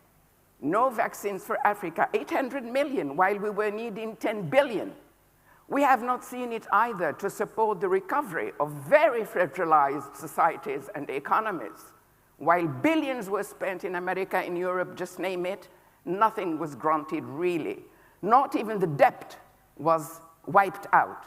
There was a moratoire, so you see what it means. Neither have we seen as well this solidarity in the war of Ukraine, especially in the deficit that we are experiencing in Africa for cereals, no supply, while billions are given to buy armaments for Ukraine. This is not to compare, but just to show that these double standards is really extremely devastating for world cohesion. And afterwards, you know, people wonder why Africa has abstained in the United Nations, you know, resolution.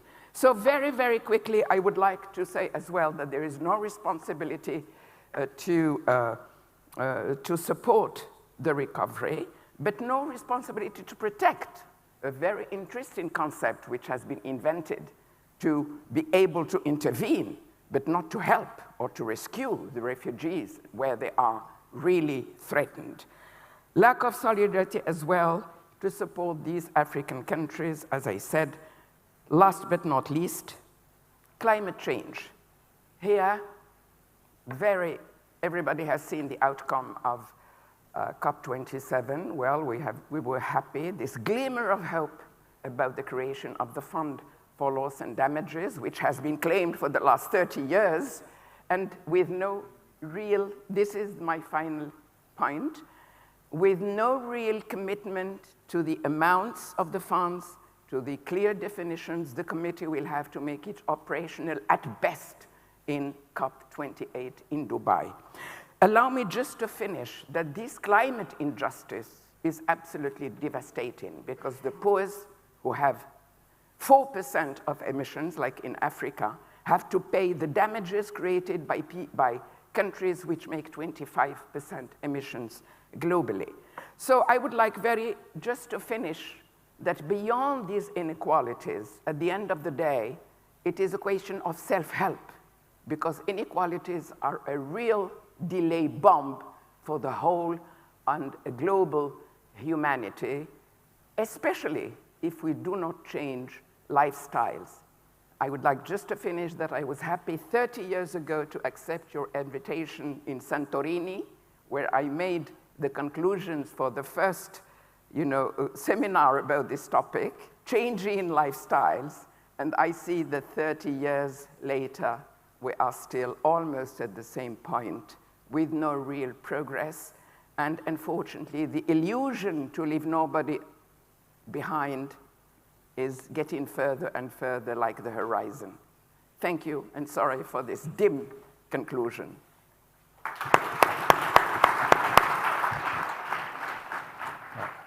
Thank you very much. I've already lost the match with John Andrews for timekeeping, but with such a passionate presentation and very important points, it's hard to interrupt. And now, please, Carrie Exton, come to the podium.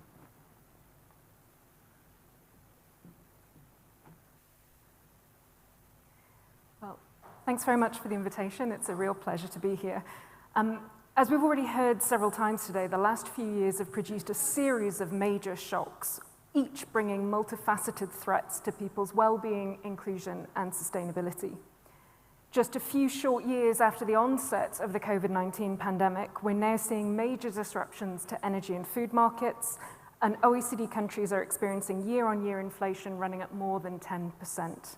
Real wages are currently projected to fall by around 2.3% year-on-year in 2022 in the OECD, and by a far larger amount in some countries.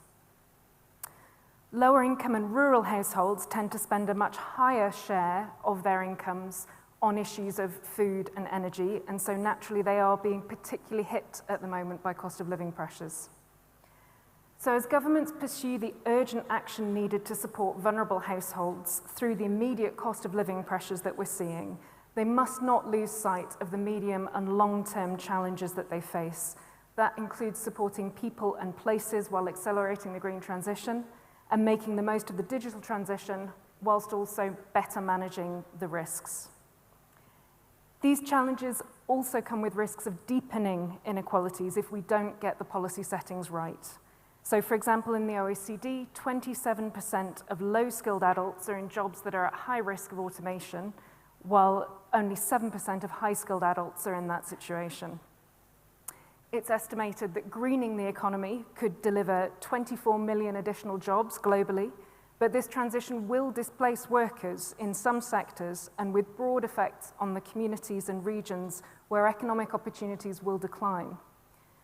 So this calls for broad-based and coordinated policies that consider the multiple forces shaping people's lives and how these combine to impact inequalities, well-being, and sustainability.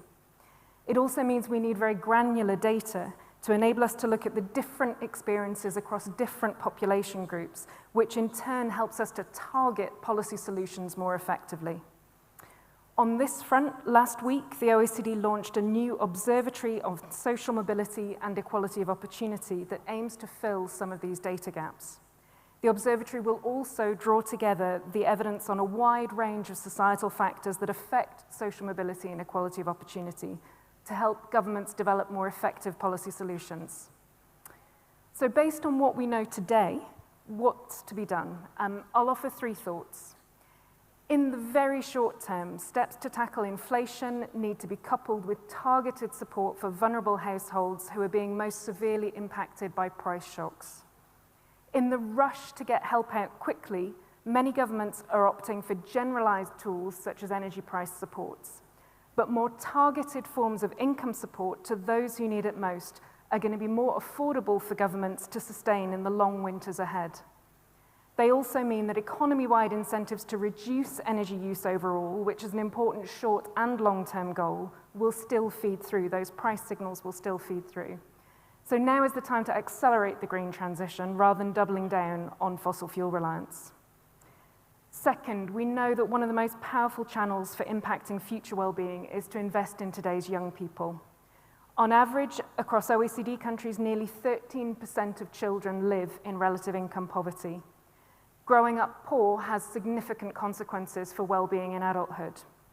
A paper we released just last week shows that in OECD countries, working-age adults who experience socioeconomic disadvantage in childhood are 3 to 6 percentage points less likely to be employed, and they earn around 20% less than adults with more favorable childhoods. Third, OECD countries need to do more to get ahead of the rising tide of mental health problems that have emerged in the aftermath of the pandemic.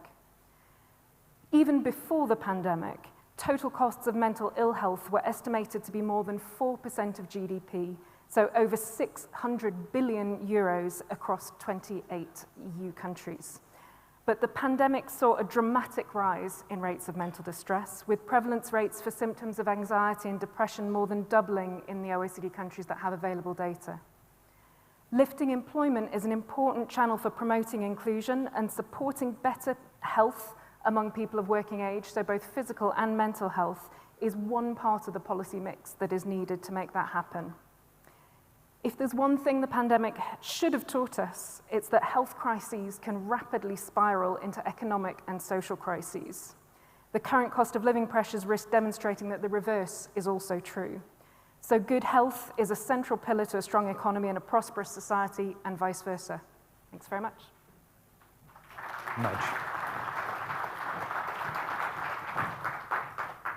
Thank you very much. Let me start by asking if there's anyone in the room who would like to ask a question. Okay, if I can see hands, I am having some difficulty here. So let me start myself, and then maybe that will generate some interest. Michael Katrinis, I wonder, in terms of our present energy crisis, which is having dramatic impacts on poverty and potentially accentuating inequality. What is your view on potential policies of addressing the immediate concern? Of course, you may not be an energy expert per se, so I'll take that as a given. In terms of both potentially what is being done now in Greece or what PASOK is thinking about dealing with that issue. My native language? Yes, absolutely. If you want, I presume you understood, but I could translate it. Καταλάβατε ή θέλετε να το πω στα ελληνικά? I believe that the energy crisis is not of Greek origin, it's a global crisis, and was here before the Russian invasion to Ukraine, which of course nobody knows when it will end. This energy crisis has tested the reflexes or the inexistence of reflexes by the European Union. We have to have a common European solution to that, and I think that despite efforts, there's a huge delay in providing a socially just, fair solution to the benefit of the citizens of the EU. Now, domestically, I think there was some delay in understanding the size of the crisis. We have proposed a long time ago specific measures to protect consumers against the energy crisis. For instance, a cap on energy retail prices or changes in the way we calculate the energy costs, because Greece, and perhaps this is not accidental, my question is rhetoric, Greece registers the highest wholesale energy prices in Europe steadily over the past period, and I think that there has to be some support. The same way we had the RRF in the aftermath of the pandemic, we have to have a common European support to these countries, to our countries, and to the citizens of our countries. Because why am I saying that? Because the need to proceed with our green transition, to enter a new financial paradigm which will have zero environmental footprint, should not be linked in the mind of citizens with additional cost of living for them. So we have to support this policy, we have to support our citizens. The rationale of supporting power producers and suppliers is implemented in our country. It gives some relief, but it comes with a fiscal cost, a fiscal price. And I'm saying that because we live in a country that has been through a financial crisis for a decade, and that had an impact on both social inequalities and welfare state and the standards of living. So we need drastic solutions that stem from Europe, and there has to be some pressure on Europe, the same way like certain member states have been exempted and have a completely different way in being approached again vis-a-vis this crisis. So I think that Greece has to put pressure on that.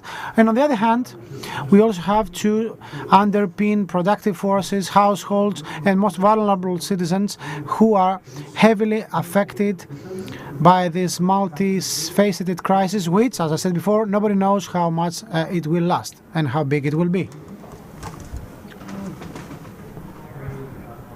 Because of the nature of the question, I'd like to ask essentially the same question for you. Given the present energy crisis, there have been all kinds of discussions about ways of dealing with it, whether it's caps on energy price.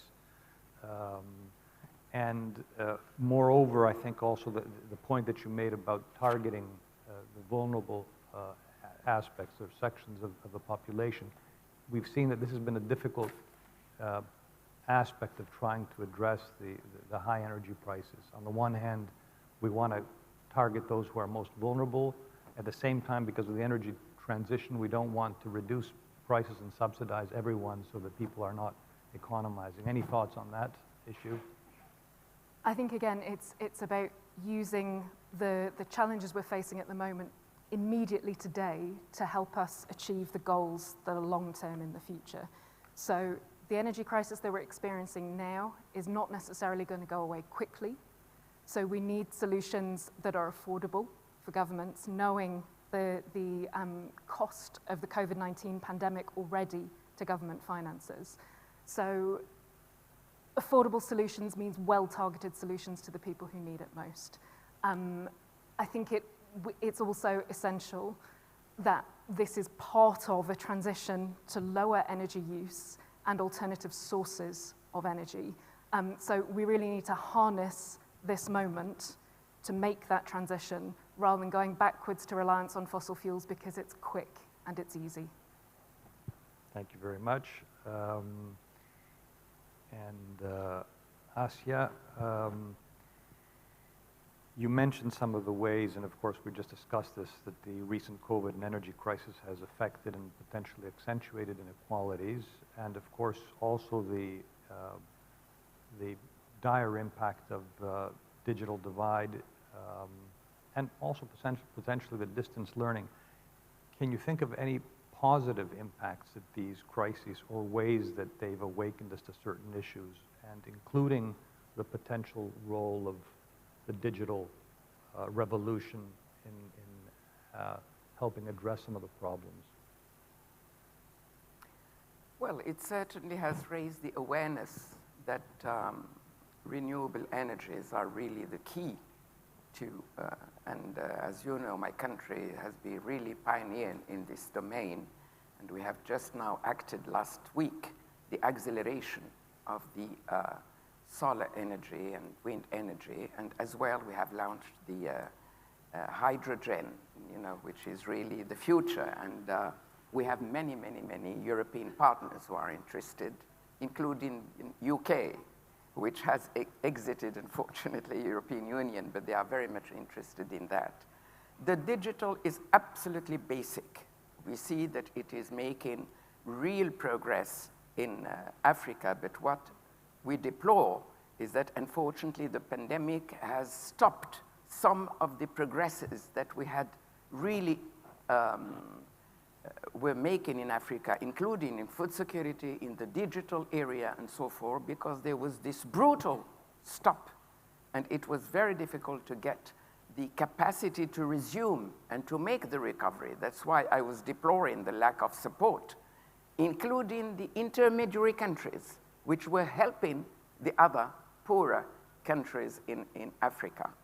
But for sure that now digital is really exploding in my own country, it has become, and it has accelerated completely, this domain, the crisis. The crises are extremely creative because you have to go, beyond the obstacles and to try to find solutions.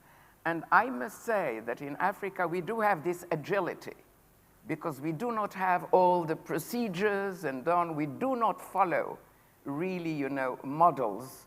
So you have this creativity, and which is very much encouraged.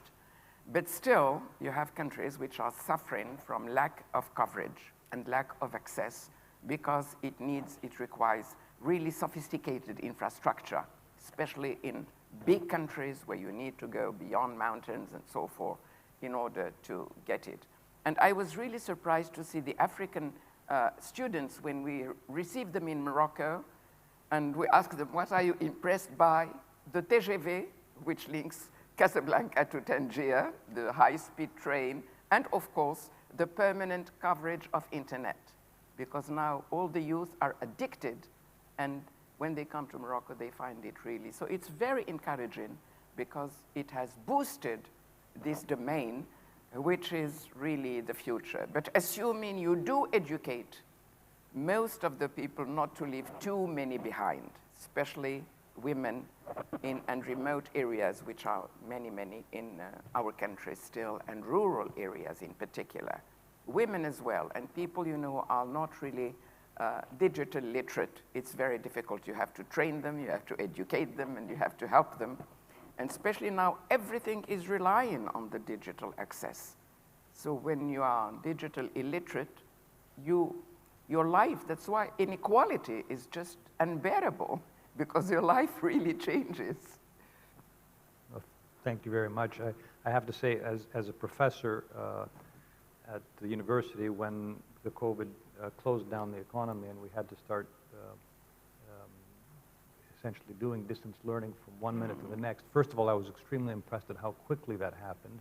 So the infrastructure was there to support. When we had some difficult as the first few weeks, but essentially it was there. It accelerated our understanding of the digital capacities, for sure. At least that was the immediate effect. Eventually there was some fatigue with all that process. I was wondering, Kerry, again, given the importance both of the threats of the digital developments and the cyber revolution, artificial intelligence, robotics, but also the promise of digitization in terms of gathering data, not just for surveillance, but for a deeper understanding of vulnerabilities, if you have any ideas on these issues. I mean, I think the digital transition is here, and the goal for governments, as I said before, is to harness the opportunities that brings, but also to manage through the challenges in terms of where the work will be in the future, the challenges of who has access to those jobs, but also some of the challenges in terms of the risks to what we're doing to our minds in terms of our consumption of digital technology. So I think in the context of the SDGs, you could take a digital lens to the SDGs, and I think digital touches on almost all, or could touch on very many of the goals, particularly those pertaining to people. So again, I think it's really important that we take this multidimensional approach to these challenges. If you look at the shocks we're dealing with concurrently, COVID-19, energy and food price shocks, digitalization, aging societies, these are global challenges. The SDGs gives us a global framework for cooperating on these issues. And I think it's really important that governments take that opportunity to cooperate globally. Well, thank you very much. I don't know if you want to add something to that, Michael, or I go to another question. Yes, I would like to say that the digital era has started, and the speeds, at least in our country, and given also the fact that we have made progress in the pandemic, we need to realize that this is a responsibility of a social state to provide access to new technologies. And I'm saying that because, unfortunately, in Greece, and based on recent studies that have been published, we have higher cost of internet services and not a very good network. So it is a responsibility of the state to ensure access to digital world. And if you take into account that children and teenagers actually spend most of the time online, since everything that pertains to them is now digital, we need to make significant and fast steps in order to ensure access to the digital world, not only for children, but for everyone.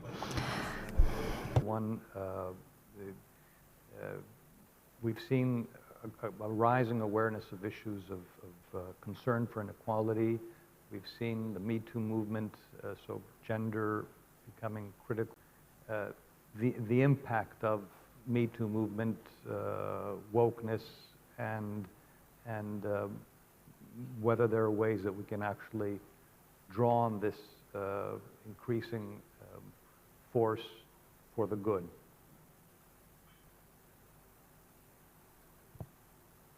Would you like to? And I think another interesting question has to do also with what's happening in Iran and the female demonstration, which may feed into that as well. Well, certainly the Me Too movement has been regarded as a step forward in the emancipation, of women.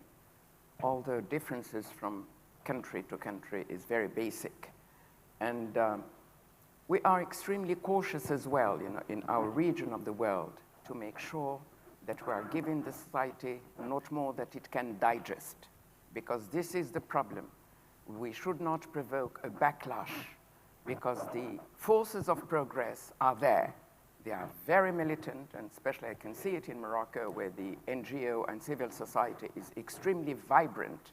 And we are now discussing the debate not only to implement better all the progress that we have made in that domain of women's rights, because Morocco has been really substantively, in progress in that domain, but we still need to implement it. Why? Because we still have judges who are extremely conservative and would not implement the law as it is. So you have really to re-educate and modernize the whole system of the judiciary, and that's what we are trying to do. And lately, many nominations of women in high posts in judiciary, including in the constitutional body, are really promising better implementation on the first hand, and then expanding the reforms and extending them to other subjects, and some of them are really considered as taboo. But they are no longer taboo because there is a huge, lively debate about that. And of course, we are absolutely appalled with what's happening in Iran, and you have a lot, in the networks in Morocco, it is circulating, and people are protesting, very, very strongly about that. Because we do consider, and we have seen it in Morocco, because with the progress of women, and especially education of women, the whole society has really frog-leaped, in that domain for more openness, better understanding, and better living together as well. This is absolutely basic. We are very much conscious, and His Majesty has been extremely attentive to this question. His first throne speech when he became young king was about women, saying it is not acceptable that half of our population is left behind. We have to address the specific problems and make sure that they're given the appropriate education and inclusiveness. That's why, this social security network is very extended now in Morocco, but not only, because we really want rights, not only bienfaisance, and social security. That's the problem, that you have to go much beyond targeted safety nets, which are absolutely necessary to help the needy and the people who are in urgent situations, but you need much more to make sure that real programs are implemented on the basis of equal footing, and that's exactly what the Constitution is heading for. Equality, gender equality, which is now in the Constitution, with an authority, a special authority. And what is very encouraging, it is the Minister of Finance, which is looking about the implementation to see what budgets are allocated to the improvement of women's situation across the sectors, within the public administration, but as well in private administration and in the labor as well, which is very significant to have this triggering effect on the rest of the society. That's very encouraging to hear. Since I'm 2 minutes over time, but I want, in the principle of equality, to give you an opportunity, one statement from each of you, if you like. Okay, on this issue, I would say anyone who's not persuaded by the fairness arguments around inclusion, there is an economic opportunity to be had by including more people in society. To the extent that worse outcomes are due to discrimination, you are actually holding back economic potential. So full participation of women in the workforce, zero discrimination on racial and ethnic grounds. This will help people's ability to contribute economically to society and also socially and sustainably. Perfect.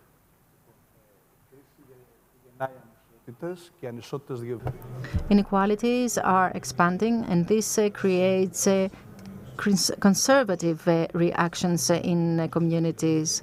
Of course, when it comes to human liberties and rights, whenever we identify a violation of them, we must show no tolerance. And the role of social state is, apart from securing access to social good, is also the protection of rights and liberties. In our country,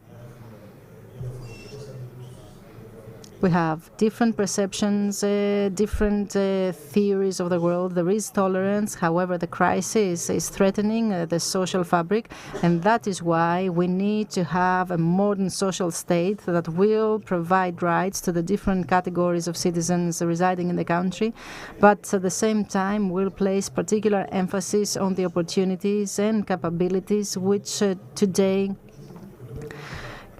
can be used by women. And we can see examples of other countries where women are being punished and have no access to their rights. We will never accept that, and we will do whatever we can in order to prevent things like that happening in Greece.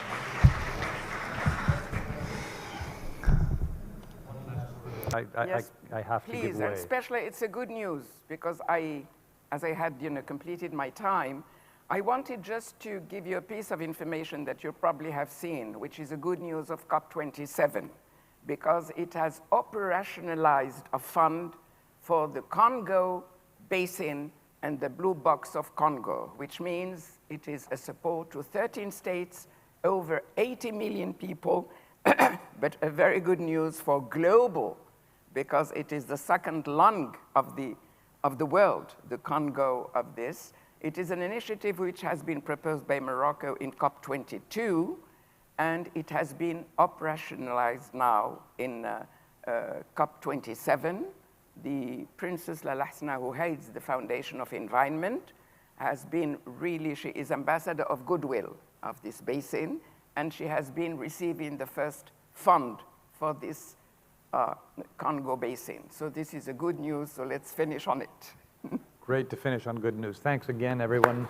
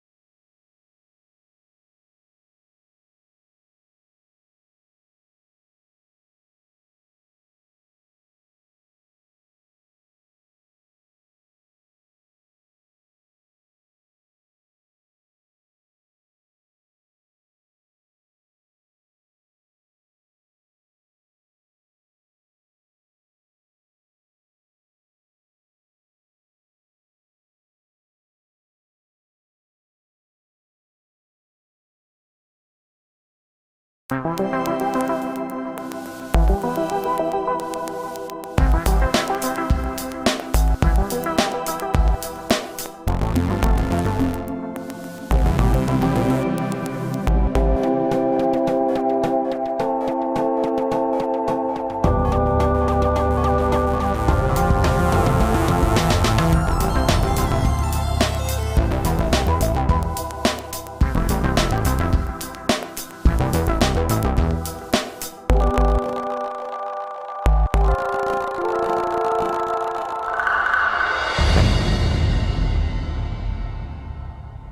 we work together, science can make the world a better place.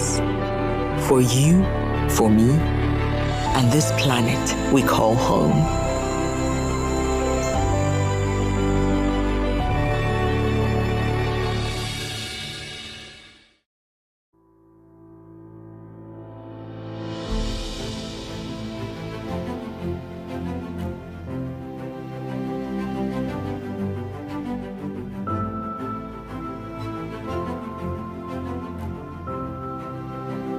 Είμαστε ιδιαίτερα περήφανοι σήμερα που εγκαινιάζουμε τη μονάδα παραγωγής μηχανημάτων ανταποδοτικής ανακύκλωσης στην Ελλάδα.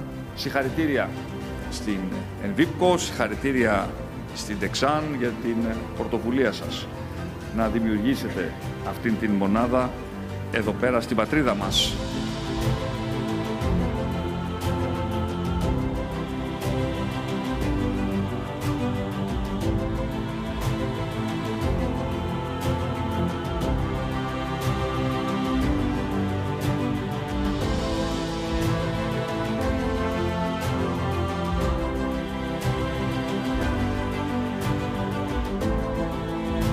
I look forward to seeing more of these Envipco machines around the country. Τώρα πλέον είμαι πιο ικανοποιημένος αφού δημιουργήθηκε στην Ελλάδα η πρώτη μονάδα παραγωγής μηχανημάτων ανακύκλωσης υψηλής τεχνολογίας.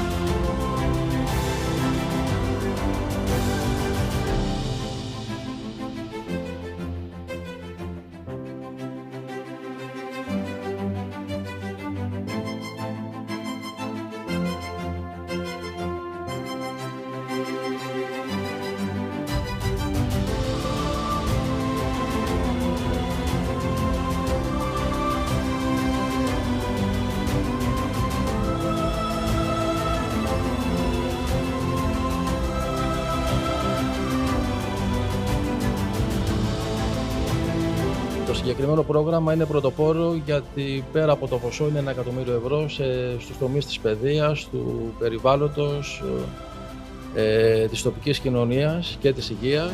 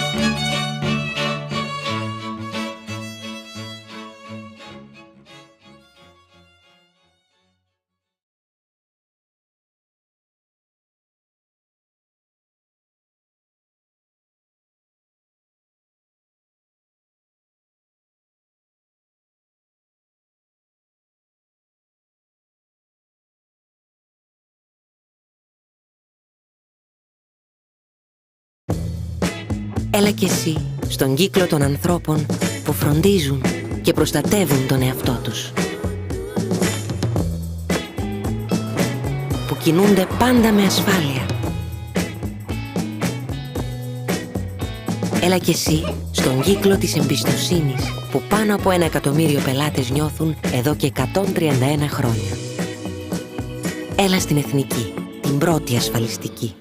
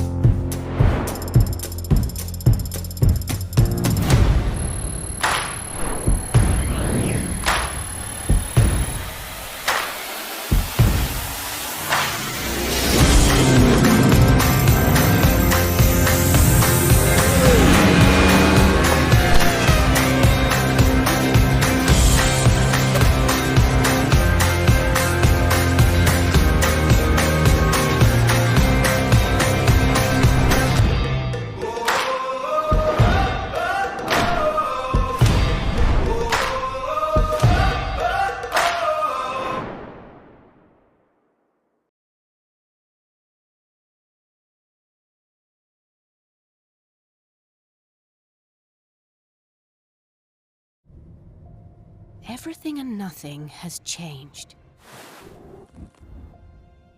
Even if the world feels uncertain, it's reassuring to know things that were important before still matter today.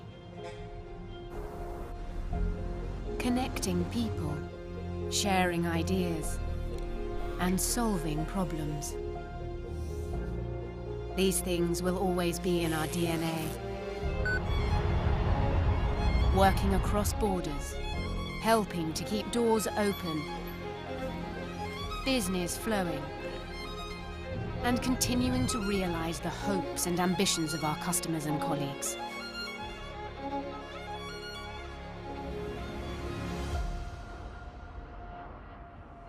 When you think about it like that, thankfully, not quite everything has changed.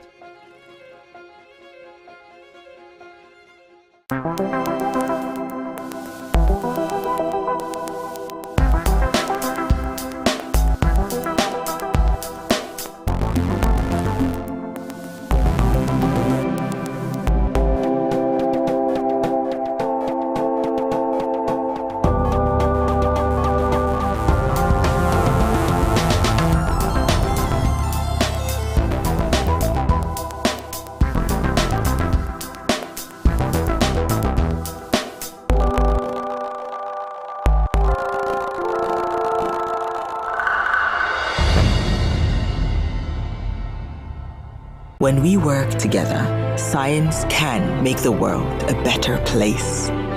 For you, for me, and this planet we call home.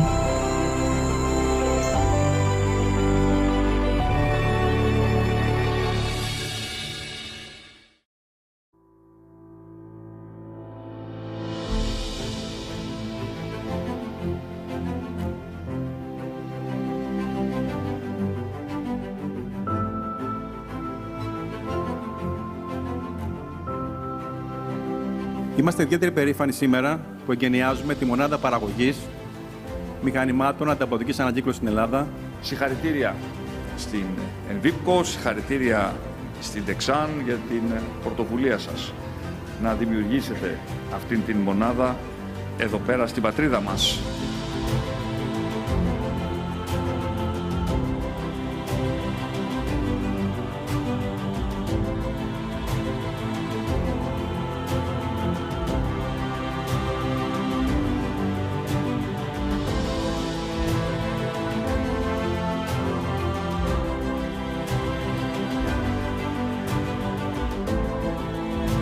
I look forward to seeing more of these Envipco machines around the country. Τώρα πλέον είμαι πιο ικανοποιημένος αφού δημιουργήθηκε στην Ελλάδα η πρώτη μονάδα παραγωγής μηχανημάτων ανακύκλωσης υψηλής τεχνολογίας.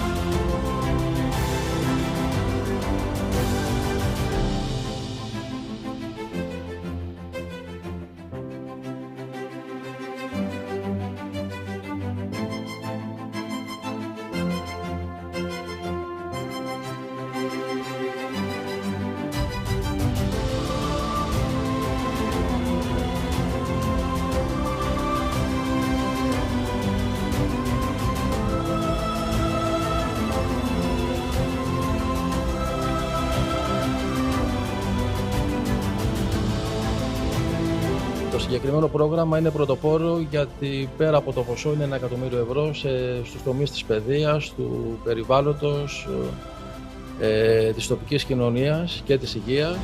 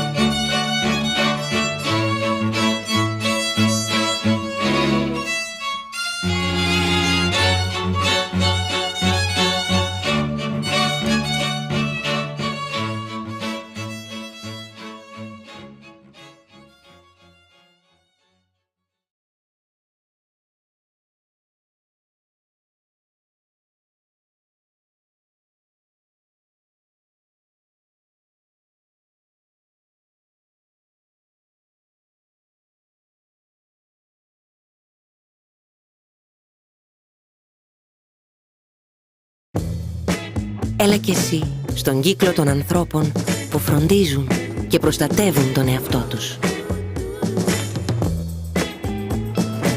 Που κινούνται πάντα με ασφάλεια. Έλα κι εσύ στον κύκλο της εμπιστοσύνης που πάνω από 1 εκατομμύριο πελάτες νιώθουν εδώ και 131 χρόνια. Έλα στην Εθνική, την πρώτη ασφαλιστική.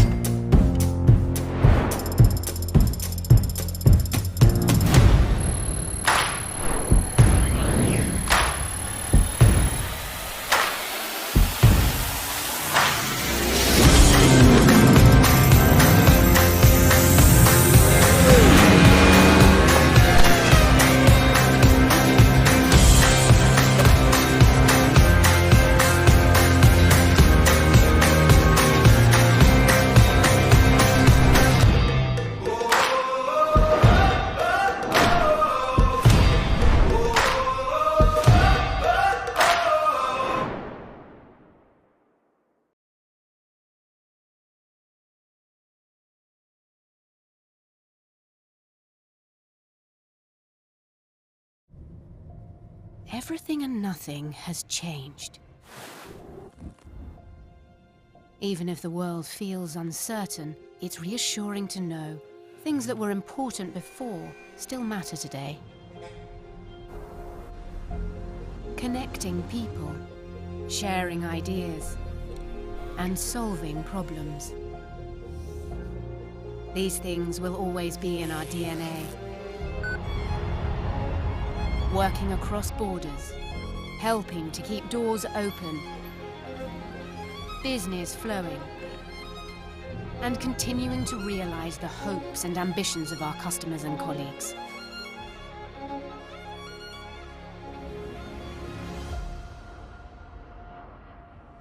When you think about it like that, thankfully, not quite everything has changed.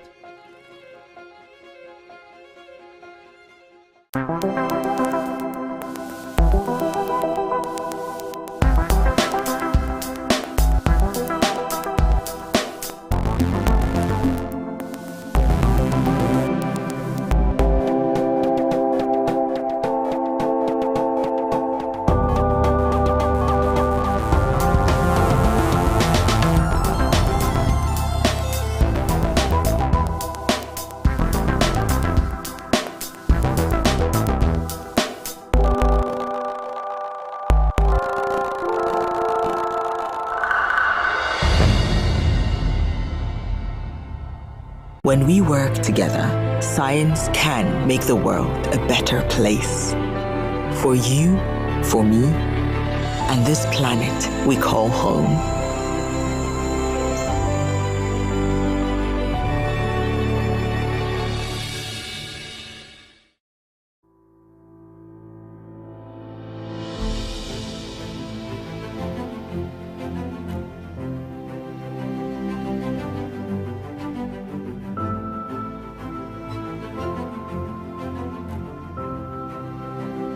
Είμαστε ιδιαίτερα περήφανοι σήμερα που εγκαινιάζουμε τη μονάδα παραγωγής μηχανημάτων ανταποδοτικής ανακύκλωσης στην Ελλάδα.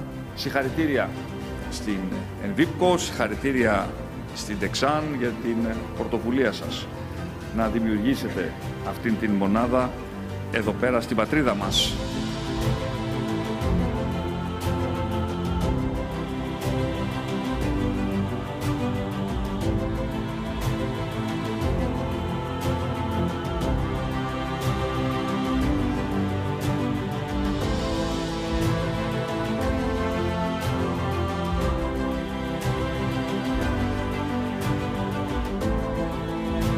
I look forward to seeing more of these Envipco machines around the country. Τώρα πλέον είμαι πιο ικανοποιημένος αφού δημιουργήθηκε στην Ελλάδα η πρώτη μονάδα παραγωγής μηχανημάτων ανακύκλωσης υψηλής τεχνολογίας.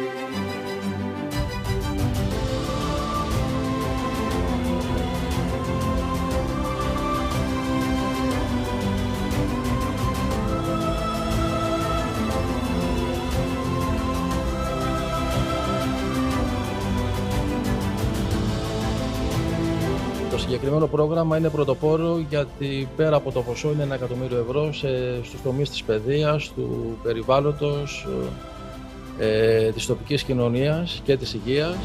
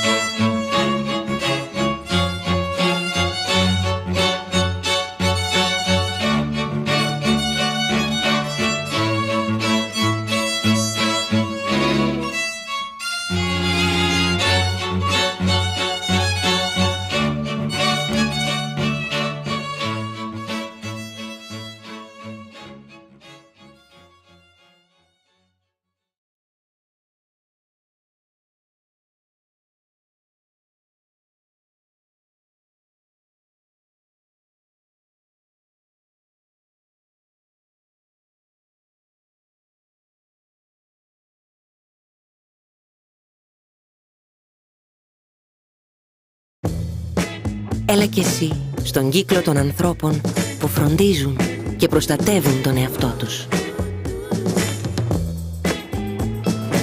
Που κινούνται πάντα με ασφάλεια. Έλα κι εσύ στον κύκλο της εμπιστοσύνης που πάνω από 1 εκατομμύριο πελάτες νιώθουν εδώ και 131 χρόνια. Έλα στην Εθνική, την πρώτη ασφαλιστική.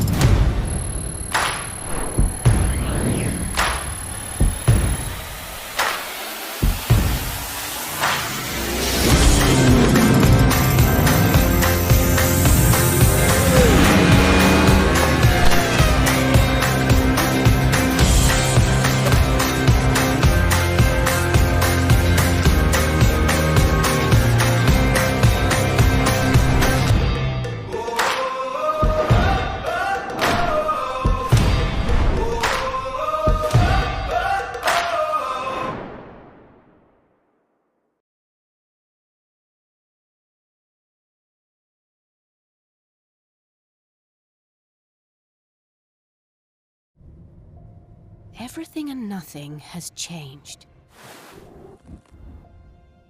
Even if the world feels uncertain, it's reassuring to know things that were important before still matter today. Connecting people, sharing ideas, and solving problems. These things will always be in our DNA. Working across borders, helping to keep doors open, business flowing, and continuing to realize the hopes and ambitions of our customers and colleagues.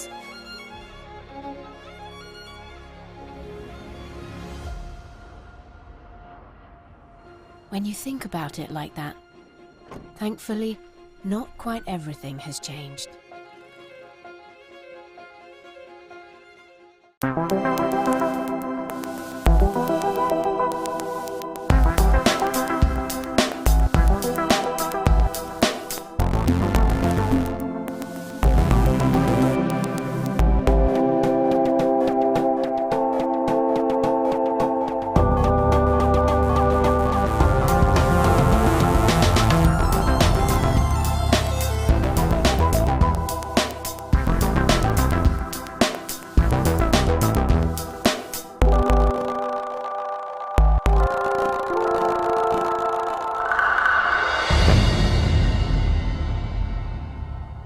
When we work together, science can make the world a better place.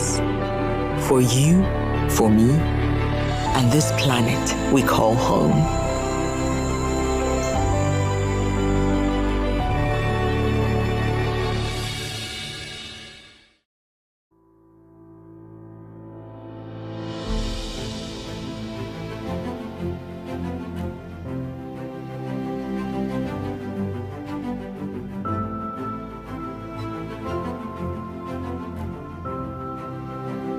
Είμαστε ιδιαίτερα περήφανοι σήμερα που εγκαινιάζουμε τη μονάδα παραγωγής μηχανημάτων ανταποδοτικής ανακύκλωσης στην Ελλάδα.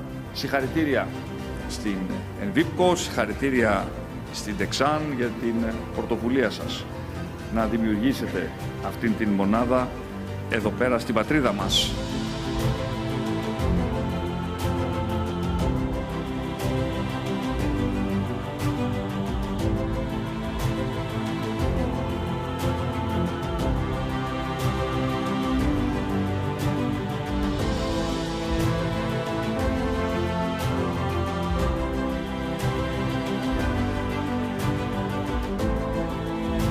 I look forward to seeing more of these Envipco machines around the country. Τώρα πλέον είμαι πιο ικανοποιημένος αφού δημιουργήθηκε στην Ελλάδα η πρώτη μονάδα παραγωγής μηχανημάτων ανακύκλωσης υψηλής τεχνολογίας.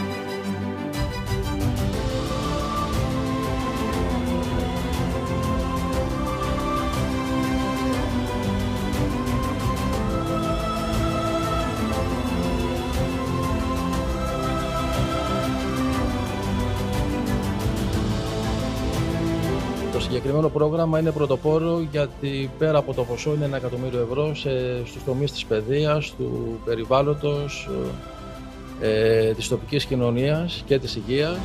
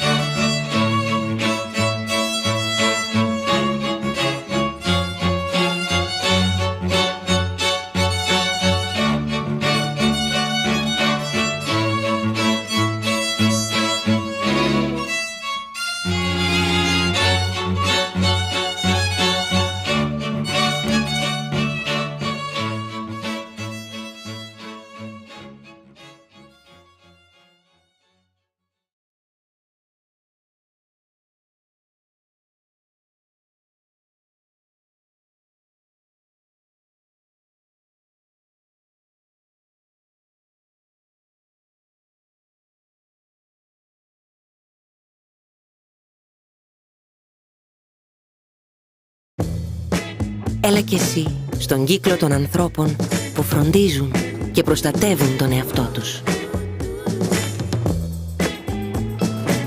Που κινούνται πάντα με ασφάλεια.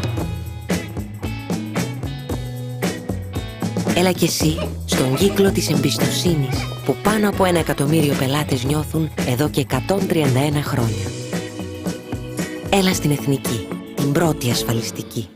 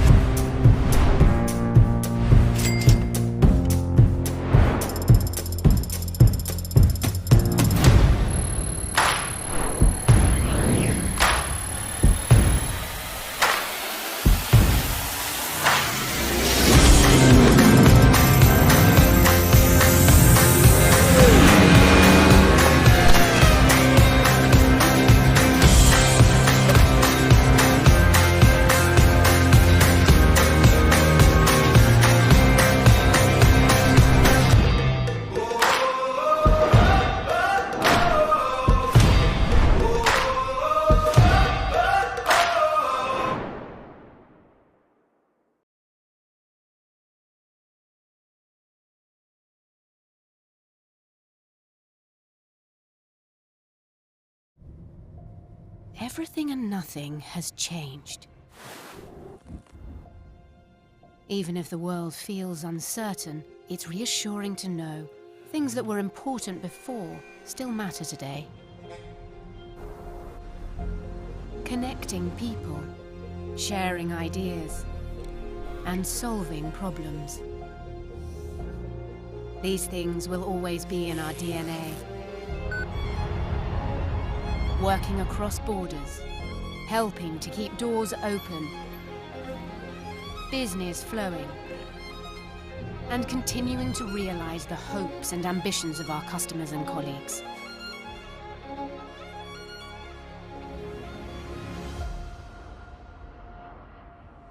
When you think about it like that, thankfully, not quite everything has changed.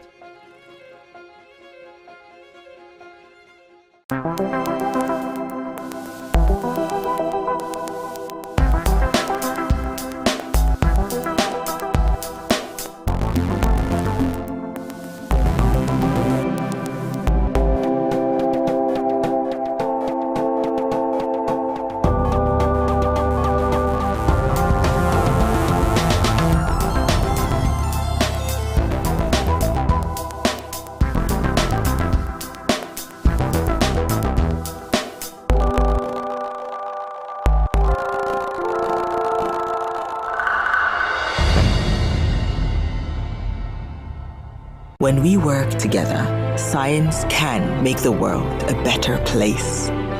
For you, for me, and this planet we call home.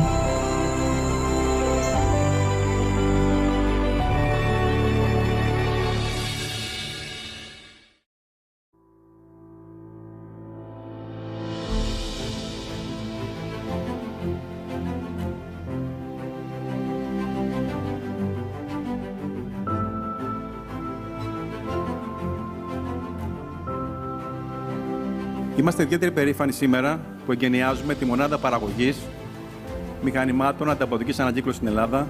Συγχαρητήρια στην Envipco, συγχαρητήρια στην Dexan για την πρωτοβουλία σας να δημιουργήσετε αυτήν την μονάδα εδώ πέρα στην πατρίδα μας.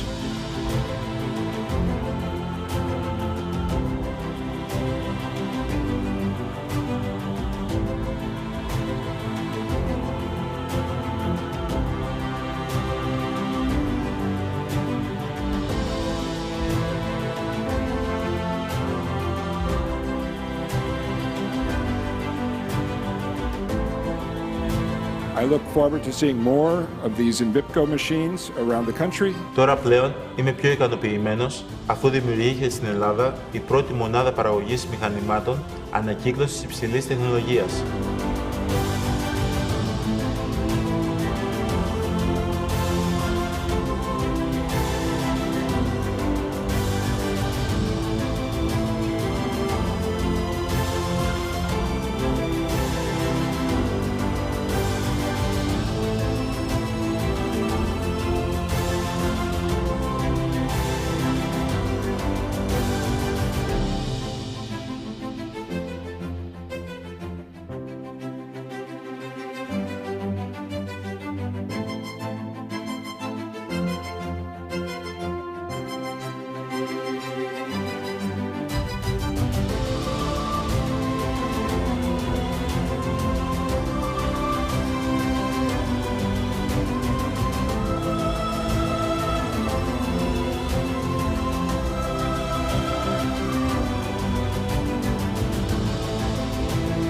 Το συγκεκριμένο πρόγραμμα είναι πρωτοπόρο γιατί πέρα από το ποσό είναι 1 εκατομμύριο ευρώ στους τομείς της παιδείας, του περιβάλλοντος, της τοπικής κοινωνίας και της υγείας.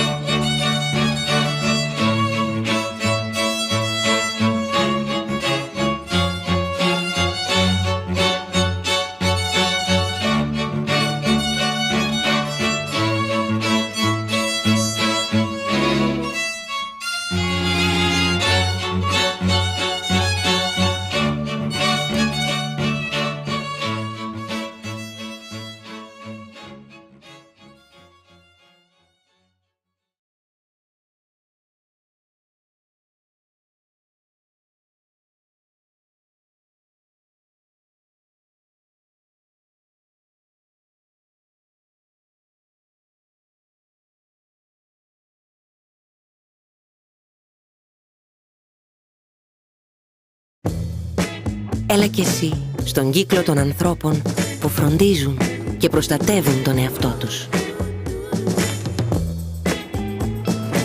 Που κινούνται πάντα με ασφάλεια. Έλα κι εσύ στον κύκλο της εμπιστοσύνης που πάνω από 1 εκατομμύριο πελάτες νιώθουν εδώ και 131 χρόνια. Έλα στην Εθνική, την πρώτη ασφαλιστική.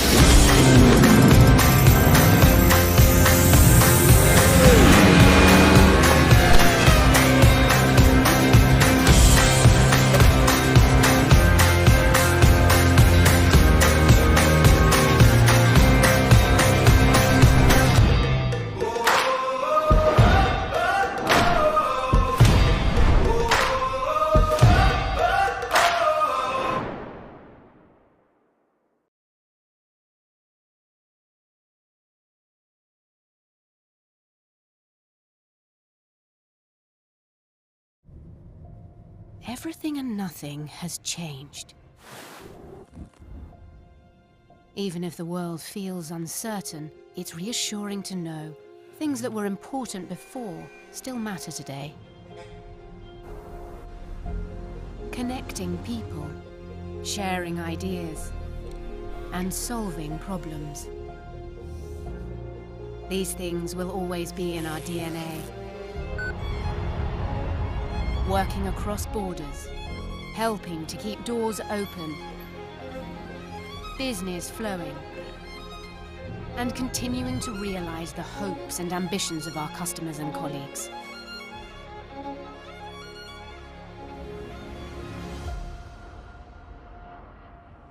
When you think about it like that, thankfully, not quite everything has changed.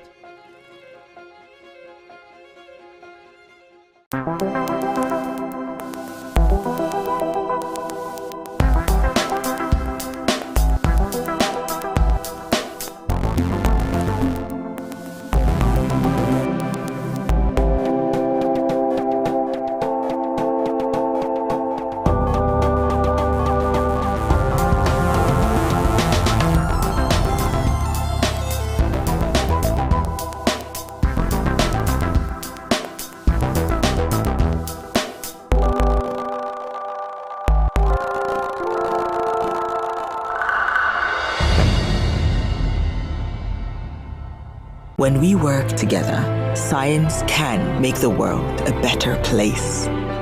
For you, for me, and this planet we call home.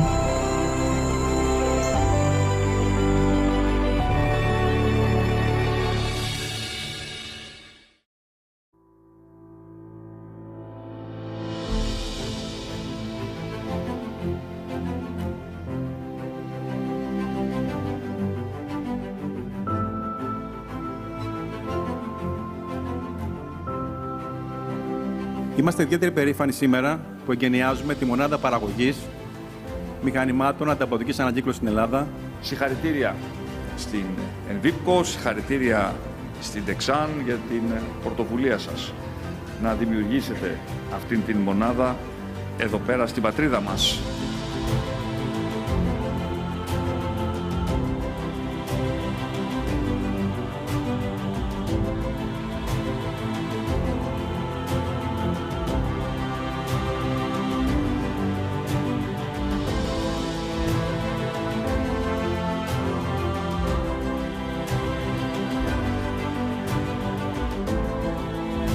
I look forward to seeing more of these Envipco machines around the country. Τώρα πλέον είμαι πιο ικανοποιημένος αφού δημιουργήθηκε στην Ελλάδα η πρώτη μονάδα παραγωγής μηχανημάτων ανακύκλωσης υψηλής τεχνολογίας.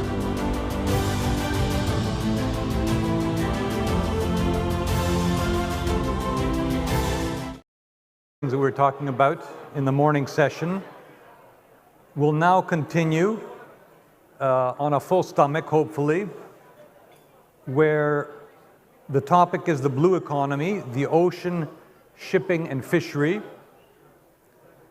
And we have with us today Minister Plakiotakis, Minister of Maritime and Island Policy in Greece. We have Deputy Minister of Environment and Energy Greece, George Amiras, and we have Rupert Howes, who's the CEO of Marine Stewardship Council of the UK. Please, if you can join me up here, and we can start our conversation.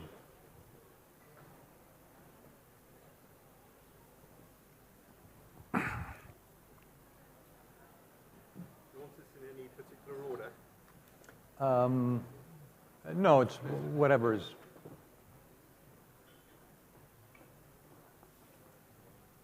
Wish I could speak Greek, then we could. So, with Minister Plakiotakis, who I thank him for being here, as I do everyone for being here today. With Minister Plakiotakis, we've been together in these sessions, I think, for at least, what, maybe 3 years, is it? Exactly. Right. Okay. So it's always a pleasure to have you with us. We've agreed that it'll be more of a back and forth rather than a presentation, at least for the minister. And we will revert to our native language.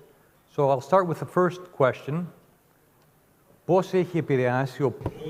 How has the war in Ukraine and the energy crisis impacted Greek shipping, and what is the role of the ministry? Every war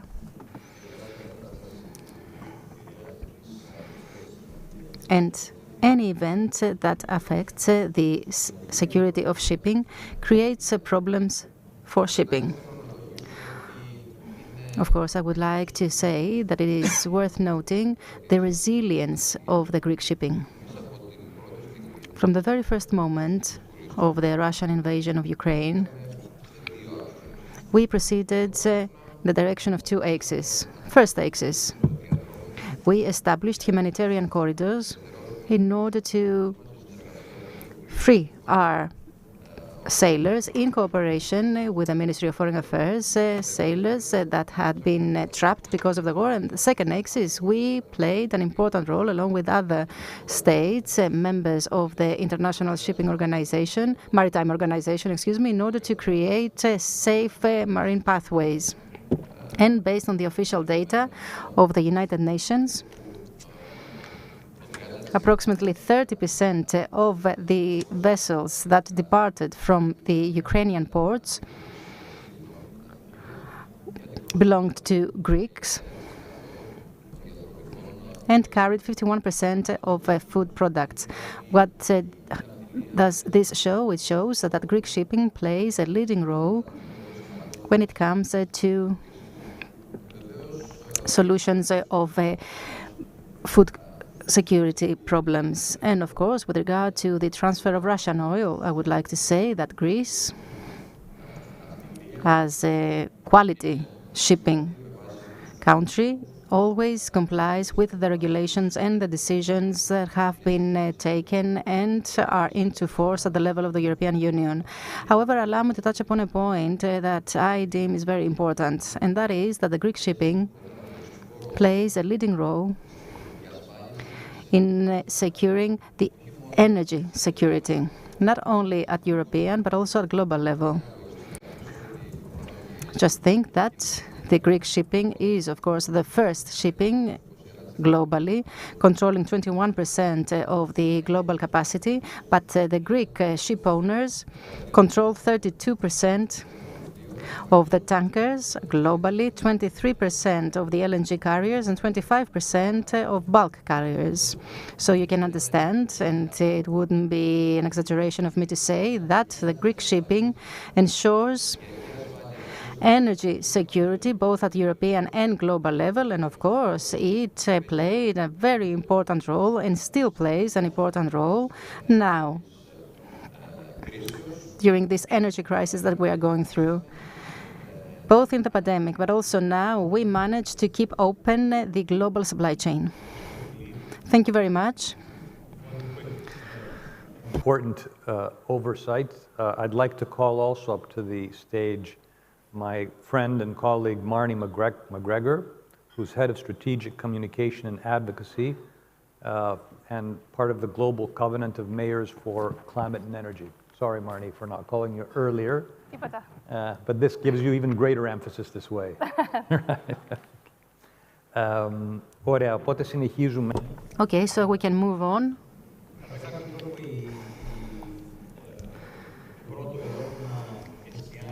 The first question focuses on the crisis that we are going through, the energy crisis, that is. The second question,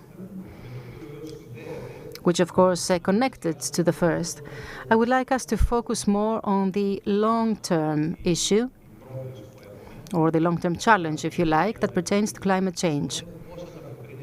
And the question is, how does Greek shipping respond to the obligation according to which from the 1st of January 2023 it has to abide by the two indices of the IMO that have to do with the effort that needs to be made for the reduction of the greenhouse gases.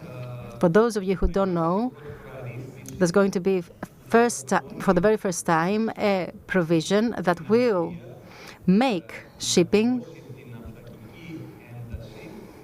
responsible of reducing carbon intensity and at the same time of improving the energy efficiency of vessels.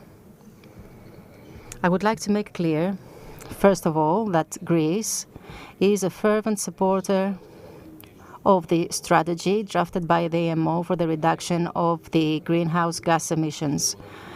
We believe that taking global measures can actually ensure the smooth transition of shipping, at the same time guaranteeing fair competition at global level. These regulations are compulsory, as you said, since they have been adopted unanimously by the member states of the IMO in the context of the short-term strategy developed by that organization. And of course, in that sense, and given that they are compulsory, they are part of the certification system of vessels. And this has to be adopted by the Greek, but also by the global shipping. Still, Greece has expressed certain reservations with regard to the fair implementation of these regulations, because the performance and the efficiency of vessels depend to a great extent on the activities of the charterer. And we have managed to ask for a clause of revision of these specific regulations after 3 years' time, so as to make these regulations fairer. On the other hand, of course, we are still engaged on reducing the environmental footprint. Thank you very much. Maybe we will have the opportunity to ask you some more questions later. The Deputy Minister of Environment and Energy, Yorgos Amiras. I don't know if you want to speak in English or Greek. It's up to you. Greek is fine. Continue the tradition. Please. Are you going to ask my question or not? No, that was a special start-off, a kickoff. But okay. I need to say also that unfortunately you have, I know you have to leave very soon, so I'll give you the opportunity to speak to us about what you'd like to say. Okay. Well, So, dear Mr. Papandreou, I heard you earlier using the term climate change. In our Ministry of Environment and Energy, we have stopped using this term. We're talking about climate crisis. And it's up to all of us, and I'm talking about the global community, never to find ourselves using the term climate collapse. Because if this is the case, then there is no way back. So we deal with climate crisis related issues in a dual way. As I suggested, the first is that we need international cooperation. No country, no community can do a thing on its own, on their own, in order to tackle this fundamental and world-scale issue. The second way in which we deal with this issue, apart from our international collaborations, because we are always in international meetings, we have formal, informal meetings. We try to instill ideas and the right approach one to another in order to deal with the climate crisis. The second way, the second kind of approach we have is to try and discuss about the need of protecting biodiversity, which is the other side of the coin of environmental protection. This is something that has been lagging a bit, wrongly so, because we're talking about climate crisis, that's one thing. Talking about protection of the biodiversity is the same thing, because for every species we protect, for instance, some frog in Karpathos or the sand dunes in Kavala, for every specific protection project we finalize, this means we bring a stronger shield against the climate change. We're talking about blue economy and whatever this might entail. We have first and foremost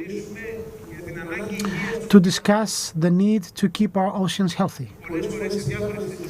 More often than not, I feel a bit embarrassed when I have to discuss the importance of keeping our oceans healthy.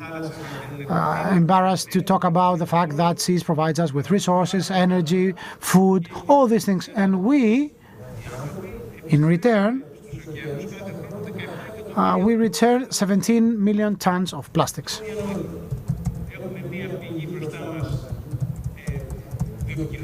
We have a source of biodiversity, of sustainability in our hands that makes our life much easier, much richer, and we do whatever we can to degrade it, to undermine it. So, do we have the solutions? Do we have the response to that? Yes, we do. And let me tell you what we do always, also in connection with the European Green Deal and the historic resolution by the UN in February about biodiversity and the tackling of climate crisis. And please give me 2 minutes to say a couple of things that for us are extremely important when talking about blue economy. So we call it blue economy, okay? Blue economy has been here since time immemorial for all peoples, and especially in the case of Greece, we have been earning, we have been living thanks to the sea and next to the sea. Let me give you a couple of tangible examples of what we do. There's a project we call 1,000 Virgin Beaches, freely translated. Maybe you have heard about the reform carried out by our government on the unspoiled mountains. We have 7 big mountains in our country that we have set them under a regime of full protection. No roads being built, no licensing for wind farms, for instance, have been cancelled. Why? Because we wanted these ecosystems and the habitats to be unobstructed so that species may move back and forth with no obstacle. We do the same thing in the sea. So, as a country and as the Prime Minister said, in collaboration with Yannis Plakatakis and other co-competent ministries, we want to set 30% of Greek seas under protection of under regime of protection. 5%, if we heard correctly, of that will be under full protection, which means no swimming, no fishing, nothing. Apart from that, we try to increase our fish stock by various ways. So, the first project is we have 1,000 beaches under the regime of protection, the same we do with the Untrodden Mountains project, so we can enable these mini ecosystems to recover and as a result support the adjacent ones which have been degraded. Of course, the selection criteria for these 1,000 virgin beaches, which is also of touristic importance, have certain criteria: biodiversity, no human intervention, and other parameters of biological nature. Scientists and fish experts and sea experts will tell you more about that. And of course, we are fully committed to stop polluting our seas of plastic pollution. I mean, we've said that by 2030, and that's the milestone we've set, 60% of our fishing tools, our fishing gear will be recycled. The disposable plastics will be used less by 60%. I expect it to reach 80%. And the same applies for all plastics by 2030. It will drop by 60% at least when it comes to use and disposal of plastics. Do I have time for a question? I have a Zoom call at 4. The Zoom has just started. Okay, it will wait a bit. Please, tell me. Actually, I'm about to have a Zoom meeting on maritime biodiversity. Maybe we can have both events in parallel. We all know that we used to have sea parks in Greece for a long time, and we have been pioneering that in the past. But quite often, we were under the impression that yes, we did have the statutory framework to protect them, but the actual protection was lagging behind. So my question is, in the context of your new initiatives and maybe in combination with the digital dimension of that, which wasn't the case in the past, is there any change? For me, there are changes in 2 respects. A, the digital era. We now have the tools to monitor, to do the surveillance or the analysis or whatever we want that will be driving us to certain decisions. And the second parameter is the people born after 2000s. Those born after 2000, the young kids, you know. they have maritime protection at the pedestal of their priorities. So technology and next gen. We, the old guys, we have to be accustomed to this brand new reality, starting with something very simple. Whenever you wash your teeth, you don't leave the tap running. It's very difficult to do so, because for a great part of our population this is impossible. So if we start with this tiny habit of ours, we may protect our water resources, and of course this goes down to the state and the central government, which is obliged to come up with action plans, conservation plans, and to catch up with the requirements to protect sea or continental biodiversity. And ending about fishing. Fishermen themselves have understood that it is essential that they do not empty seas of their fish. They know it. They need our support. They need our help, because there is a transitionary period in which they have to get rid of old habits, old practices, old gear, which was not the right one to be used in terms of sustainability, and they needed our help. They will get it. But as a basis, and allow me to say I'm absolute about that, it's a cultural issue. If, as an international community, make it one step higher in terms of our ecological consciousness, we will make it. Thank you very much, and sorry for wasting some minutes. I apologize for not being able to stick with you for more time. Thank you.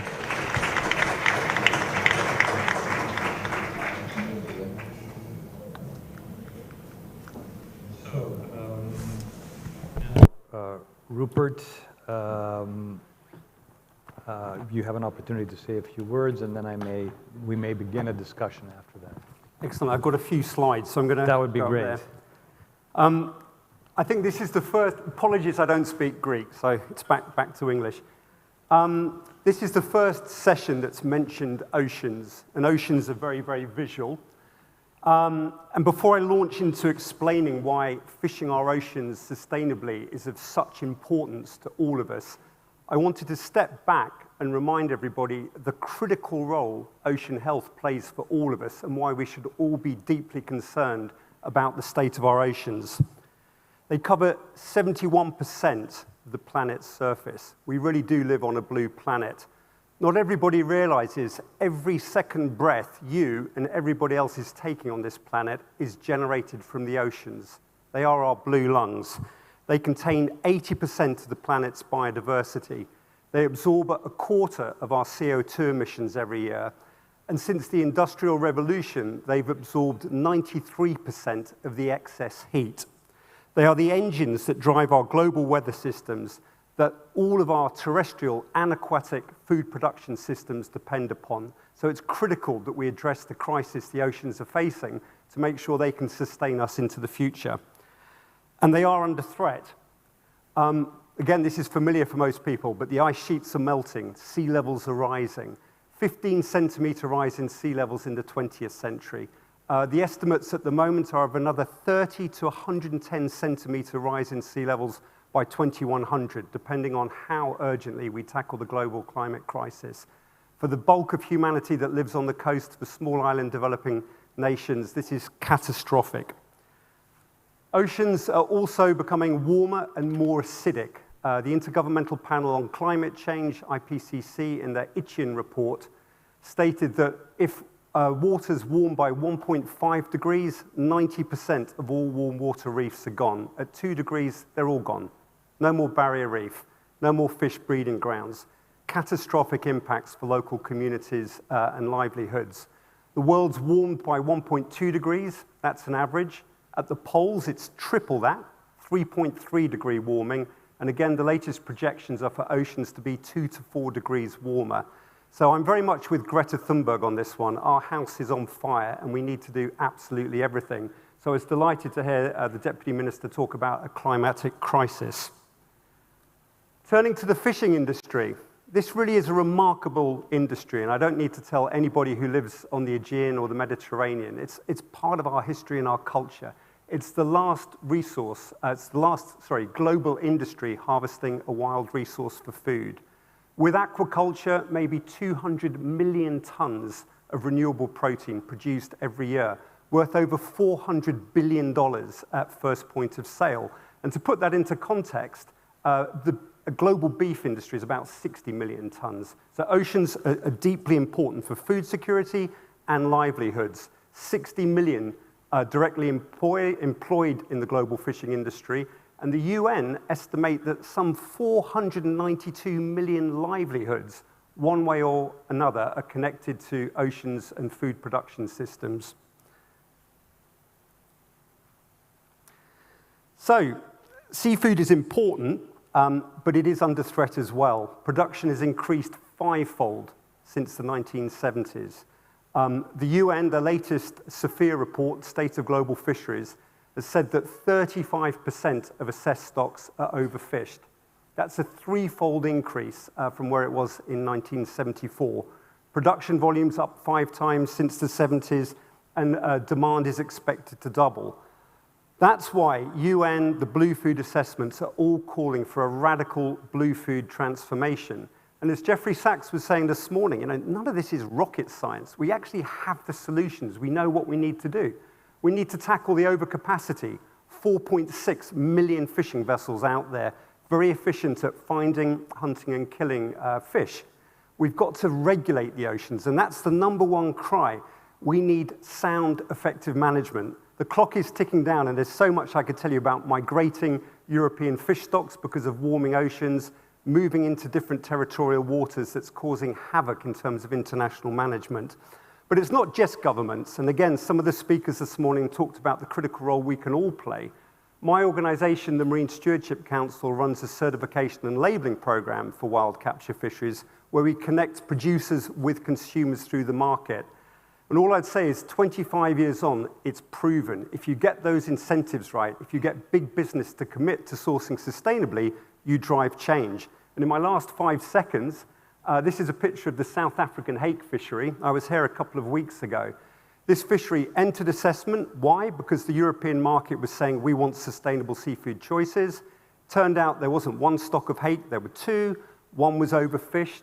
They were killing over 10,000 birds every year through interactions with the trawl gear, the bulk of them wandering albatross. Because of that market demand, they fixed all of these problems. They worked in partnership with WWF, with BirdLife International, with the government. Now both stocks are operating sustainably, bird bycatch reduced by 95%, and critically, from the industry perspective, they've won new export markets and 14,000 much-needed processing jobs have been protected. So my final comment in my seconds that have gone is there is a crisis. The solutions are out there. We have Agenda 2030 and the SDGs. They are humanity's best last chance, in my mind, to shift us from a fundamentally unsustainable system of production and consumption onto a more sustainable and equitable footing. But my God, we need leadership and we need that sense of urgency because time really is running out. Thank you.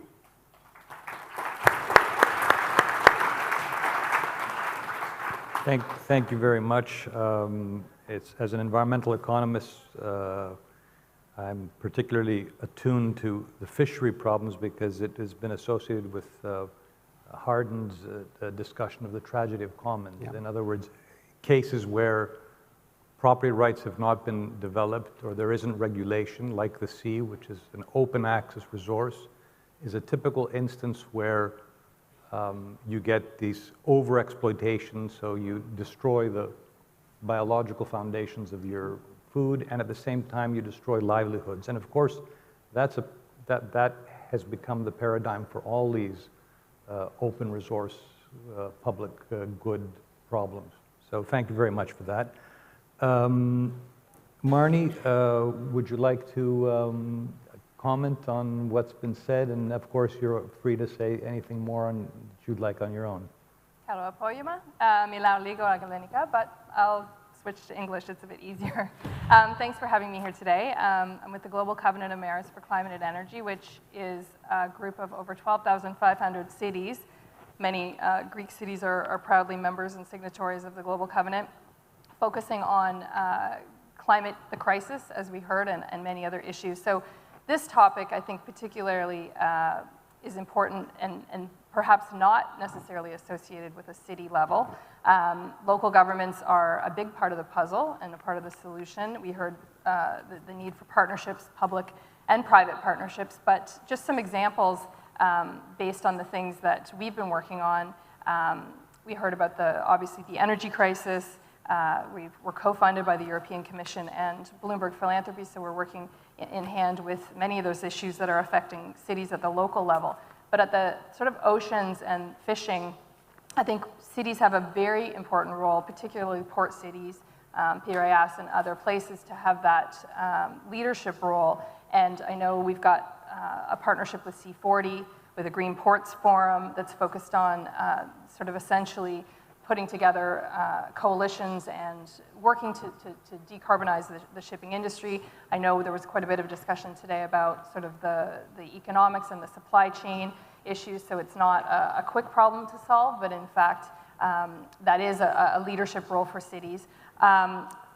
Athena Research Center, which I know Andreas and others have been part of, there's quite a bit of work going on at the local level with some of the digital and innovation on how you can really bring in some efficiency and other opportunities. So I think the main message for me is, all these sort of global issues ultimately show up at the local level, at a very micro level.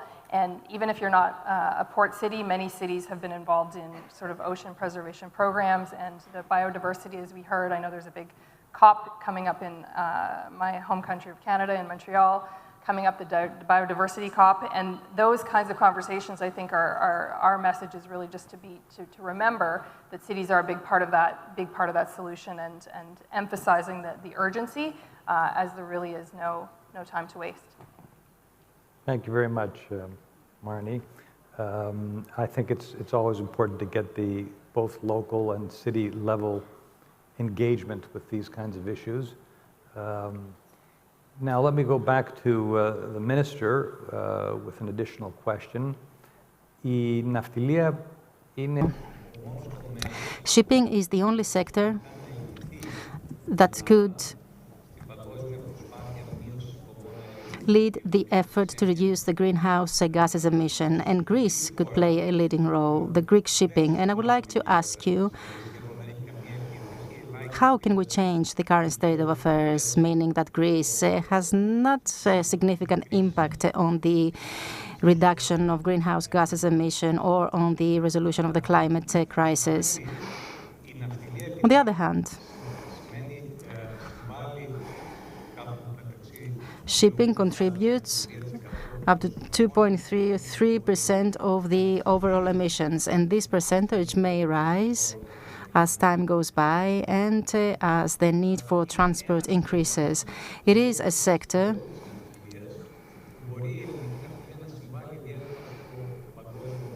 that can allow Greece to play a leading role.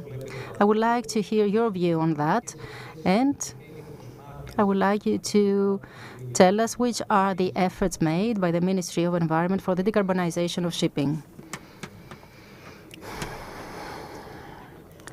Shipping has always faced challenges, and at the same time has always had many opportunities. And if the Greek shipping and the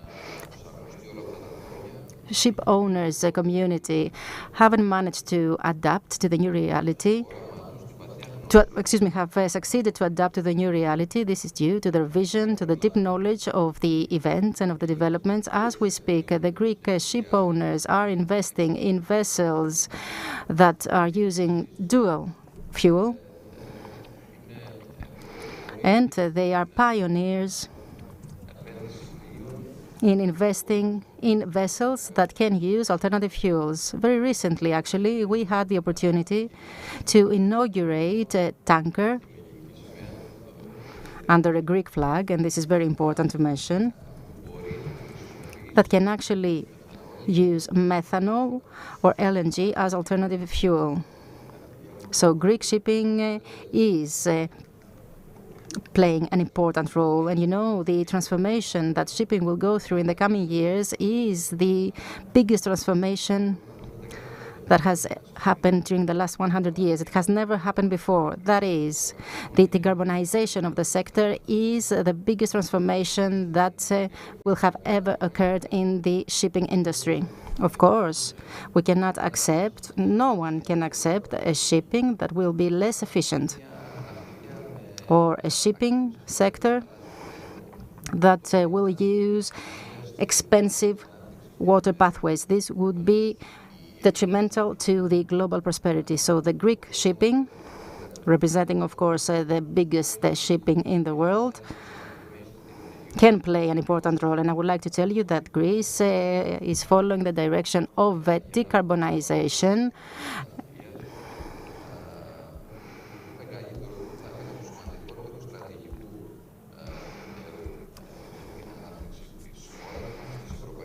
Always with the support for the European Union. Now, the ministry. The initiatives that we have taken are the following. First of all, the Greek shipping has suggested the adoption of market-based measures. That is, measures that are based on the market.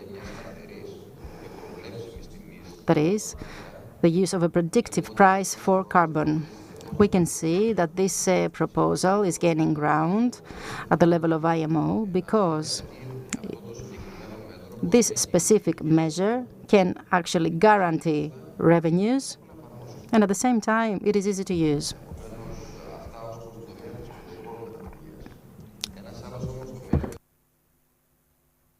But another sector that is of great interest for Greece is the coastal shipping. We have 400 marine itineraries, so you understand that it is of vital importance for our country the incorporation of coastal shipping and all of the relevant routes in the new reality. What have we managed to succeed? To get European funding for the development of new routes where green vessels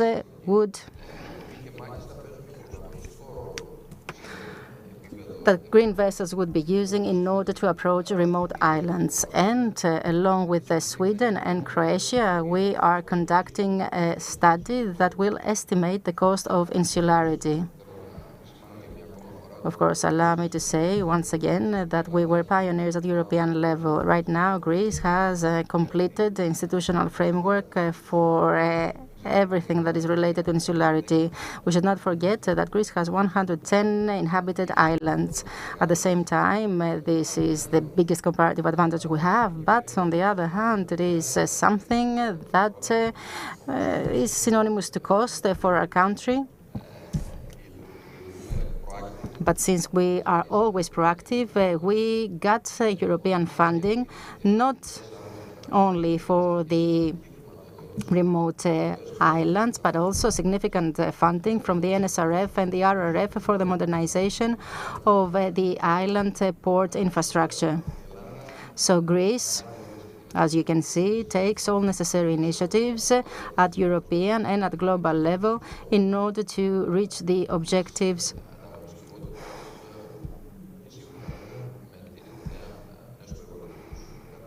for the environmental protection and always in compliance with environmental regulations. Since you talked about tax on carbon, I would like to ask you, do you have anything to say about the emissions trading system, the ETS in shipping? Look, we need to be extremely careful.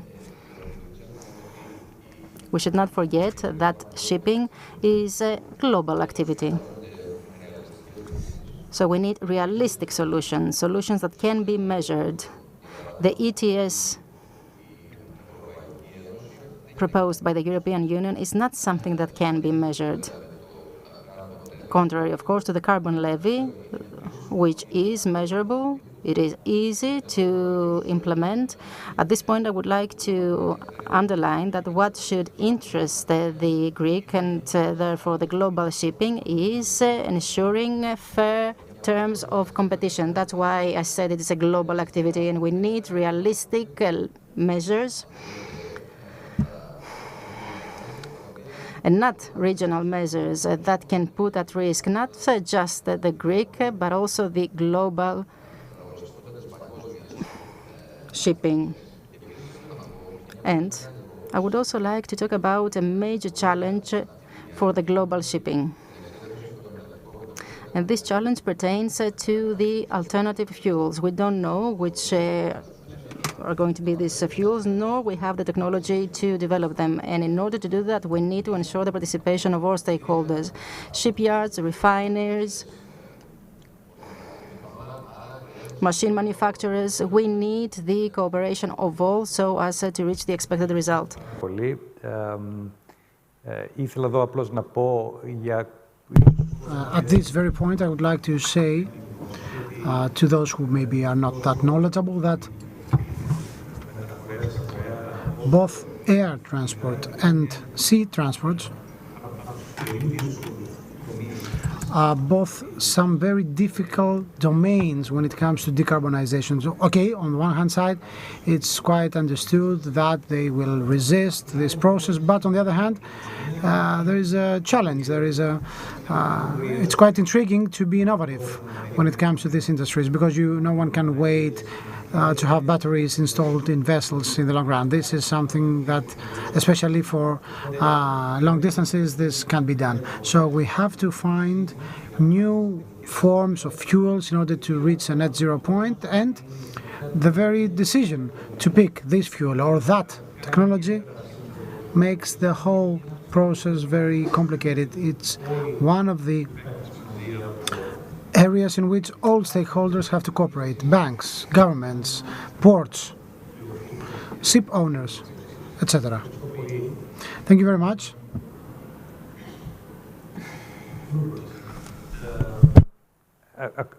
As we've already seen today, the energy crisis, the pandemic, and the what I called earlier this morning the poly crisis, the fact that we've got a food crisis, we've got inflation, we've got potential recession, we've got geopolitical tensions.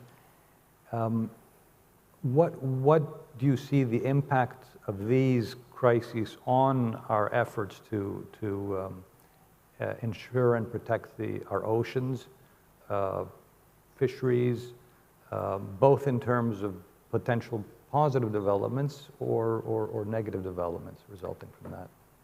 Thank you. Where to begin? Yes, we seem to be retreating from globalization. Seafood, as I said, is the most traded primary commodity in the world. We've got growing nationalism and autocracy. Probably most people don't realize, I think half the whitefish comes out of Russia, very, very important fishing nation.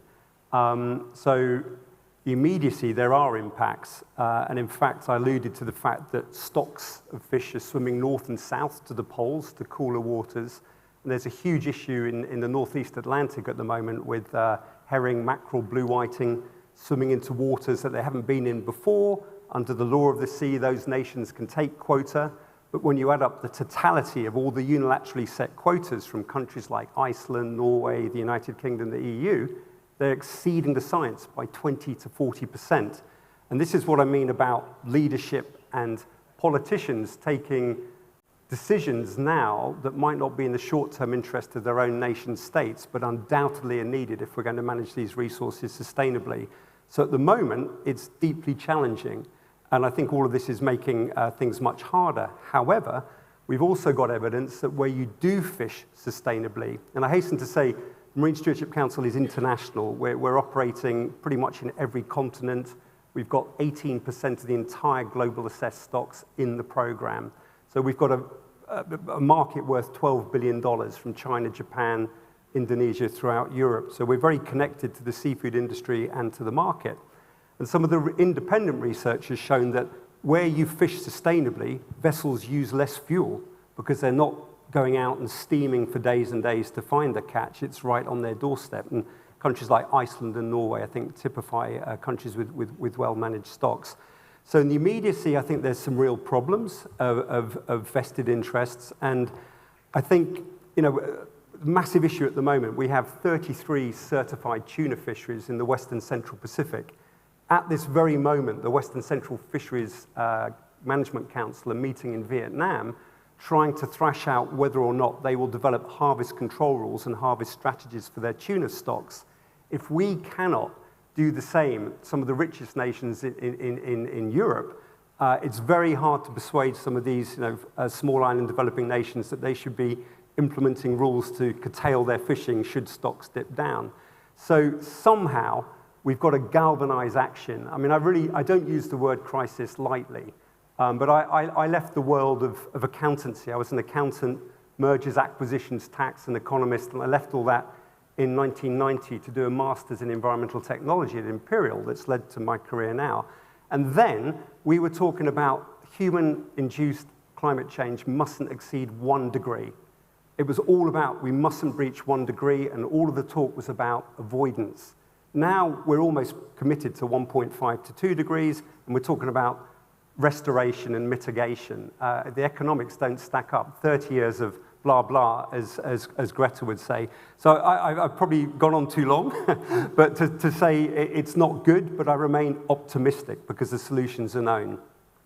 Great, well, that's good. No, you haven't gone on too long. We still have 2 minutes, apparently. So, Marnie, I know you're not an expert on blue economy and the oceans, but I would like to draw on some of your expertise with the cities and the local community to ask you what was their role in the recent COP27 and what your assessment was of the outcome as well. And if you have something really positive to tell us about city engagement right now so that we can leave on a positive note. Happy to do so in a couple minutes. So just, I think in the same theme that you mentioned with the polycrisis, coming from a good Greek word, I think for cities, it's actually, and this happened in COP in Egypt a couple weeks ago, it's really galvanized local governments to demonstrate that their urgency of and how interconnected all of these pieces are. So, on the front lines of the crises of the pandemic, previously, the climate crisis, now energy crisis, and I think the conflation of all of these is actually the moment in time to demonstrate. And cities, I think, one of the key takeaways, and there was some positive outcomes in terms of recognition by the Egyptian presidency of the Conference of Parties, where there was a first urban ministerial ever that happened on the Friday, the final Friday, where there's sort of a seat at the table, so to speak, for subnational governments, as you will, the local governments and regions. And I think that the impetus for, the energy crisis is actually, I think we've heard it in many cases, and I think Greece has taken a real leadership role, both nationally, but at the European level, around kind of the energy efficiency, energy poverty, all these issues that local residents are facing. And I think that those kinds of issues are demonstrating cities have a role to play. Retrofits, for example, for energy efficiency, and other areas that are more tangible examples, public transportation and other areas were already happening, and lots of things, Athens and other cities around the world have been leading on that for years. But I think that the positive element is, in fact, the voices.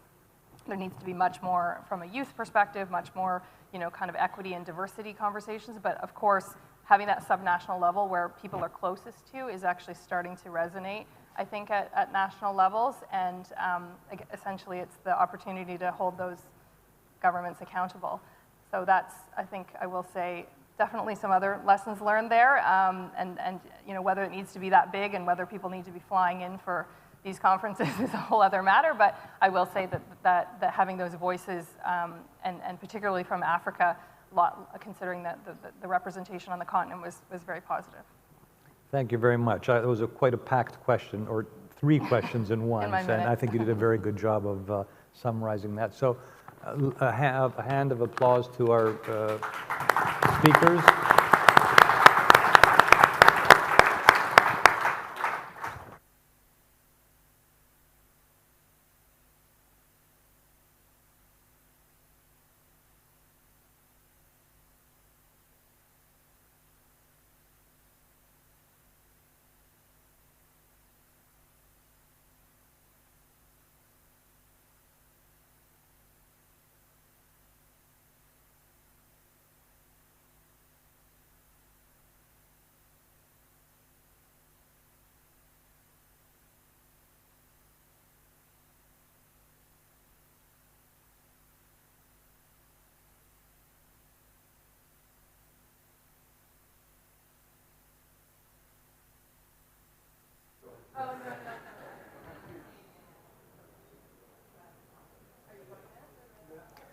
So it seems this afternoon I've taken over from John Andrews, giving him a break.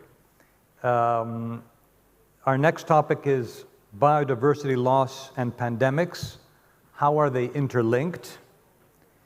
And we have as speakers Anne Larigauderie. I gave you a little bit of a French accent, but I'm not sure I did it well. Executive Secretary, Intergovernmental Platform on Biodiversity and Ecosystem Services. James Hardcastle, Head, Protected and Conserved Areas International Union for Conservation of Nature. And Dimitris Karavellas, Chief Executive Officer of WWF Greece. Please join me here.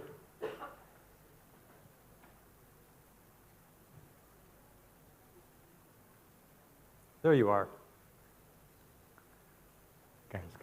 Ευχαριστώ πολύ.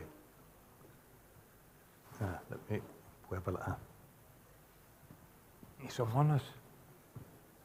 Okay, we have, I guess, a live link here. Just a minute.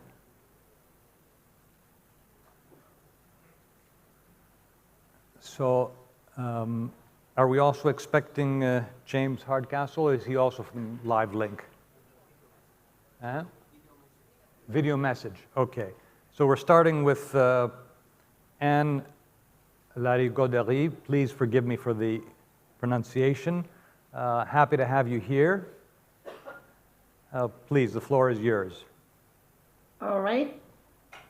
Thank you very much. And greetings to everyone. I wish I could be with you in Greece.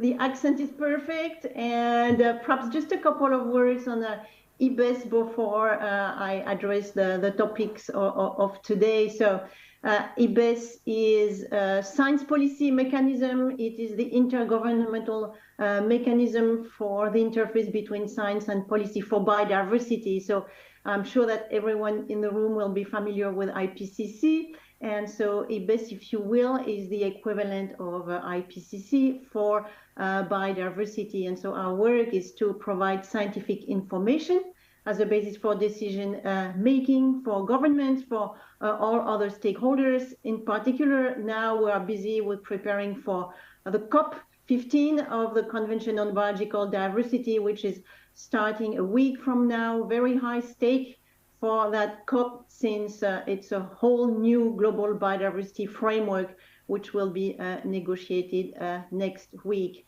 So just quickly again, IBES produced a landmark report in 2019, the Global Assessment of Biodiversity and Ecosystem Services. And you may recall that one of the conclusions was that 1 million species of plants and animals are threatened with extinction out of a total of about 8 million. And we care about that for a diversity of reasons. One of them is that it is affecting the capacity of ecosystems to function and to provide a number of contributions, such as the capacity to control the emergence of diseases. We'll speak about that a bit more, but also the capacity to mitigate against climate change, to provide pollinators for crops, or to provide enough fresh water of a good quality. And so the conclusion was that sustainability will not be reached by anyone with such negative trends for nature. Nature is the basis for everything else that we are discussing today. So coming now on the topic of the interlinkages between biodiversity loss and pandemic. So IPBES produced a report just during the pandemic in 2020, which was based on 700 recent scientific publications on the topic.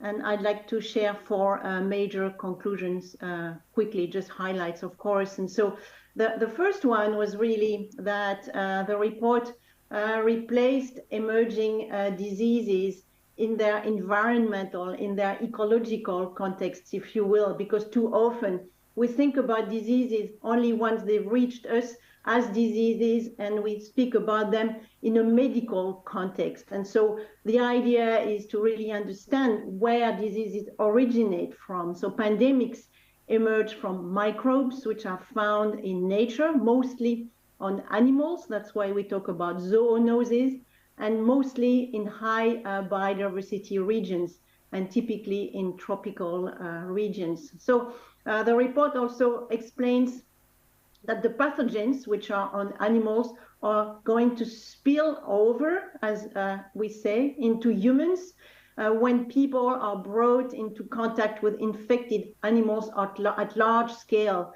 because typically of human-driven activities such as big land development projects. And infectious diseases and pandemics are becoming more frequent. The second observation and conclusion is that there are key direct causes for the emergence of diseases, which the report highlighted. The first one is land use change, big projects such as deforestation, for example, for cattle farming, for meat, or agricultural expansion. Think about palm oil cultivation, for example, or also any big mining or logging projects. Those are major drivers of biodiversity loss as well. And so the second direct driver is wildlife trade.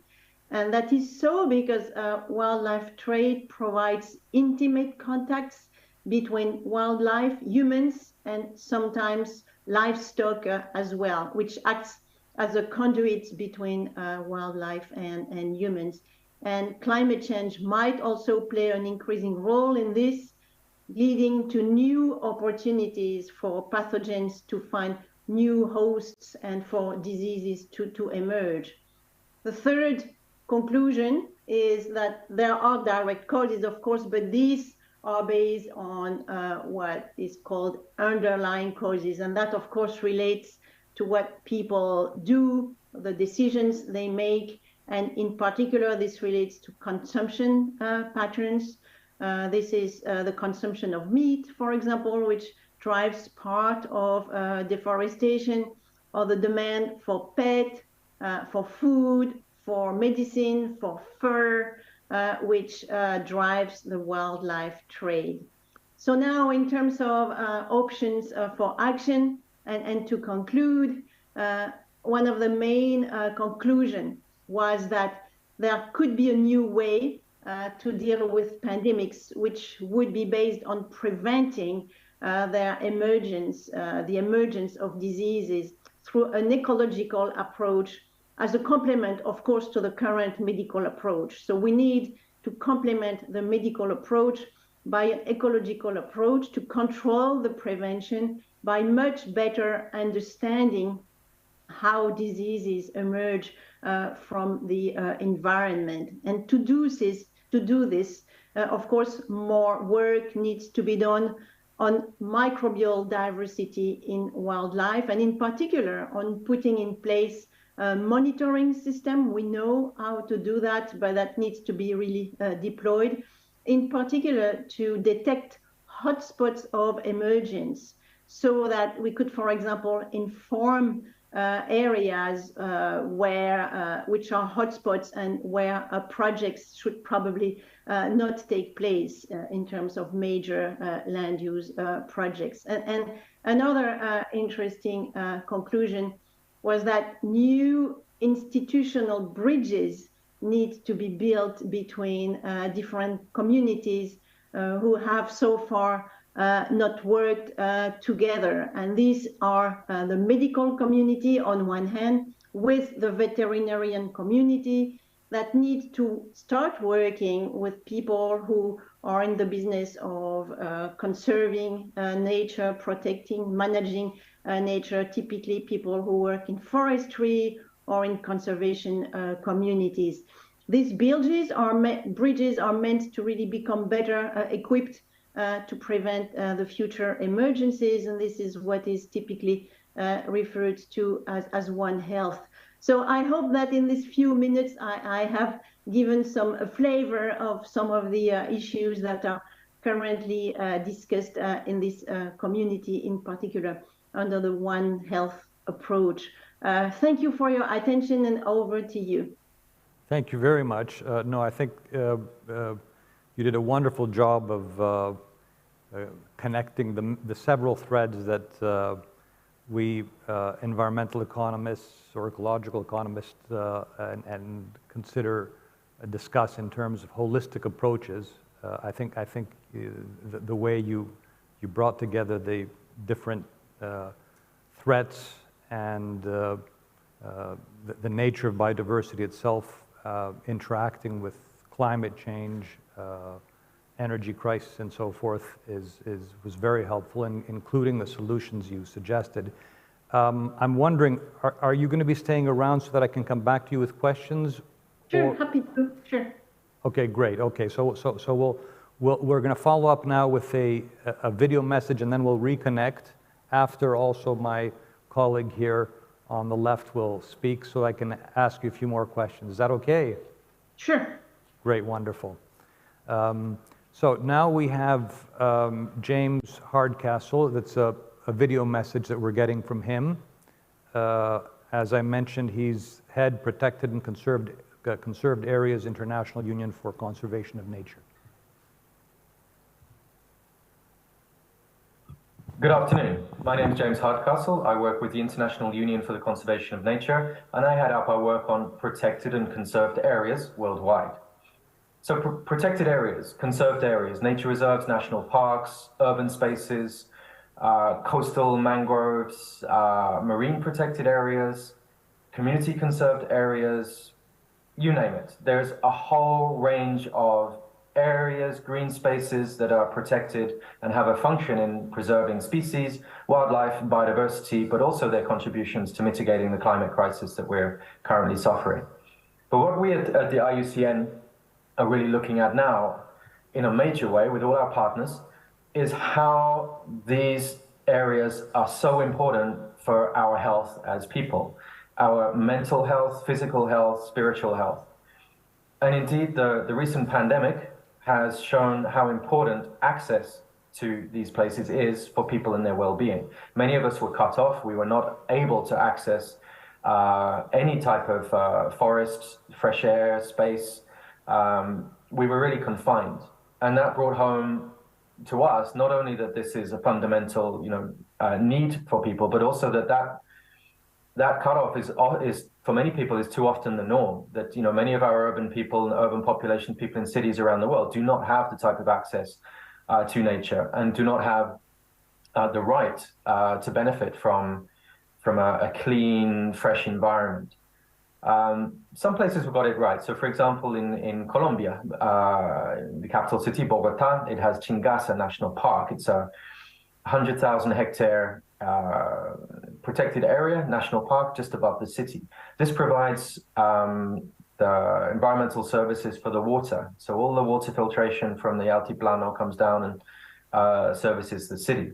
It's also such an important place for people in Bogota to escape on the weekend, to go hiking, to have picnics, to go and be in nature.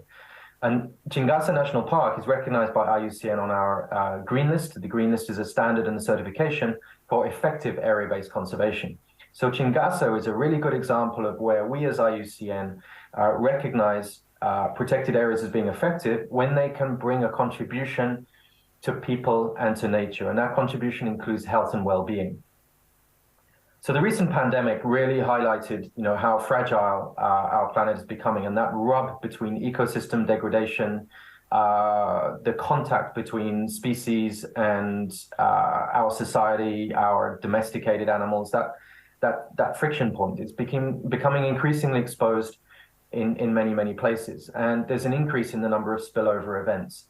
And we really want to see the international community, all of you on here, everybody, really thinking about how we can better support early detection, early prevention measures, monitoring, and a kind of a first line of defense against future pandemics by really bringing the investment, the thinking about area-based conservation as pandemic prevention and for its health benefits, and really to bring a One Health approach that nature conservation, area-based nature conservation is a key fundamental principle for sustainable development, and it underpins all the other sustainable development goals. It's life on land. The area-based conservation is so important. If we can, for example, through IUCN, we're bringing training, we're bringing guidance for protected area managers, protected area staff on how they can better play a role in the monitoring and the early detection of zoonotic disease events. Many protected areas, they have veterinary services, they have guards, they have monitoring, they're connected to local people. They're the first detection, the first indication that there could be a spillover event or some incident happening. And that early warning is so important. Like the early detection of a zoonotic event is fundamental. So please take this message away. Protected and conserved areas are so important for our health. They're so important for our well-being, and they're so important in preventing future pandemics and the future kind of impacts globally that we faced from the most recent COVID-19 epidemic. So thank you very much, and enjoy the rest of the event. Great. Well, that flowed in nicely from our previous discussion on One Health. Dimitri, the floor is yours, and then we can start a discussion. Thank you, Andreas. Well, firstly, let me say a number of the things that Anna said I was planning to say, so I think I'll be briefer than expected. Firstly, I'd like to congratulate Anna and her team, because I think the report that was released in 2019, 2020 was really an eye-opener. The reality is, if we were having this discussion in a venue like this, in an event like this 5 years ago, it would have been a more theoretical thing. I think the arrival of the pandemic and the experience of the coronavirus, the COVID pandemic, is really what's made us all more aware of this. But just to echo maybe a few of the points that Anne made, first thing I wanted to say is that zoonotic diseases, that is, diseases that are actually transferred from animals to humans, are not a new thing. Black Death, Spanish flu, malaria, SARS, Ebola, they're all examples of diseases in humans that actually originated from animals. What is new now is that the occurrence of these types of diseases is on the increase, as we've seen.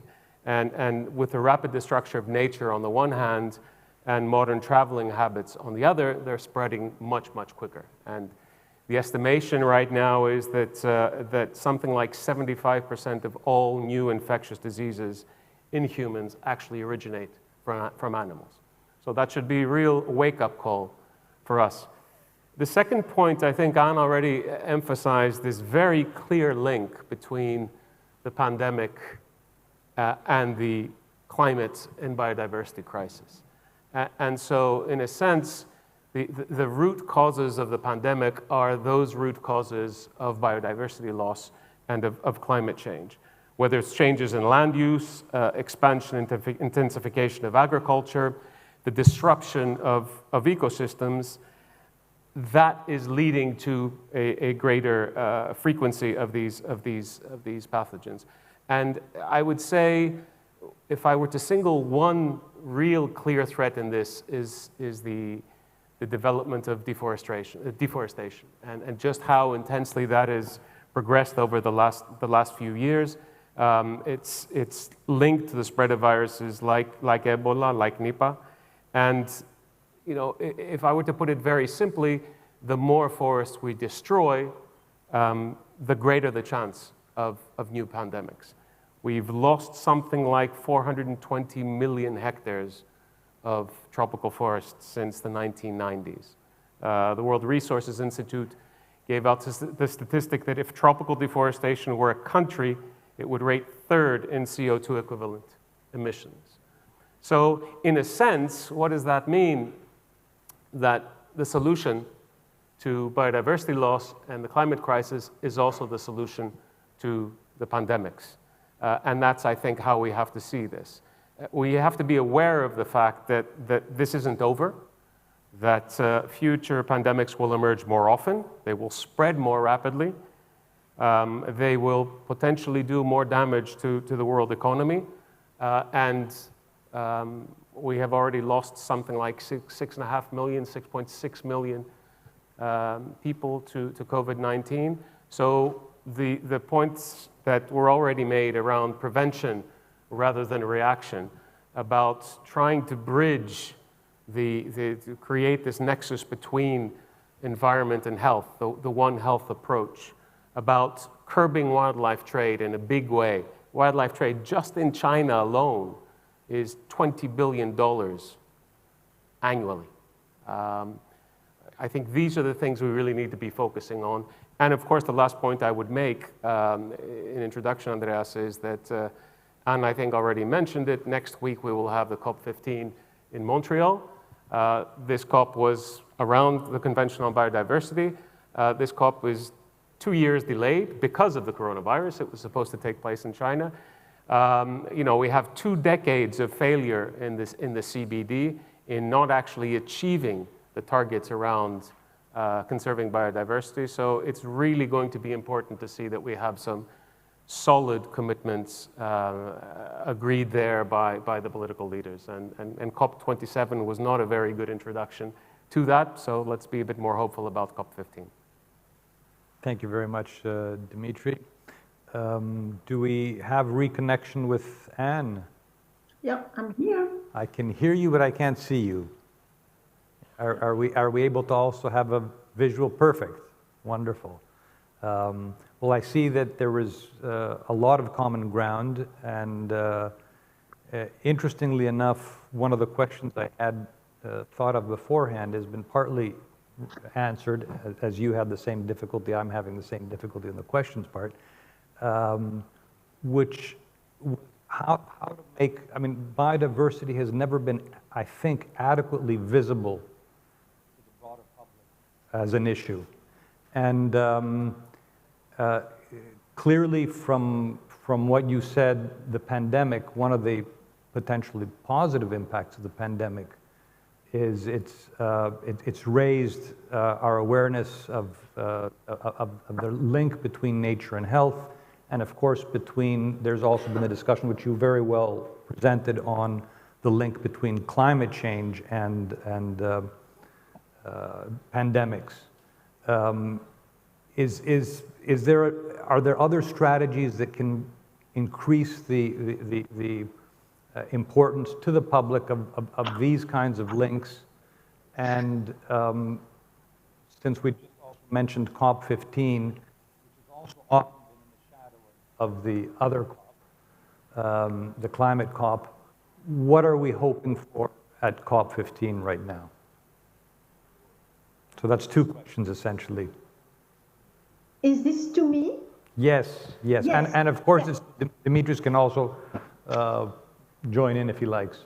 Yeah, happy to respond, and also just to say that I agree with all the point that Dimitri just made right now. So, it is for sure that biodiversity has not been enough of an issue until now. And one of perhaps the promising angles is the important link between biodiversity and climate change, which needs to be made much more visibly. And that is because we speak about nature-based solutions. And by this, we mean that a major part of the solution to climate change, aside from reducing the use of greenhouse gas emissions and consumption, is in nature, because nature has the capacity to absorb carbon from the atmosphere, and if protected better, if restored, if used more sustainably, it could go a much longer way into solving a part of the climate change problem. And so one of the key challenges actually is in the hands of the Climate Change Convention, and it is in that sense quite regrettable, I would say, but things are slowly improving, that the Climate Change Convention does not take enough into account the solutions that are based from nature, and too much those solutions that are based on engineering and biofuels or tree planting schemes, which have quite a few shortcomings.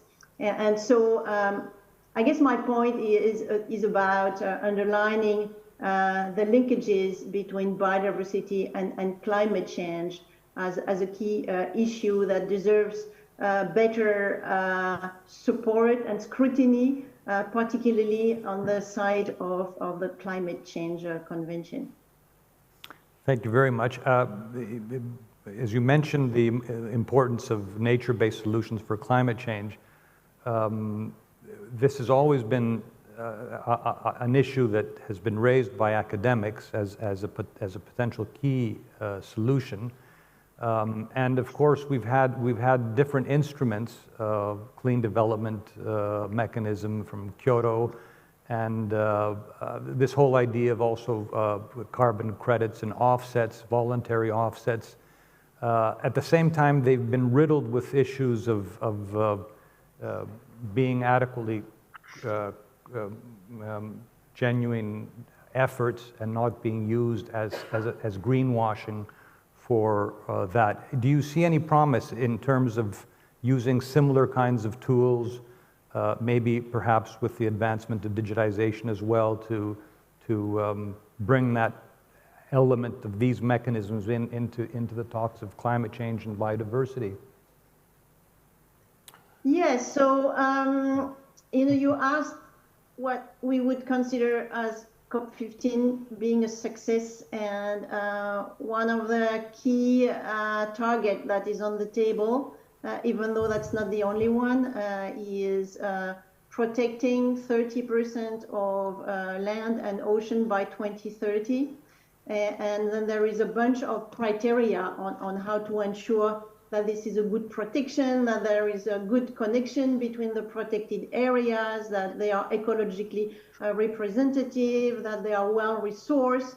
So if that alone could be agreed and resourced, that could be a good step in the right direction towards biodiversity and also towards a climate change. And overall, in terms of what success would look like for COP15, aside from this 30% by 2030, which will not save all of biodiversity, so the rest of the planet also needs to be taken into account. Well, what would be a success would be a set of targets, which, unlike the previous ones, would be quantified and would be specific, ambitious, and also, of course, just like for climate, with enough financial means, in particular to provide help for developing countries, since you know that for biodiversity, things are a little bit different, because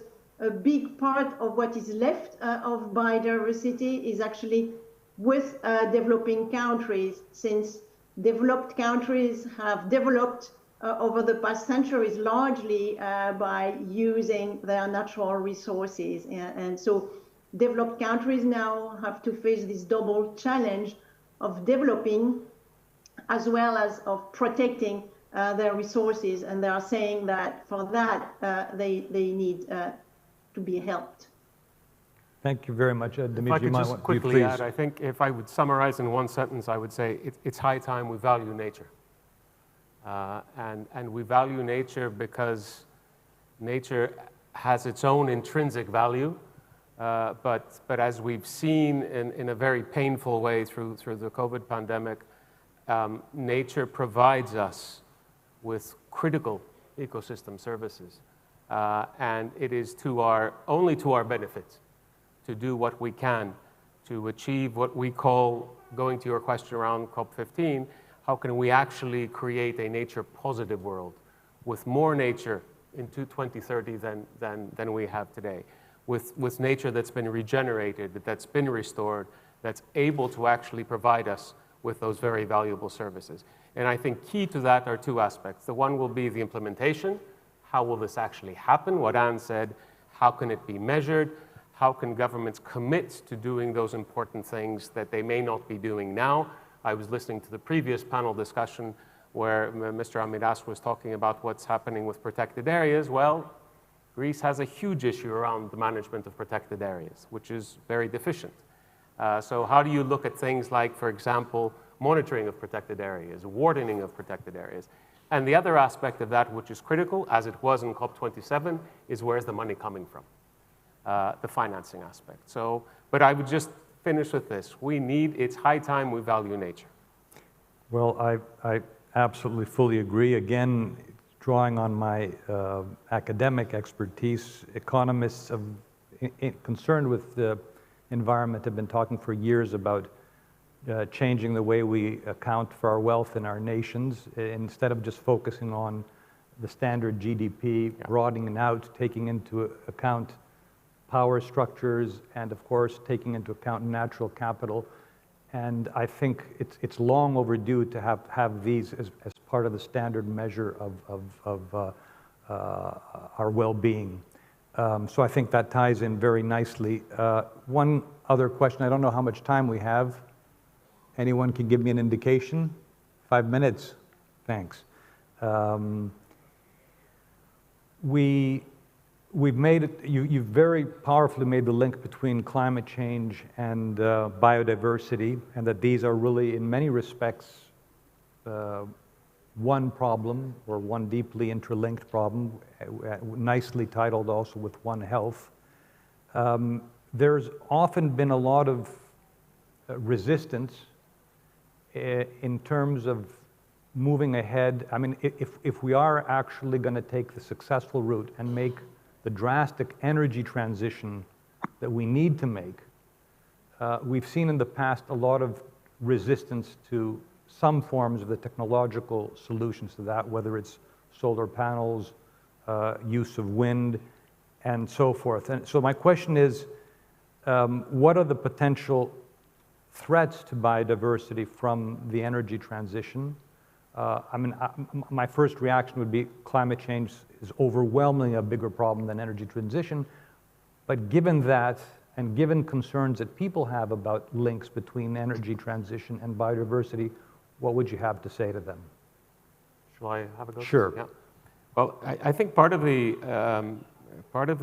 response, the solution to that is the need for us to really look at this in an interdisciplinary way. There's no way that we could talk about energy transition, for example, and renewables that would be detrimental to the natural environment, to biodiversity. And so we need to have the energy people speaking to the conservationists, speaking to the specialists on disease, et cetera, et cetera. And that's the only way I think that we can find a solution. For a country like Greece, for example, the whole aspect of siting of wind farms or solar panels is absolutely critical. I mean, how do we actually set the wind farms up in places that aren't too damaging to biodiversity? And it's been done in many other parts of the world.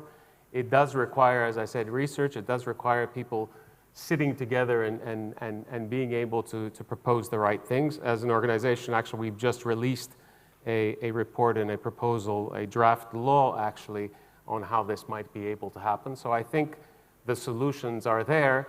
And as you said, Andreas, we need to be able to tackle the climate crisis and the biodiversity crisis at the same time. And for a country like Greece that does have a very rich biodiversity, it's important that we get that right. For a country like Greece that is unfortunately at this point in time also opening up to fossil fuels and not looking in the direction of renewables as much as we would like it to be, we also need to get that one right. Well, I was going to ask you about that, but you mentioned that, so, and I don't think we have much time. But Anne, maybe you want to respond as well to the last question? Yeah, perhaps just one point. So I agree with what has been said, and solar and wind are things that can accommodate really with the right consultation of the right set of people. One point of vigilance is the ongoing large-scale development of biofuels in order to avoid using, fossil fuels, such as planting sugarcane, etc. And this is potentially very problematic, and it is starting to become so in many areas, like in the tropics in Brazil, for example, but also in Africa, because people, in principle, this large-scale deployment of bioenergy crops would be done on what is called marginal land. However, there is very little marginal land left, and quite often this is done on destroying forests or natural habitat, and so on trying to solve the solution of climate change, one in fact causes problems to biodiversity, and down the line, after several years, that also actually exacerbates climate change. And so this issue of bioenergy crops is one area that needs to be really monitored very carefully, because IPCC has calculated that in order to, if consumption is not slowing down, in order to manage greenhouse gas emissions, very, very large areas would need to be converted in bioenergy crops. Thank you very much. It's clear that we have to keep our eye on many elements of this One Health challenge, and only as long as we're keeping our eye and using our expertise to have a holistic picture are we going to be able to solve these things. So thank you very much for being with us.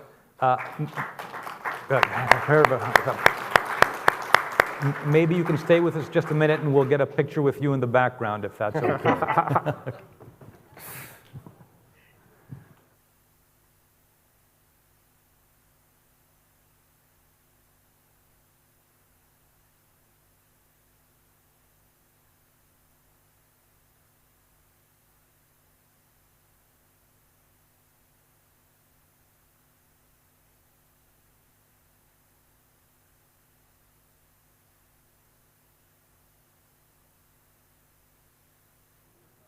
Andreas, thank you so much. Fantastic.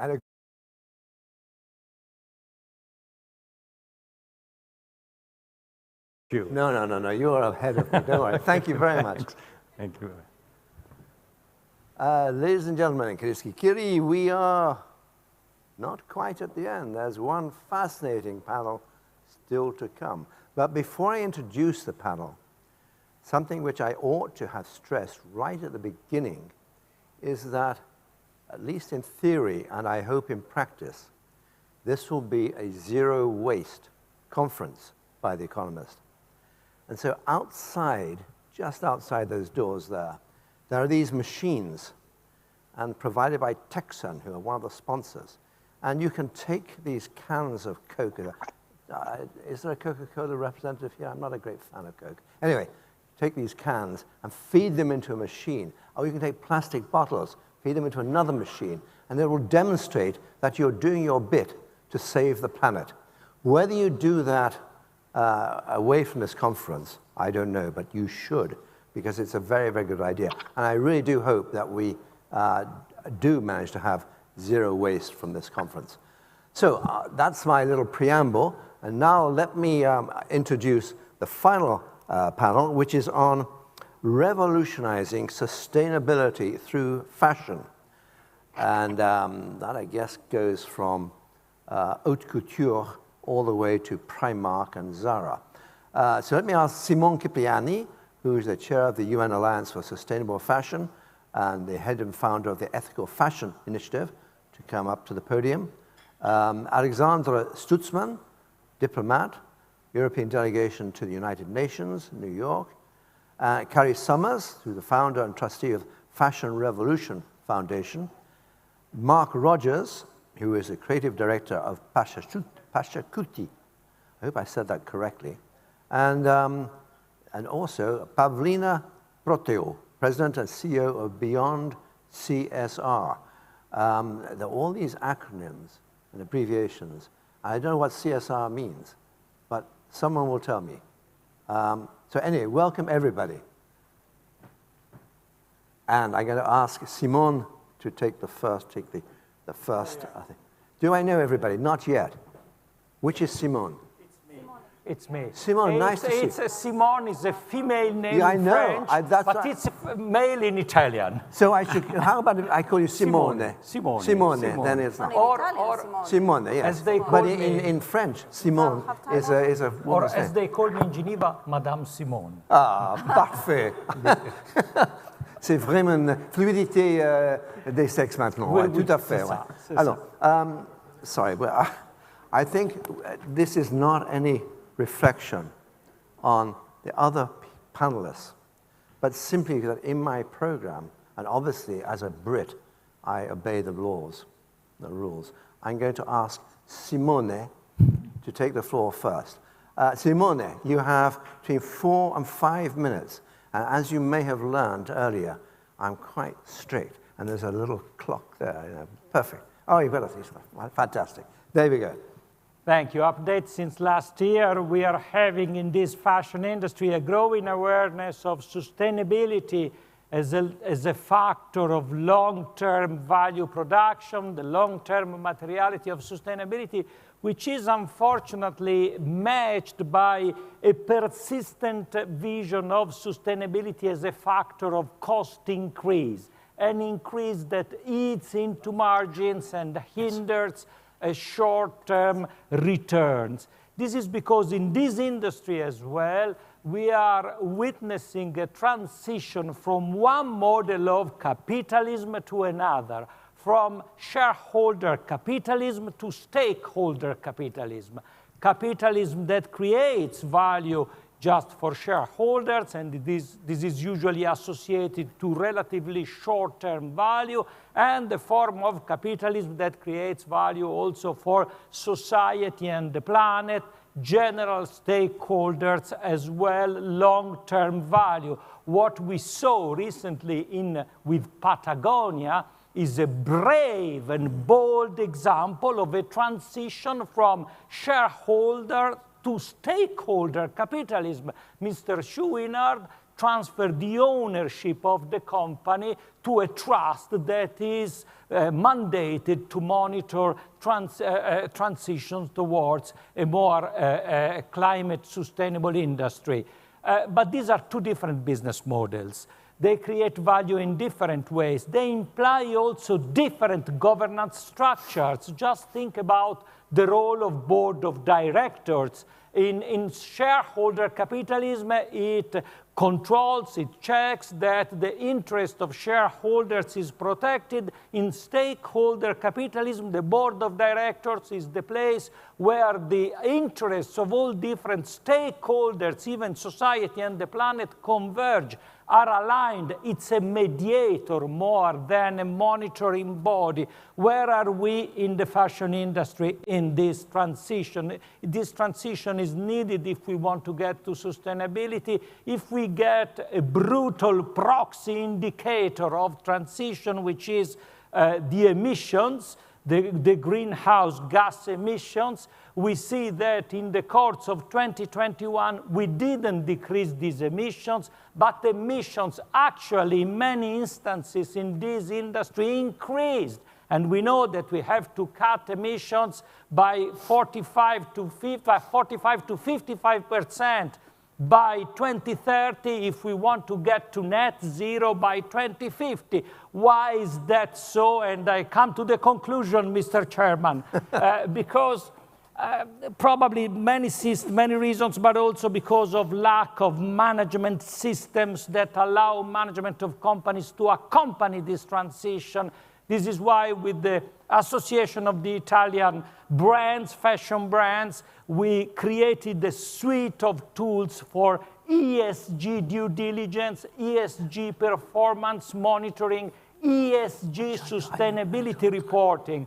They are meant to help the management of companies to highlight sustainability risks, to intervene on them, to monitor action on them, and to report on them. Because at the end of the day, if we become really sustainable and in a perspective of stakeholder capitalism, corporate sustainability report, instead of being a piece of creative writing, must become as important and as reliable as financial reports. Financial reports are based on international accounting standards, therefore they are comparable. We have to get to that also for sustainability report, to things that are produced according to a shared set of standards and a shared methodology so that we can have comparisons and we can facilitate this transition to a different form and more sustainable form of capitalism, even in this industry. Shut up!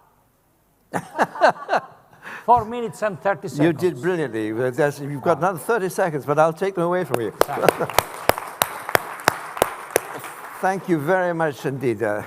Mille grazie, Simone. I don't know whether Bernard Arnault would agree with you about stakeholder capitalism, but we will see. It's a bold vision. Alessandro Stutzman, please.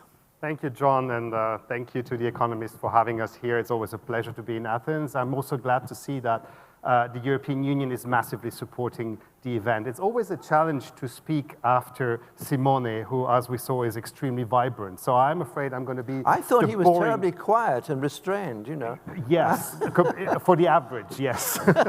But so I'm afraid I'll have to basically bring in a little bit of the boring bureaucrat here.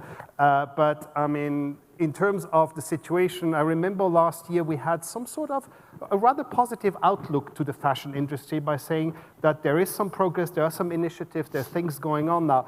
Simone showed us that there are different shades of gray here and that it's not that much of a black and white picture. I would like to come to two aspects which I think are encouraging. It's true that the fashion industry, which touches upon most of the SDGs very clearly, is still, I mean, having a strong negative environment impact and a strong social and human impact. I mean, we've mentioned it, the gas emission, the microplastics in the oceans, the water consumption, but also on the social and human impact side, I mean, labor standards, which haven't really improved, or the issue of human rights and the protection of vulnerable groups, just to mention a few. But what I see is that there is, however, a convergence in terms of different actors, whether this is the regulatory actors, which, of course, there is a demand of producing international norms, whether it's at UN level or at EU level or at national level. But so the regulatory actors coming together with the business actors that see that on the long term, they have also an interest in creating a fair environment, which includes being fair to the planet. And I think we heard it on the panel before, the necessity to get closer in harmony with nature. And this is something that's coming up. I mean, all the eyes are on COP15 also in order to see what is going to come up of that. I'm going to take a second. But also from the consumer side, so three sides, also a more informed consumer with grassroots organization also pushing for a constant monitoring of the sector. And so this awareness comes together with, as I said, a whole awareness with the harmony with nature, whether this is with resources or the use of the ecosystem, whether it's the own operations of the fashion industry, but also their suppliers or the consumers. So on the whole length of the chain. What will come out of COP15, we will see that next month. hopefully more than of COP27. And there is a connection to make. I mean, there's been improvement on climate. Now we're getting more and more also the improvement of, as we said before, living with nature and the biodiversity challenges. I would like to point out to the campaign called Make It Mandatory, which is advocating for mandatory requirements for all larger businesses and financial institutions in order to assess and disclose their impacts and dependencies on nature. And this is something new. I mean, there's been progress, as I said, on the climate change, but not yet by companies on that. And if you look at how grassroots organizations are monitoring this, I'd like to mention the World Benchmark Alliance, for instance, that has been doing an incredible work on more than 2,000 of the biggest businesses. They're about actually to release the study of the 400 first businesses that they have monitored in that respect, on the respect for biodiversity, the disclosure and assessment of their impact. And the conclusions will probably not be brilliant, but nevertheless encouraging. They will come up with the fact that companies are aware, but are not necessarily doing what they do for climate change. So this is the next step needed. And maybe the regulatory framework, like the EU one, will help on that, whether this is the strategic package of the European Commission. Now, I mean, we've discussed that before. Legislatures are always slow. It always takes too much time. It's never completely sufficient. But nevertheless, it's out there. I guess in the discussion, we'll get more into detail on those. And those significant normative changes, together with all the other stakeholders, can really make a difference. Excellent. Thank you very much. And that would be, I mean, the idea would be UN regulation or EU or? Yeah, UN. So both. Yeah, so theoretically, therefore, worldwide. Yes. No, fingers crossed. Carrie Summers. Thank you. I've got some slides, so I'm going to come up to the podium. Yeah. So I founded Fashion Revolution in 2013. Fashion Revolution is the world's largest fashion activism movement, with the aim of holding the industry accountable for its practices and impacts. And since then, thousands of people have asked the question, who made my clothes? And now more than half of brands disclose where our clothes are made. So then I started to think, what would happen if we had more information about what's in our clothes? Considering that only a quarter of brands are saying what they're doing to address microfiber shedding, and only a third of brands tell us what toxic chemicals they prohibit in the manufacturing process. Yet, half of fashion's greenhouse gas emissions and over 90% of biodiversity loss and water stress occur during the extraction and the transformation of raw materials. In an attempt to raise awareness of these issues, we had a garden at this year's Chelsea Flower Show with the plants that can be used to make and dye our clothes. But natural dyes are not the norm in the industry, and while we do use natural fibres, synthetics have taken over in a massive way. And this means that textiles now account for around 35% of global microplastic pollution. And in here you can see 5 millilitres of microfibres. This came from just one wash and dry cycle of 8 cotton polyester blend lab coats. And I saw this impact at first hand 2 years ago when I sailed from the Galapagos to Easter Island into the South Pacific Gyre, carrying out scientific research into the impact of our clothes on the environment. So now fashion has started to look at more sustainable materials, assuming that natural fibres would readily biodegrade. But it's not yet clear whether well-intentioned efforts to reduce plastic pollution may be replacing one environmental issue with another. The textile industry uses over 15,000 different chemicals, and some of these processes, like mercerization and regeneration, change the cell structure to one which doesn't occur in nature. And further modification occurs through bleaching, dyeing, applying repellents, flame retardants, softeners, antimicrobials. And all of this means that natural fibres do not simply disappear in nature. And scientific studies are showing that up to 70%, in many cases 80% of the total fibres found in fresh water, marine waters, animals, and the atmosphere come from natural fibres. Over the past year, I've been working with researchers from Keele and Loughborough University in the UK on Fashion Revolution's Restoring Riverscapes project, focusing on the historic textile town of Leek in Staffordshire. Now, Leek became globally renowned for its dye works because of the purity of its river water, but with dozens of mills pumping out dyes and chemicals into the river, it fast became the most polluted river in the whole of Europe. One local resident even told us about catching purple fish. And we worked with engaging the local community in citizen science projects. Our water samples along the course of the river revealed microfibers at every site. Now, rivers are nature's highways, and the textile fibers entering them can potentially interact with other chemical pollutants which might enter the river. They can be transported long distances into our oceans as well. And it's also appearing that natural fibers shed their chemical pollutants more readily than their plastic equivalents.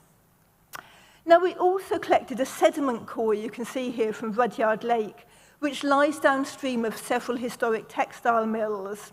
Mud at the bottom of lakes is made up of layers of sediments and particles that have washed into the lake, and it can therefore be used as a kind of time machine to examine how fibers and pollutants have changed over time.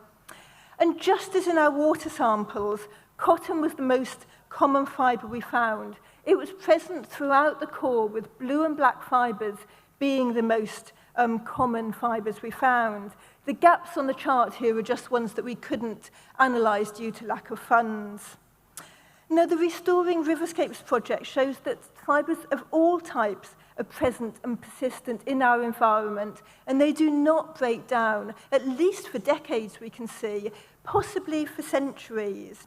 And while the problems in the River Churnet appear to have gone away, at least it doesn't change colour 3 times a week, these problems haven't entirely gone away. We've just exported them elsewhere. So we now need an international effort to make sure we understand the full and ongoing impacts of all textile fibre and chemical pollution. We're looking for funding to try and deepen this research in the UK and expand it overseas. But for now, one thing is clear. If the fashion industry wants to drive sustainability, it must start by understanding the true value of materials, which should be mindfully designed and redesigned and recuperated as a valuable resource. Thank you. Thank you very much, Carrie. Rather sobering, I must say. I hope I'm wearing stuff which, you know. Mark. Yes. So, Mark Rogers, Creative Director of Pachacuti. Yeah, I'm going to beg you for a minute. Beg me for 1 minute extra, you mean? Yes. Or just 1 minute? Just 1 minute extra. Okay, fine. Really, I'm a generous guy. Okay.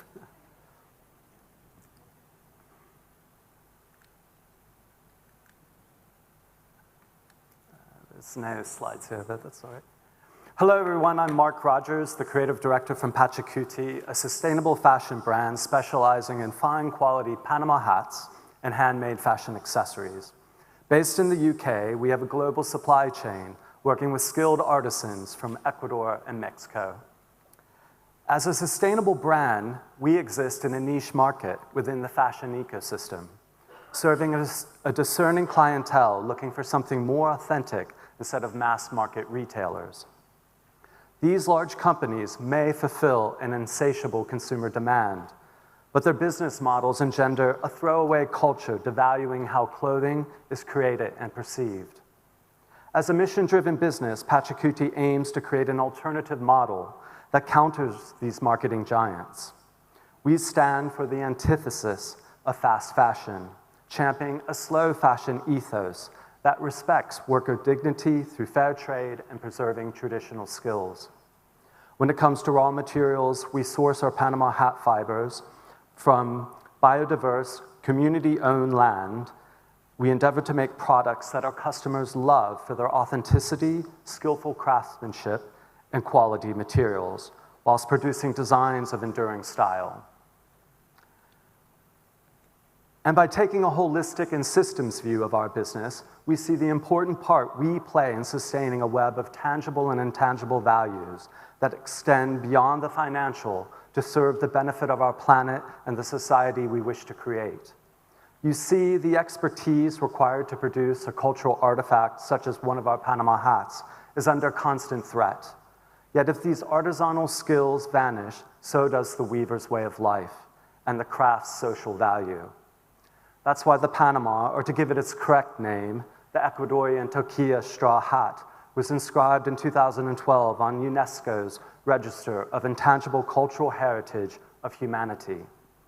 In doing so, UNESCO recognized that the tangible cultural heritage transmitted from generation to generation is constantly recreated by communities and groups according to their environment, their interaction with nature, and their history, providing them with a sense of identity and continuity, and thus helping to promote respect for cultural diversity and human creativity. First, it was colonialism that disrupted the cultural weaving traditions of Ecuador, and now it's globalization and its forces of supply and demand that encourage shoppers to consume quantity over quality. Apart from the profound changes caused to the local economy, craft skills that carry cultural meaning beyond the merely economic are threatened and devalued. This debasement denies the central role such artisanal activities have played in human development. As the Cuban cultural historian Cerné Benítez Aranda reminds us, artisan production is the first form of transforming activity of humans, the first form of production that goes back to the origins of the human species. And craft is an activity in which economic, technical, productive, commercial, social, aesthetic, and cultural elements of great complexity are involved. At Pachacuti, we honor the richness of this complexity. We understand the intangible treasures of artisanal skills form a reservoir of precious knowledge and are essential carriers of cultural values between generations. By acknowledging their importance, we agree with Homer, who wrote that the gift of craft skills is the bedrock of which stable and prosperous communities are forged and then bound together. Is it grandiose to see this beautifully crafted hat as a symbol of this idea of a complex society where the intricate interweaving of fibers, each set at a precise angle to the other, are bound together with just the right amount of tension? We think not. At Pachacuti, we help to maintain the unity of the complex human ecosystem centered around century-old traditions.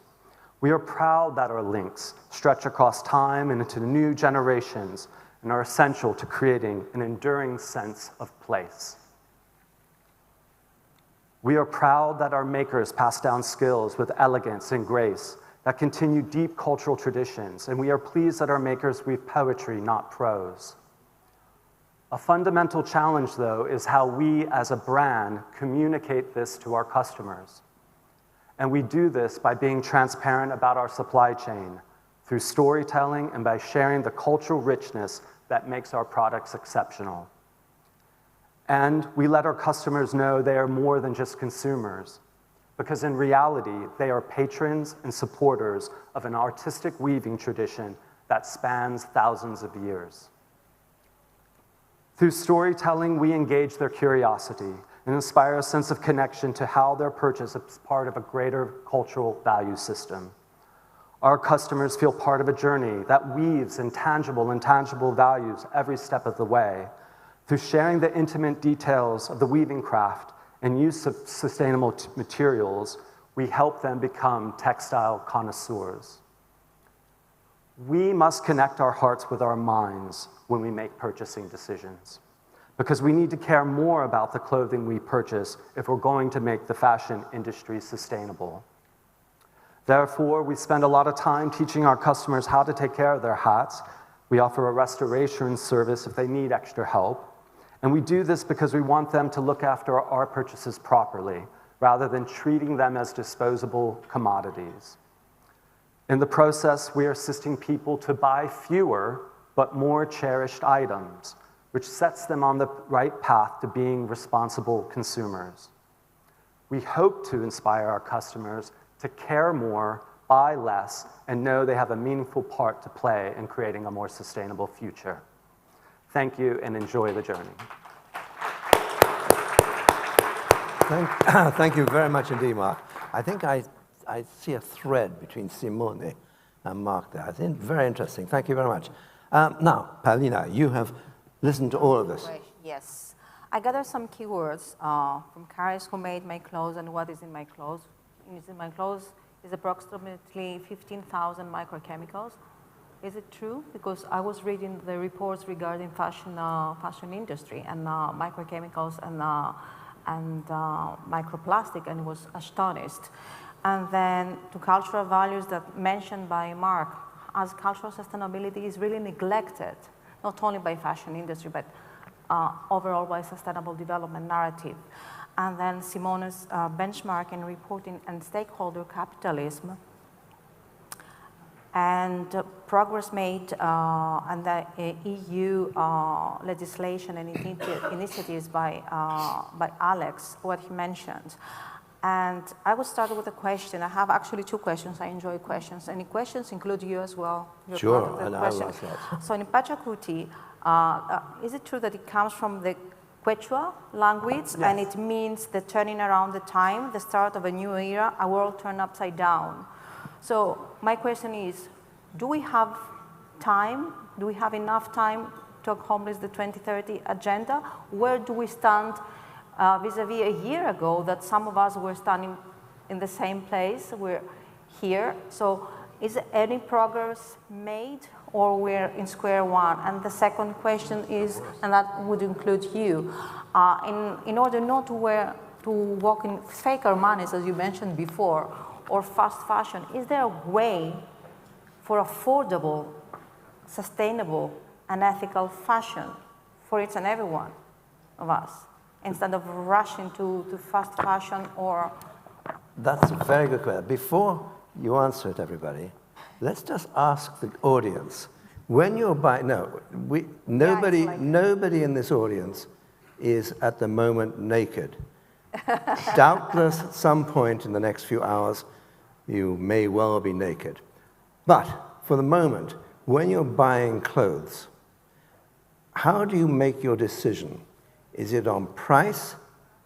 Is it on style? Or is it on what you think is ethically sound? How many on price, first of all? Put your hand up. Or hands down. One person there. Good. Two. Very good. 3 or 4. The rest of you? 3 or 4, yes. Be honest, guys. Okay, so that's not necessarily total honesty. Of course, there could be, you can answer more than one, I suppose. What about style? Now, it's interesting, all the guys also saying style. You know, you think of style as, you know, often more a female than a male thing. Okay, ethically. What about ethics? Oh, just one. What a trendy crowd this is. Right. So, Pavlina, you asked the question about whether it's possible. Well, how are they going to answer? Is it possible to have affordable, I mean, at a massive scale, affordable, sustainable, and ethical fashion from supply chain to end consumer? Because when we talk fashion, it's not just a garment of future fabrics of the future, but supply chain, labor conditions, human rights, and then the end consumer. Is it possible? Barry. I mean, I'd say when you're talking about the ethical side, it certainly is possible, because it's typically between 1% and 3% of the cost of a garment, which goes to the manufacturer, to the producers. And it's estimated that it would only take an extra sort of 25 to 30 cents on the cost of an item of clothing made in Bangladesh to pay those workers a living wage. Fashion Revolution has a campaign at the moment. It's a European citizens initiative called Good Clothes, Fair Pay. If you find it, please sign the petition, because we need to get 1 million signatures within about the next nine months. But it's very possible, and it would add on less than 5% onto the price onto the cost of a garment. So in terms of the ethics, in terms of paying a fair wage, in terms of paying a living wage, it is very possible, it's very achievable, it just needs the will to do it, and there would be a really insignificant addition onto the cost So of you the garment. could in theory then buy fewer clothes, and yet the people making the clothes would still have the same salary because they're being paid more. Is that, it sounds like kind of a lovely idea, but I wonder whether it's going to happen. I don't think it would mean buying fewer clothes. I mean, if you're buying a 30-euro T-shirt, the difference in terms of paying a living wage is about an extra €1.48. And that's not even going out to Starbucks and buying your latte after your shopping trip. So I don't think it would really impact on purchases. Simona, I see you're really eager to jump in and respond. I Please think do. Alex is better than me. No, I'm kidding. It's a difficult question. Affordable fashion in the sense of allowing people to dress in such a way that they can express their personality and fulfill this desire is possible, but it's a matter of price. It's a matter of consumer behavior because it's a bit more expensive, so it's about buying to keep more, to use it for a longer period.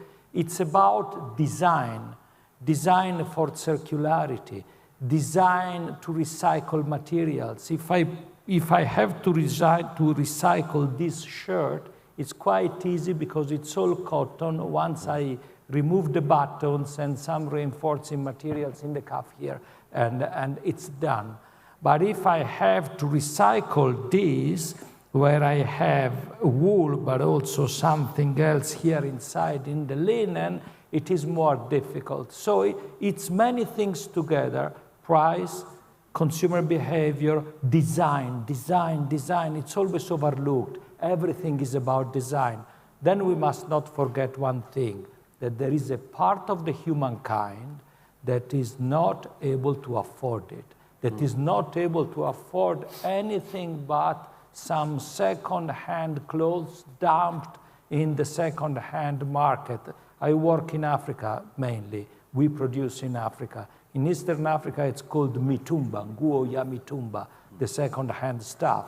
It's mostly rubbish dumped there, which ends incinerated there or worn by somebody who doesn't have any other possibility. For these people, for this relevant part of the humankind, they can do what they want. We have to accept it. But for those who can afford, it's a matter of choice, it's a matter of price. What was the name you said that it was called? Mitumba? Mitumba. And what does it mean? It means literally? Second-hand. Nguo means... Because you see, if you were in Britain, for example, I mean, the advertising people say it was pre-loved or pre-owned. Yeah. Pre-loved or pre-owned, yes. It's a subtle difference. You call it in Swahili, you say nguo, which means garments, ya of mitumba, second-hand. It's that. In Ghana, they call it the garments of the dead man. Yeah. It's even more colorful. It's a matter of how we structure the business model. Where are the margins? And how the business model involves consumers and designers. It's possible, but it's tough. Considering that a part of the humankind is still without even the possibility to access to that. Alex, from a legislative point of view and benchmarking. Actually, I mean, just if I can rebound on what Simona said, and I'm glad the Italians speak about design because otherwise nobody would.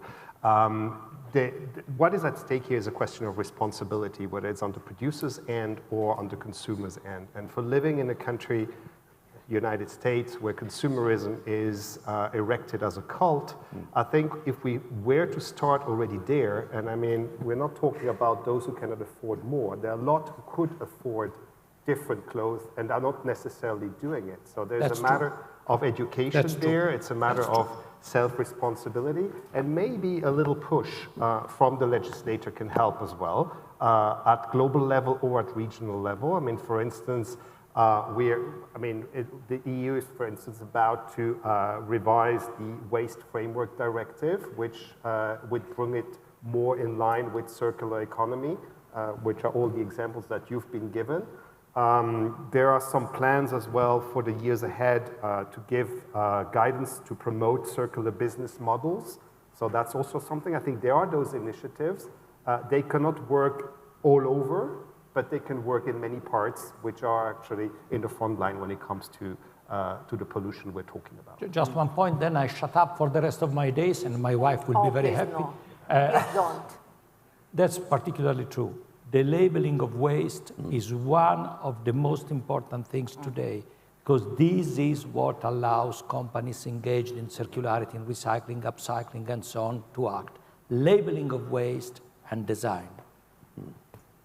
Yes.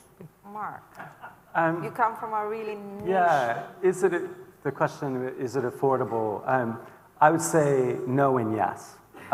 No, if we need to have a new outfit for every new Instagram post, and that we think fashion is a consumable that we constantly change like that. It's not affordable for the planet. So I think there's something to be said about changing our perceptions of what fashion is and how we live with it. I love how Fashion Revolution had a campaign about loved clothes last. And that's why I think it's really important, as I was saying, that when we communicate to our customers, that we really try to engender a sense of care and appreciation for what they have, to make it something special. And then people will care for it, and that's sustainable. But Mark, I mean, basically, I mean, you're selling something which should last for decades. But there's a fashion cycle, and there's a huge industry in the fashion cycle. Sure. And it employs an enormous number of people. And so in a sense, it's unrealistic to imagine that the cycle is actually going to slow. Now, if you take a company like Inditex, it is Zara. Yes. I mean, they're producing new fashions, in quotes, every 3 weeks. I mean, just changing the design slightly. I think, but these cycles are recursive between the brands and consumers. It's how they're marketed to, and where's the demand coming from on this. And you're seeing a lot of innovative models coming from big brands and how they're dressing it. When you're talking about circularity, about legislation, there's things that are putting brakes and changing that. But is it at the margins? I mean, it's really a question, I guess, maybe for Carrie, I don't know.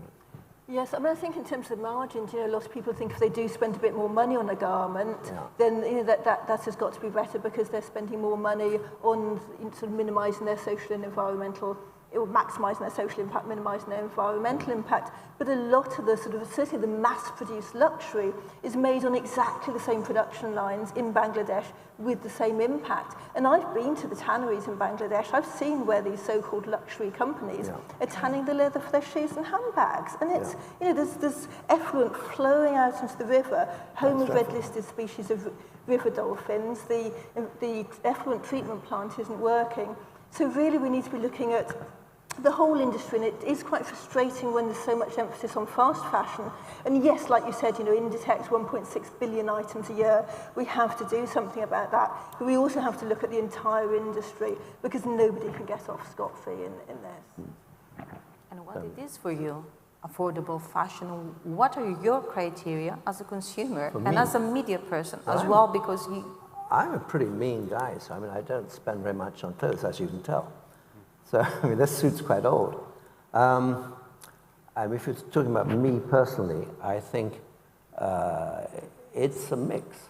It's, nobody wants to be out of fashion, out of style, because there's a human compulsion to look as though you are part of your generation. So, back in the 60s, since I'm old enough, I had bell-bottom trousers. Well, I wouldn't wear bell-bottoms now, but they're coming back because you've got this cycle. So for me, price is definitely a consideration. But if I were a multimillionaire, then sure, I get my suits from Savile Row. Yeah, slow fashion. But then it would be slower fashion, yes.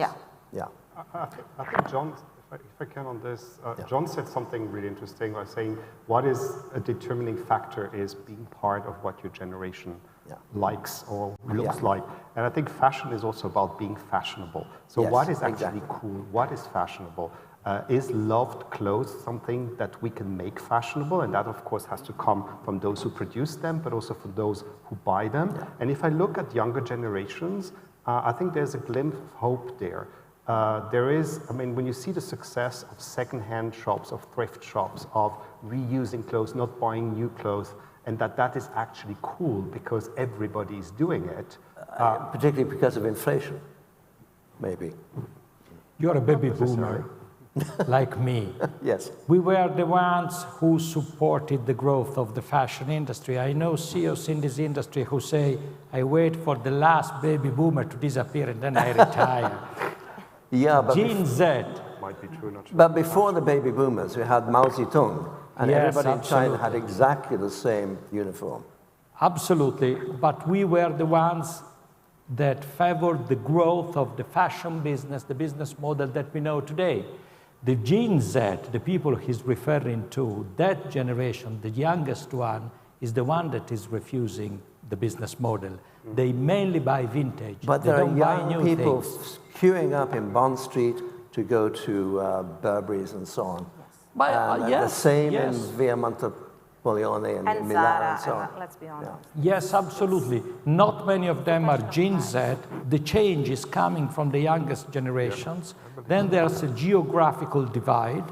This segmentation applies in different ways in China, in India, in Europe, and so on. But in general, with Gen Z, we'll see the change. When they grow, I don't know what happens to this industry.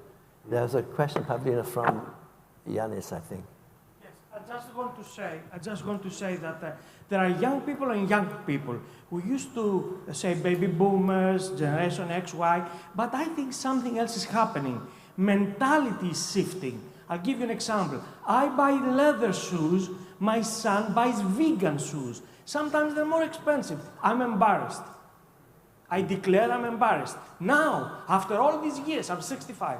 Now I'm embarrassed to the point that I have donated all my leather jackets, not my leather shoes yet. Mamma mia, that's bold. Because I'm embarrassed because my son looks at me in anger. And I just want to say there are young people and young people.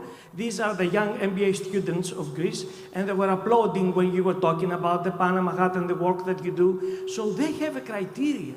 They have very strong criteria. I don't think it's a matter of age, it's a matter of mentality, and we better start teaching the world about the new shift. You are absolutely right. But your mentality changed because somebody from Gen Z got you to change. Exactly. This is the process. This is the process, and you are right. Leather. Look at leather. Look at leather. Look at leather in the industry. Gucci. Yeah. Majority, 80–90% of their shoes for ladies, when I was young and I was in the leather industry, it was in leather. It was in leather. Today, it's a tiny part of their production that is in leather, and just a few qualities of leather are used, not as before. It's a global change, guys. Was there another question over there? If we have time, where do we stand in terms of progress? Simone, we had this. I don't see you. Where are you? No, I think someone put their hand up and then put it down again, so don't worry. Yanis is there. No, Yanis did. No, there was another question. Another hand went up, but I think it disappeared. Yeah, but the light doesn't really help. Yeah. Sorry, Pavlina, you're asking Simone. So the other question was about turning around the time. Where, in terms of progress, corporate progress, though, because people's mentality seem to shift more rapidly than corporate progress in the ESG and the SDGs territory. Well, apparently Alex doesn't quite agree, but we had this discussion before. So regarding next year, last year, we were having this pretty much the same discussion. Where do we stand a year later? Where we stand today? Is it square one, or there is a progress, but pragmatic progress, not in theory? In practice, where do we Just very small progress and erratic, addressing this or that issue. not often in a structured way, but there is growing awareness of the fact that sustainability creates long-term value. So for the first time, the industry is trying to address sustainability from the point of view of value creation, long-term investment instead of short-term cost. This is happening. This is happening. At the top of the industry, you see a lot of this. Issue is that the industry is made up of human beings, and there are people in the middle levels of management that are more reluctant to follow the transition because they've been there for the whole of their lives. So it's that. But this awareness of sustainability as a factor of value creation is growing. We are lagging behind the schedule on emissions, on biodiversity, on respect of human rights in the supply chain. It's unbelievable. We are in 2022 and there are still abuses of human rights. I mean, it's unbelievable. This is something that shouldn't even happen, and these things happen. So we are lagging behind the schedule, and we have a very short time to catch up. 2030 to cut emissions by 55%, 2050 to go to net zero. I don't even speak about net positivity. There's a scientist there, my friend Saman. Not even climate positivity, not even that, but net zero, being simply sustainable. We are lagging behind the schedule, but the awareness is there, and one thing is true. This industry is a formidable industry in terms of management. If they apply their capacities and their power, we can make it, because these are guys that are bloody clever. So you believe that stakeholder capitalism, there is a future in fashion industry, because I think it's the only you're future. Probably aware of Michel Faber and I think Danone it's and the what only happened. future. When I was young, I was an alpinist. Even Chouinard was an alpinist. Read his autobiography, Let My People Serve. That's a testament to sustainability. Yeah, we see it with, we also organize production for other brands and do a white label service. And I'm fielding inquiries from very large international brands, and they're coming to me saying, we're coming to you because your sustainability criteria. So that's encouraging, you know? It is. And certification is very important. That's important, can be important too, yeah. Why not make it mandatory? So it would be a very good idea. I would like that. You mentioned, it was Alex that mentioned before mandatory? It was Alexander, wasn't it? Alexander. Yeah. So where do you stand? What is your view regarding progress? You believe there is a tangible progress, or we're in theory okay, but in practice kind of? I think the issue of progress, and I mean, we've described how great the situation is. It's a bottom-up driven one. I think that's where the demand will come, and the other stakeholders will understand that this is what triggers the trend. So whatever comes from consumer organizations, whatever comes from the business themselves in creating a fair and competitive environment, which is a lasting and sustainable one, that's where, I mean, why would you come up with requirements, with mandatory requirements, if you don't think that they serve your purpose on the long term? Why would you go for it? And you see people who ask for that. You see businesses asking for it. So there must be a good reason behind. Tari, you've been at the forefront from day one. I mean, after Rana Plaza disaster, fashion revolution is at the forefront, be it biodiversity, human rights, transparency, values creation. What do you believe that we have moved ahead? I mean, there is actual progress. We have something better to wait too long for? Yes, I mean, when you look at the statistics, it looks really bleak. I mean, you know, 2.1 billion emissions from the fashion industry now, estimated 2.7 billion by 2030.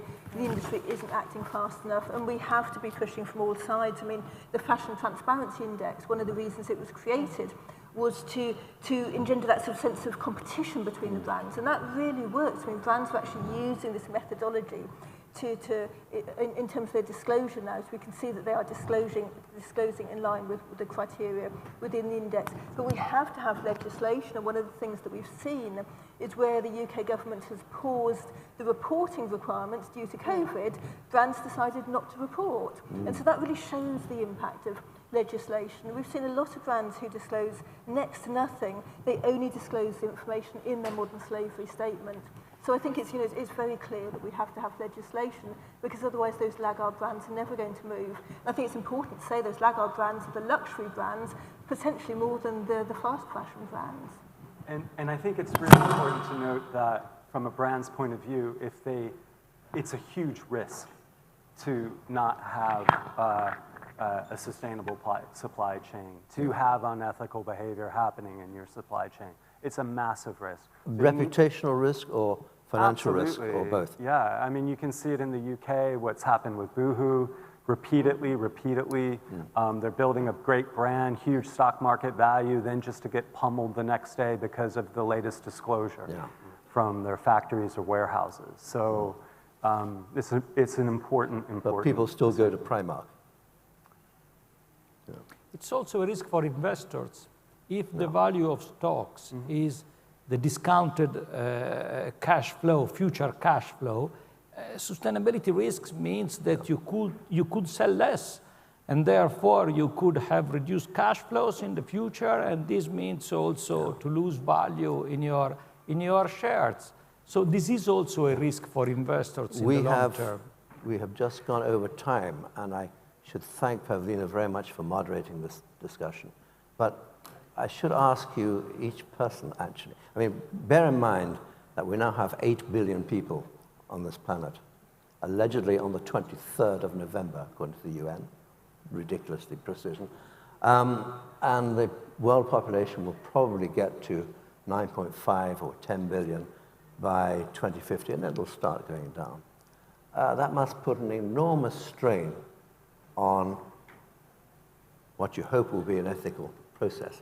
So in terms of 1 out of 0 to 10, 10 being it'll be perfect, it'll all work out brilliantly, what are your personal opinions for the next 10 years in the fashion industry? Simone. I have to rate the fashion industry 1 to 10 in the next 10 years? Yeah. Mamma mia, I want to be good. I work with all them. We are in between 5 and 6 now. I hope we get to 8 in 10 years' time. Okay, 5 to 6 at the moment. Okay. I would say 6 to 7.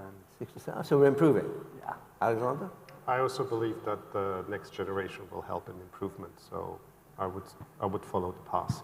Okay, so next generation being the one which already exists. Yes. Okay, so the one that is changing its behavior. Okay, good.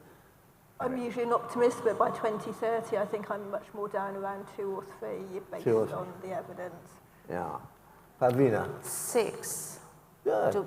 Rather optimistic view, but frankly, I also believe that the next generation, and actually even the generation Y and Z, who's like the 20 years old, the 18 years old, are the ones that have a different mentality, and this mentality will transcend, and it will bring the bottom-up mindset that we need.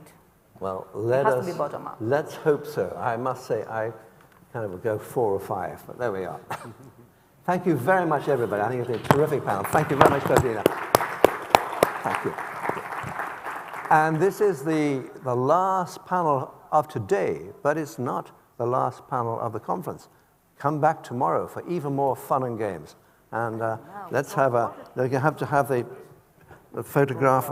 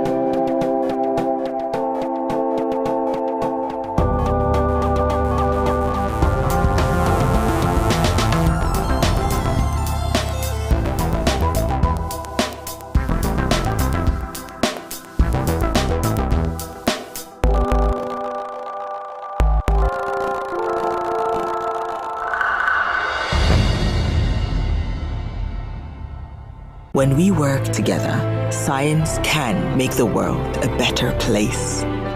For you, for me, and this planet we call home.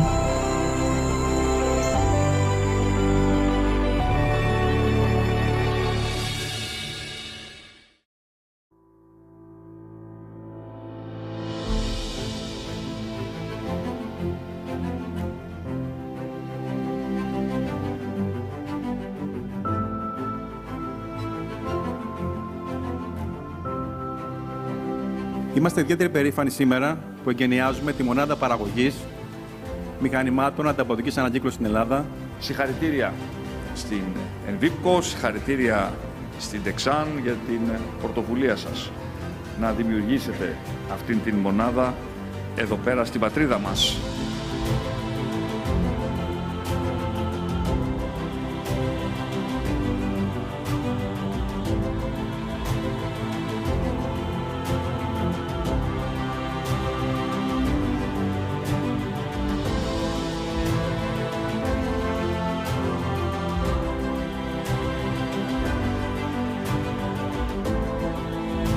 I look forward to seeing more of these Envipco machines around the country. Τώρα πλέον είμαι πιο ικανοποιημένος αφού δημιουργήθηκε στην Ελλάδα η πρώτη μονάδα παραγωγής μηχανημάτων ανακύκλωσης υψηλής τεχνολογίας.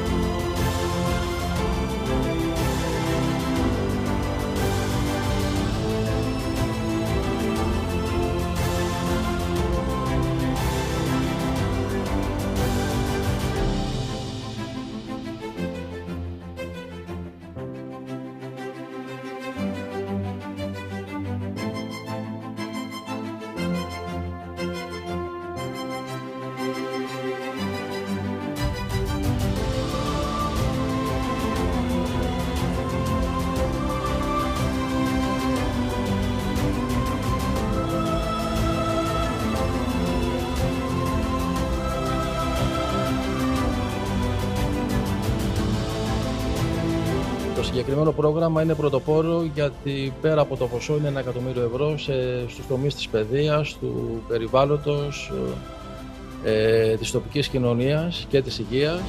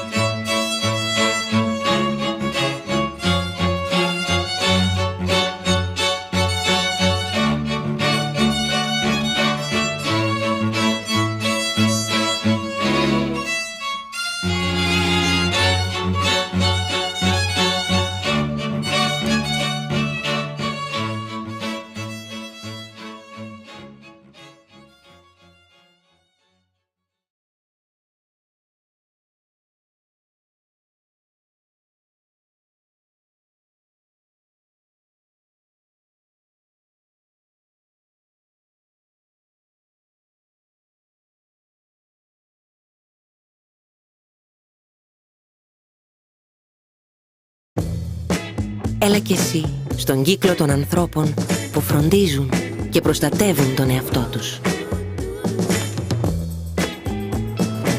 Που κινούνται πάντα με ασφάλεια.